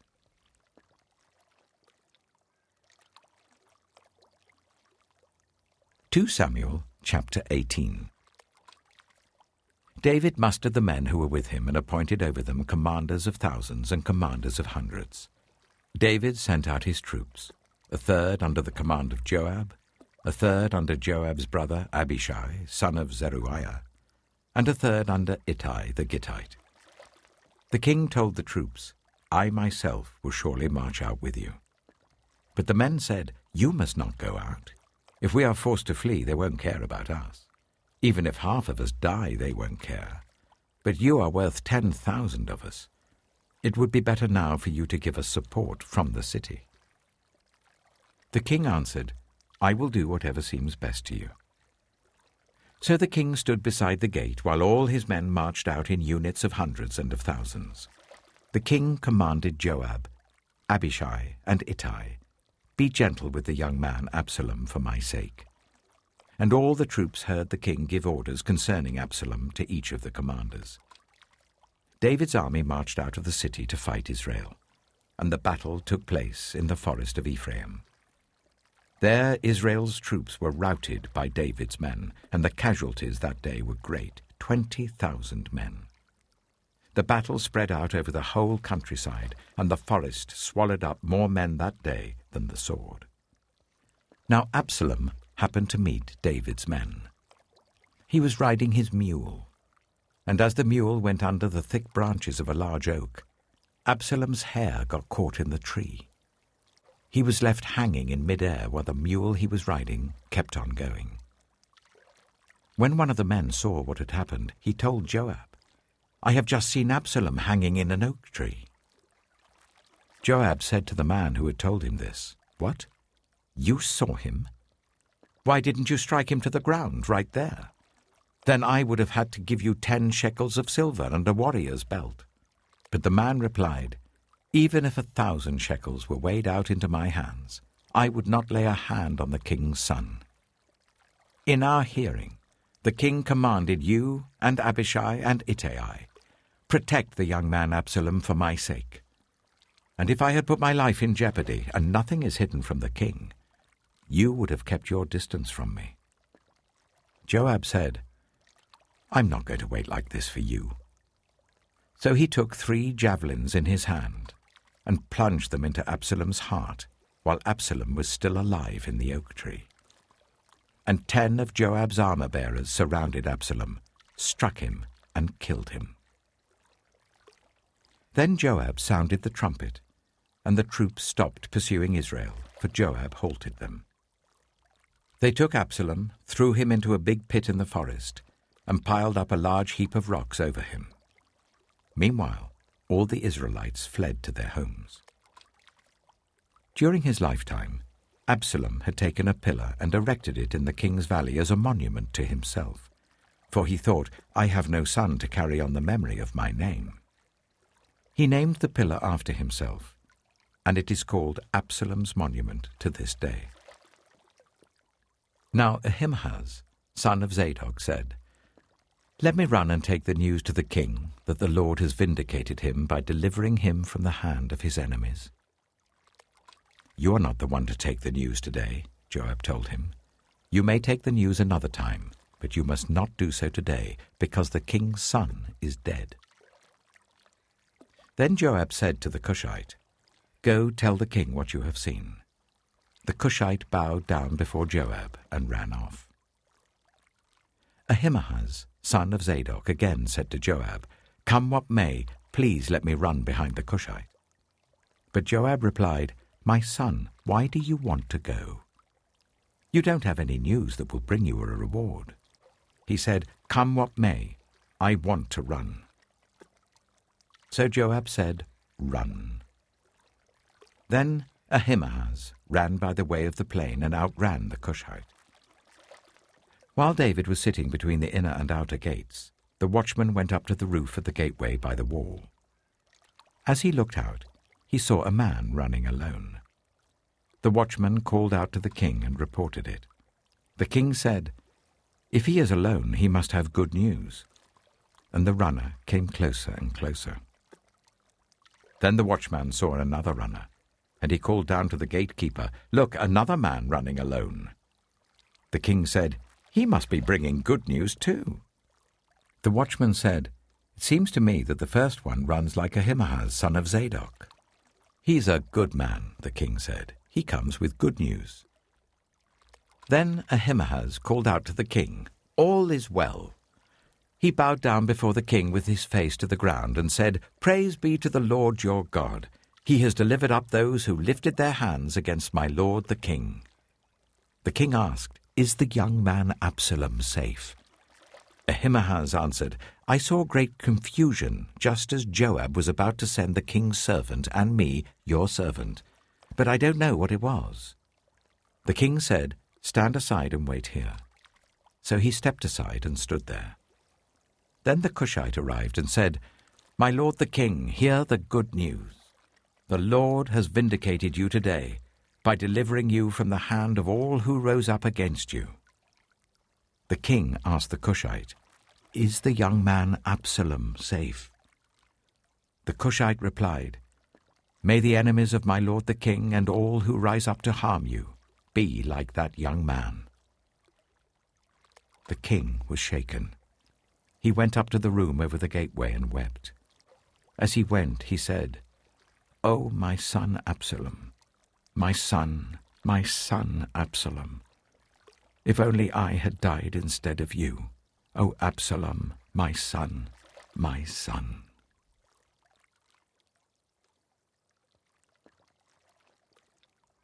2 Samuel chapter 19. Joab was told, "The king is weeping and mourning for Absalom." And for the whole army, the victory that day was turned into mourning, because on that day the troops heard it said, "The king is grieving for his son." The men stole into the city that day, as men steal in who are ashamed when they flee from battle. The king covered his face and cried out, "Oh, my son Absalom! Oh, Absalom, my son, my son!" Then Joab went into the house to the king and said, "Today you have humiliated all your men who have just saved your life and the lives of your sons and daughters and the lives of your wives and concubines. You love those who hate you and hate those who love you. You have made it clear today that the commanders and their men mean nothing to you. I see that you would be pleased if Absalom were alive today and all of us were dead. Now go out and encourage your men. I swear by the Lord that if you don't go out, not a man will be left with you by nightfall. This will be worse for you than all the calamities that have come on you from your youth till now." So the king got up and took his seat in the gateway. When the men were told the king is sitting in the gateway, they all came before him. Meanwhile, the Israelites had fled to their homes. Throughout the tribes of Israel, all the people were arguing among themselves, saying, "The king delivered us from the hand of our enemies. He is the one who rescued us from the hand of the Philistines. But now he has fled the country to escape from Absalom, and Absalom, whom we anointed to rule over us, has died in battle. So why do you say nothing about bringing the king back?" King David sent this message to Zadok and Abiathar, the priests. "Ask the elders of Judah, why should you be the last to bring the king back to his palace, since what is being said throughout Israel has reached the king at his quarters? You are my relatives, my own flesh and blood. So why should you be the last to bring back the king? And say to Amasa, Are you not my own flesh and blood? May God deal with me, be it ever so severely, if you are not the commander of my army for life, in place of Joab." He won over the hearts of the men of Judah, so that they were all of one mind. They sent word to the king, "Return, you and all your men." Then the king returned and went as far as the Jordan. Now the men of Judah had come to Gilgal to go out and meet the king and bring him across the Jordan. Shimei, son of Gera, the Benjamite from Bahurim, hurried down with the men of Judah to meet King David. With him were 1,000 Benjaminites, along with Ziba, the steward of Saul's household, and his 15 sons and 20 servants. They rushed to the Jordan where the king was. They crossed at the ford to take the king's household over and to do whatever he wished. When Shimei, son of Gera, crossed the Jordan, he fell prostrate before the king and said to him, "May my lord not hold me guilty. Do not remember how your servant did wrong on the day my lord the king left Jerusalem. May the king put it out of his mind. For I, your servant, know that I have sinned. But today I have come here as the first from the tribes of Joseph to come down and meet my lord the king." Then Abishai, son of Zeruiah, said, "Shouldn't Shimei be put to death for this? He cursed the Lord's anointed." David replied, "What does this have to do with you, you sons of Zeruiah? What right do you have to interfere? Should anyone be put to death in Israel today? Don't I know that today I am king over Israel?" So the king said to Shimei, "You shall not die." And the king promised him on oath. Mephibosheth, Saul's grandson, also went down to meet the king. He had not taken care of his feet or trimmed his moustache or washed his clothes from the day the king left until the day he returned safely. When he came from Jerusalem to meet the king asked him, "Why didn't you go with me, Mephibosheth?" He said, "My lord the king, since I, your servant, am lame, I said, I will have my donkey saddled and will ride on it, so that I can go with the king. But Ziba, my servant, betrayed me, and he has slandered your servant to my lord the king. My lord the king is like an angel of God, so do whatever you wish. All my grandfather's descendants deserved nothing but death from my lord the king, but you gave your servant a place among those who eat at your table. So what right do I have to make any more appeals to the king?" The king said to him, "Why say more? I order you and Ziba to divide the land." Mephibosheth said to the king, "Let him take everything, now that my lord the king has returned home safely." Barzillai the Gileadite also came down from Rogelim to cross the Jordan with the king and to send him on his way from there. Now Barzillai was very old, 80 years of age. He had provided for the king during his stay in Mahanaim, for he was a very wealthy man. The king said to Barzillai, "Cross over with me and stay with me in Jerusalem, and I will provide for you." But Barzillai answered the king, "How many more years shall I live, that I should go up to Jerusalem with the king? I am now 80 years old. Can I tell the difference between what is enjoyable and what is not? Can your servant taste what he eats and drinks? Can I still hear the voices of male and female singers? Why should your servant be an added burden to my lord the king? Your servant will cross over the Jordan with the king for a short distance, but why should the king reward me in this way? Let your servant return, that I may die in my own town near the tomb of my father and mother. But here is your servant Kimham. Let him cross over with my lord the king. Do for him whatever you wish." The king said, "Kimham shall cross over with me, and I will do for him whatever you wish. And anything you desire from me I will do for you." So all the people crossed the Jordan, and then the king crossed over.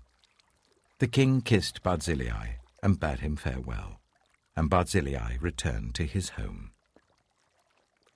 When the king crossed over to Gilgal, Kimham crossed with him, all the troops of Judah and half the troops of Israel had taken the king over. Soon all the men of Israel were coming to the king and saying to him, "Why did our brothers, the men of Judah, steal the king away and bring him and his household across the Jordan, together with all his men?" All the men of Judah answered the men of Israel, "We did this because the king is closely related to us. Why are you angry about it? Have we eaten any of the king's provisions? Have we taken anything for ourselves?" Then the men of Israel answered the men of Judah, "We have 10 shares in the king, so we have a greater claim on David than you have. Why then do you treat us with contempt? Weren't we the first to speak of bringing back our king?" But the men of Judah pressed their claims even more forcefully than the men of Israel.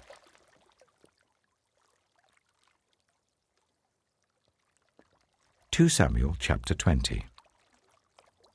Now a troublemaker named Sheba, son of Bichri, a Benjaminite, happened to be there. He sounded the trumpet and shouted, "We have no share in David, no part in Jesse's son. Every man to his tent, Israel." So all the men of Israel deserted David to follow Sheba, son of Bichri. But the men of Judah stayed by their king all the way from the Jordan to Jerusalem. When David returned to his palace in Jerusalem, he took the 10 concubines he had left to take care of the palace and put them in a house under guard. He provided for them but had no sexual relations with them. They were kept in confinement till the day of their death, living as widows. Then the king said to Amasa, "Summon the men of Judah to come to me within 3 days and be here yourself." But when Amasa went to summon Judah, he took longer than the time the king had set for him. David said to Abishai, "Now Sheba, son of Bichri, will do us more harm than Absalom did. Take your master's men and pursue him, or he will find fortified cities and escape from us." So Joab's men and the Kerethites and the Pelethites and all the mighty warriors went out under the command of Abishai.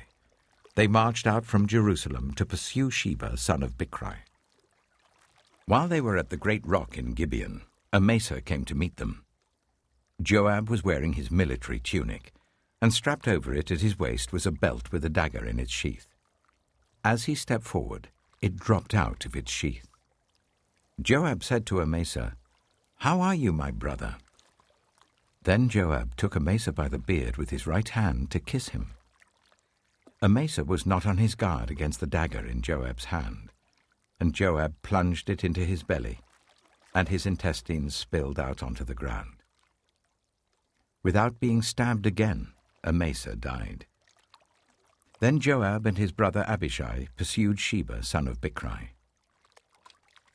One of Joab's men stood beside Amasa and said, "Whoever favors Joab, and whoever is for David, let him follow Joab." Amasa lay wallowing in his blood in the middle of the road, and the man saw that all the troops came to a halt there.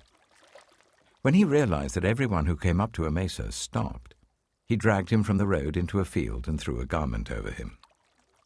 After Amasa had been removed from the road, everyone went on with Joab to pursue Sheba, son of Bichri.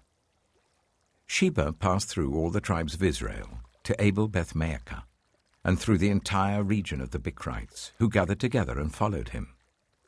All the troops with Joab came and besieged Sheba in Abel-Beth-Maachah. They built a siege ramp up to the city, and it stood against the outer fortifications. While they were battering the wall to bring it down, a wise woman called from the city, "Listen, listen! Tell Joab to come here so that I can speak to him." He went towards her, and she asked, "Are you Joab?" "I am," he answered. She said, "Listen to what your servant has to say." "I'm listening," he said. She continued, "Long ago they used to say, 'Get your answer at Abel,' and that settled it. We are the peaceful and faithful in Israel. You are trying to destroy a city that is a mother in Israel. Why do you want to swallow up the Lord's inheritance?" "Far be it from me," Joab replied. "Far be it from me to swallow up or destroy. That is not the case. A man named Sheba, son of Bichri, from the hill country of Ephraim, has lifted up his hand against the king, against David. "Hand over this one man, and I'll withdraw from the city."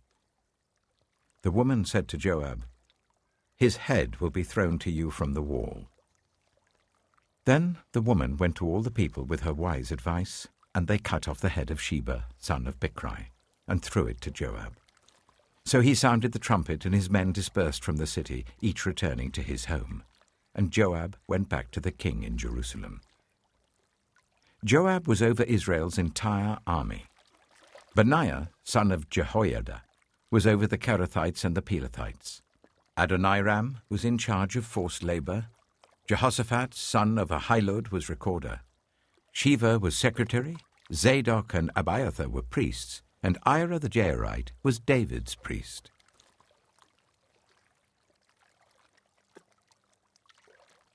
Two Samuel chapter 21. During the reign of David, there was a famine for 3 successive years. So David sought the face of the Lord. The Lord said, "It is on account of Saul and his blood-stained house. It is because he put the Gibeonites to death." The king summoned the Gibeonites and spoke to them. Now the Gibeonites were not a part of Israel, but were survivors of the Amorites. The Israelites had sworn to spare them, but Saul, in his zeal for Israel and Judah, had tried to annihilate them. David asked the Gibeonites, "What shall I do for you? How shall I make atonement so that you will bless the Lord's inheritance?" The Gibeonites answered him, "We have no right to demand silver or gold from Saul or his family, nor do we have the right to put anyone in Israel to death. What do you want me to do for you?" David asked. They answered the king, "As for the man who destroyed us and plotted against us, so that we have been decimated and have no place anywhere in Israel, let 7 of his male descendants be given to us to be killed, and their bodies exposed before the Lord at Gibeah of Saul, the Lord's chosen one." So the king said, "I will give them to you." The king spared Mephibosheth, son of Jonathan, the son of Saul, because of the oath before the Lord between David and Jonathan, son of Saul. But the king took Armoni and Mephibosheth, the 2 sons of Aiah's daughter Rizpah, whom she had borne to Saul, together with the 5 sons of Saul's daughter Merab, whom she had borne to Adriel, son of Barzillai, the Maholathite. He handed them over to the Gibeonites, who killed them and exposed their bodies on a hill before the Lord. All 7 of them fell together. They were put to death during the first days of harvest, just as the barley harvest was beginning. Rizpah, daughter of Aiah, took sackcloth and spread it out for herself on a rock. From the beginning of the harvest till the rain poured down from the heavens on the bodies, she did not let the birds touch them by day or the wild animals by night. When David was told what Aiah's daughter Rizpah, Saul's concubine, had done, he went and took the bones of Saul and his son Jonathan from the citizens of Jabesh Gilead. They had stolen their bodies from the public square at Bethshan, where the Philistines had hung them after they struck Saul down on Gilboa. David brought the bones of Saul and his son Jonathan from there, and the bones of those who had been killed and exposed were gathered up. They buried the bones of Saul and his son Jonathan in the tomb of Saul's father Kish, at Zelah in Benjamin, and did everything the king commanded. After that, God answered prayer on behalf of the land. Once again, there was a battle between the Philistines and Israel. David went down with his men to fight against the Philistines, and he became exhausted. And Ishbi-Benob, one of the descendants of Rapha, whose bronze spearhead weighed 300 shekels, and who was armed with a new sword, said he would kill David. But Abishai, son of Zeruiah, came to David's rescue. He struck the Philistine down and killed him.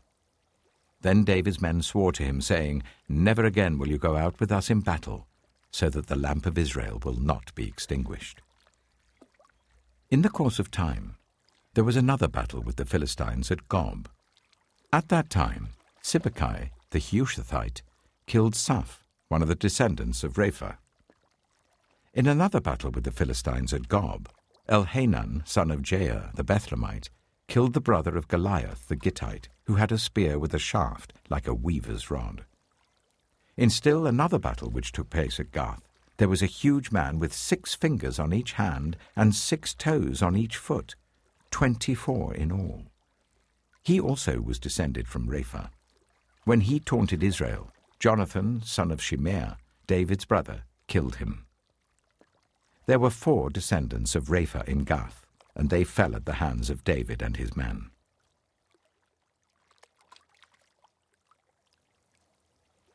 2 Samuel chapter 22.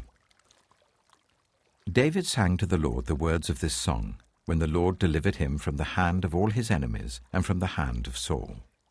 He said, "The Lord is my rock, my fortress and my deliverer. My God is my rock in whom I take refuge, my shield and the horn of my salvation. He is my stronghold, my refuge and my Saviour. From violent people you save me. I called to the Lord who is worthy of praise, and have been saved from my enemies. The waves of death swirled about me, the torrents of destruction overwhelmed me. The cords of the grave coiled around me, the snares of death confronted me.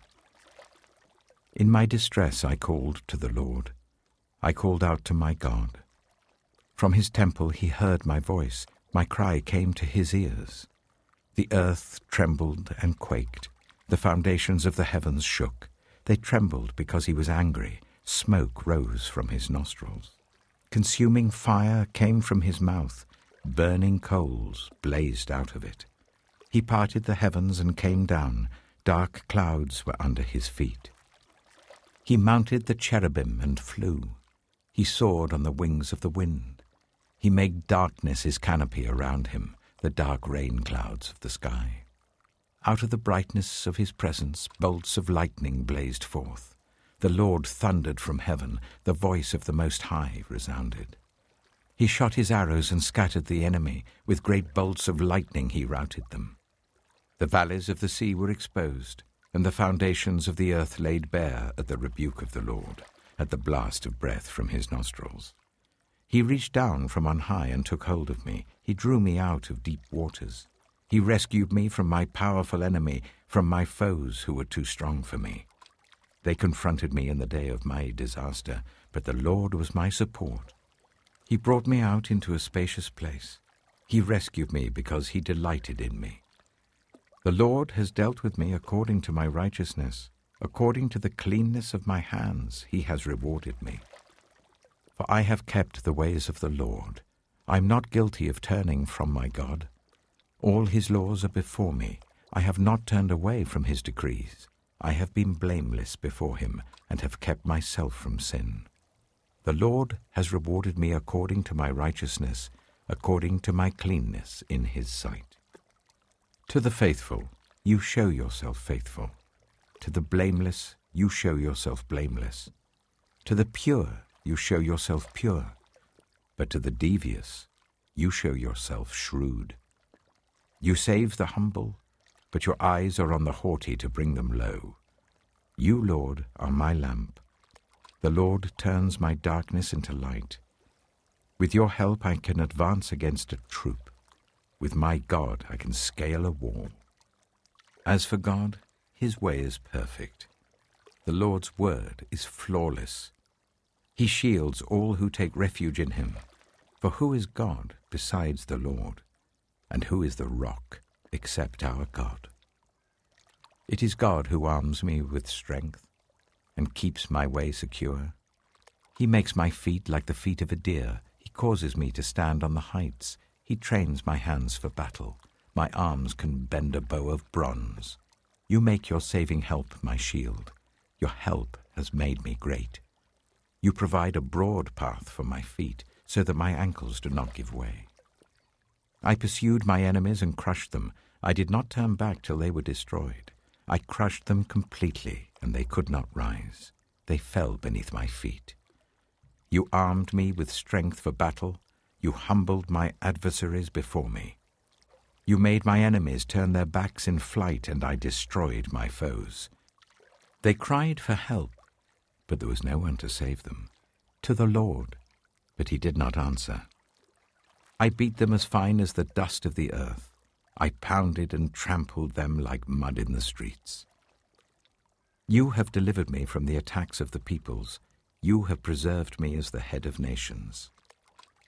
People I did not know now serve me. Foreigners cower before me. As soon as they hear of me, they obey me. They all lose heart. They come trembling from their strongholds. The Lord lives. Praise be to my rock. Exalted be my God, the rock, my Saviour. He is the God who avenges me, who puts the nations under me, who sets me free from my enemies. You exalted me above my foes. From a violent man you rescued me. Therefore I will praise you, Lord, among the nations. I will sing the praises of your name. He gives his king great victories. He shows unfailing kindness to his anointed, to David and his descendants forever.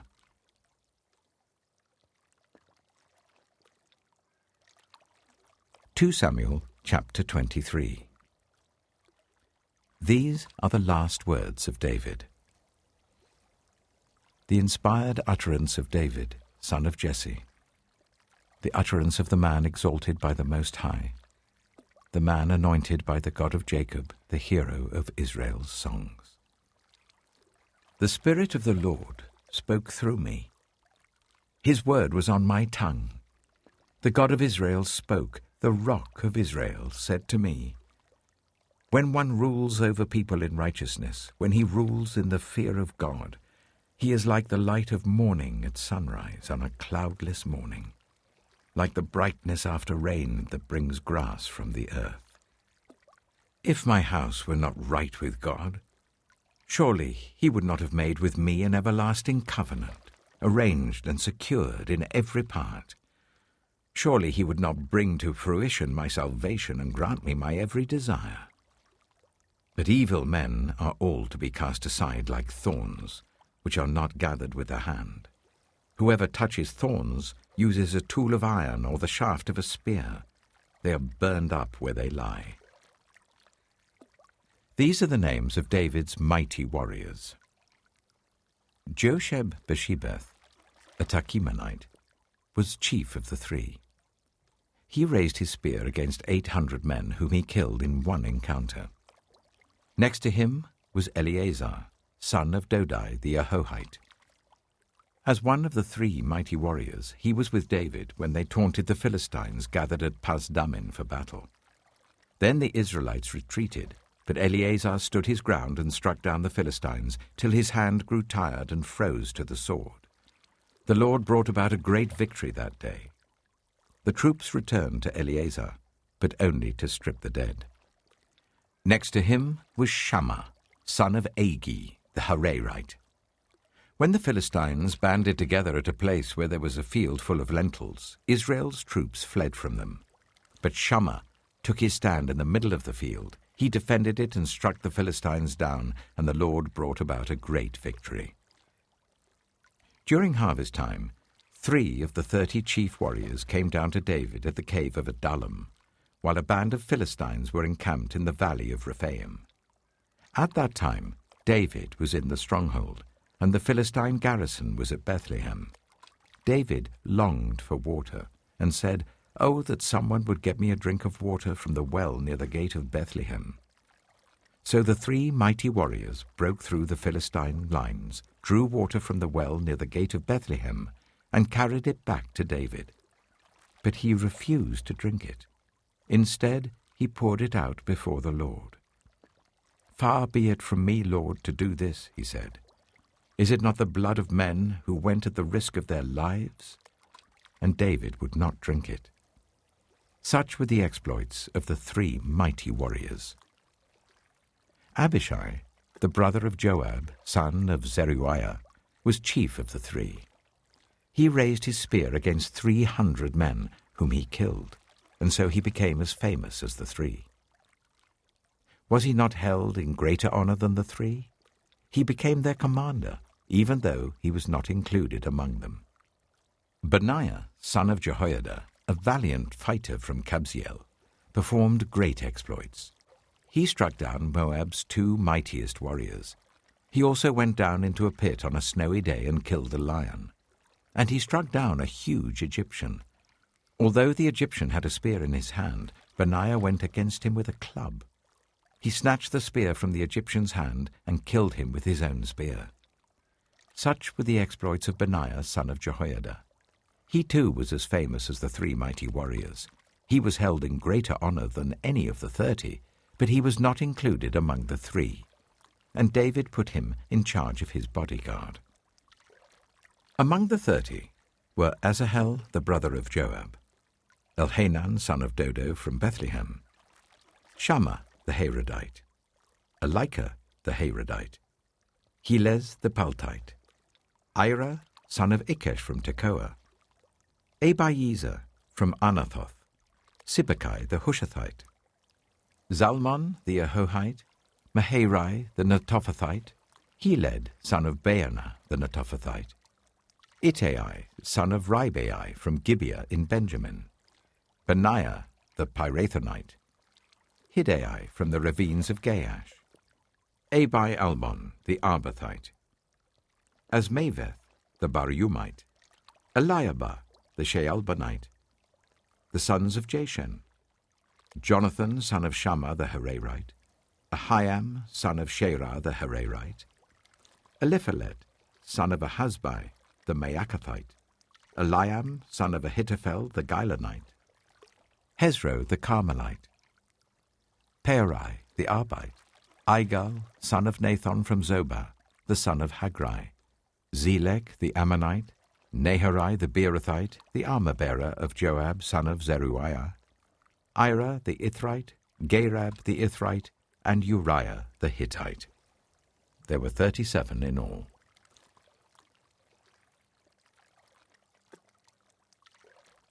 Samuel chapter 24.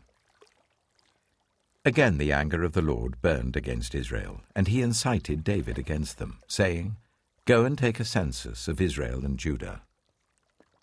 So the king said to Joab and the army commanders with him, Go throughout the tribes of Israel from Dan to Beersheba, and enroll the fighting men, so that I may know how many there are. But Joab replied to the king, May the Lord your God multiply the troops 100 times over, and may the eyes of my lord the king see it. But why does my lord the king want to do such a thing? The king's word, however, overruled Joab and the army commanders. So they left the presence of the king to enroll the fighting men of Israel. After crossing the Jordan, they camped near Aroer, south of the town in the gorge, and then went through Gad and on to Jazer. They went to Gilead and the region of Tatim Hodshai, and on to Dan Jair, and around towards Sidon.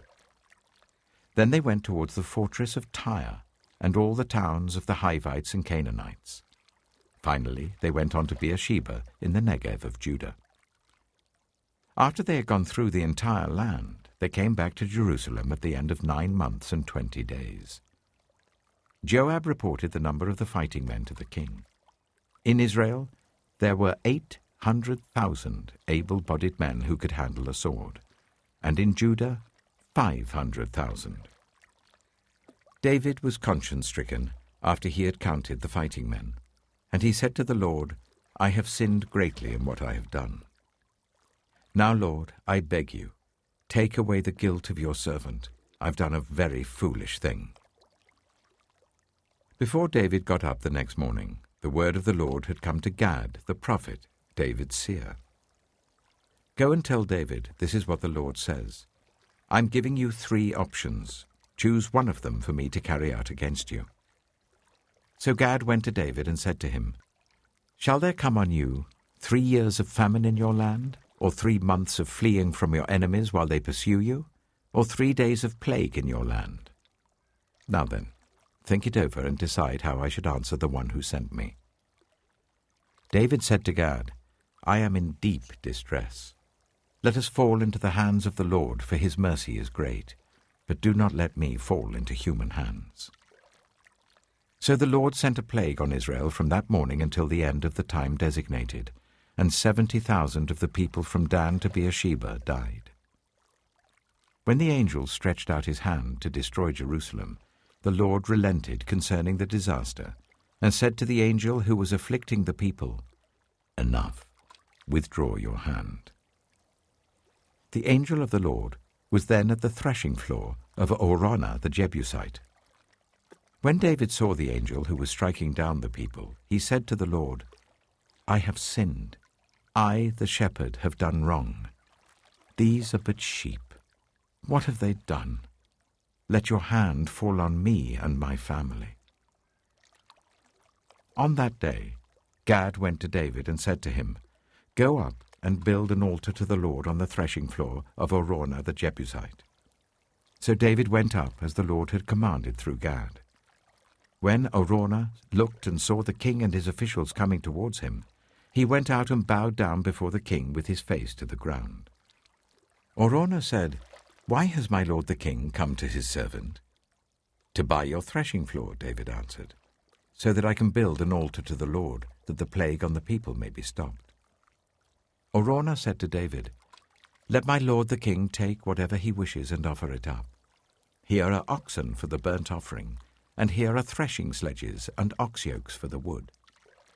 Your Majesty, Araunah gives all this to the king."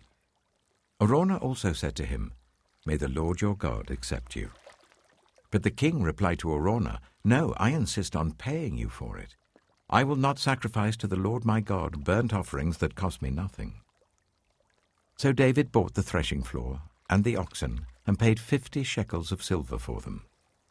David built an altar to the Lord there and sacrificed burnt offerings and fellowship offerings.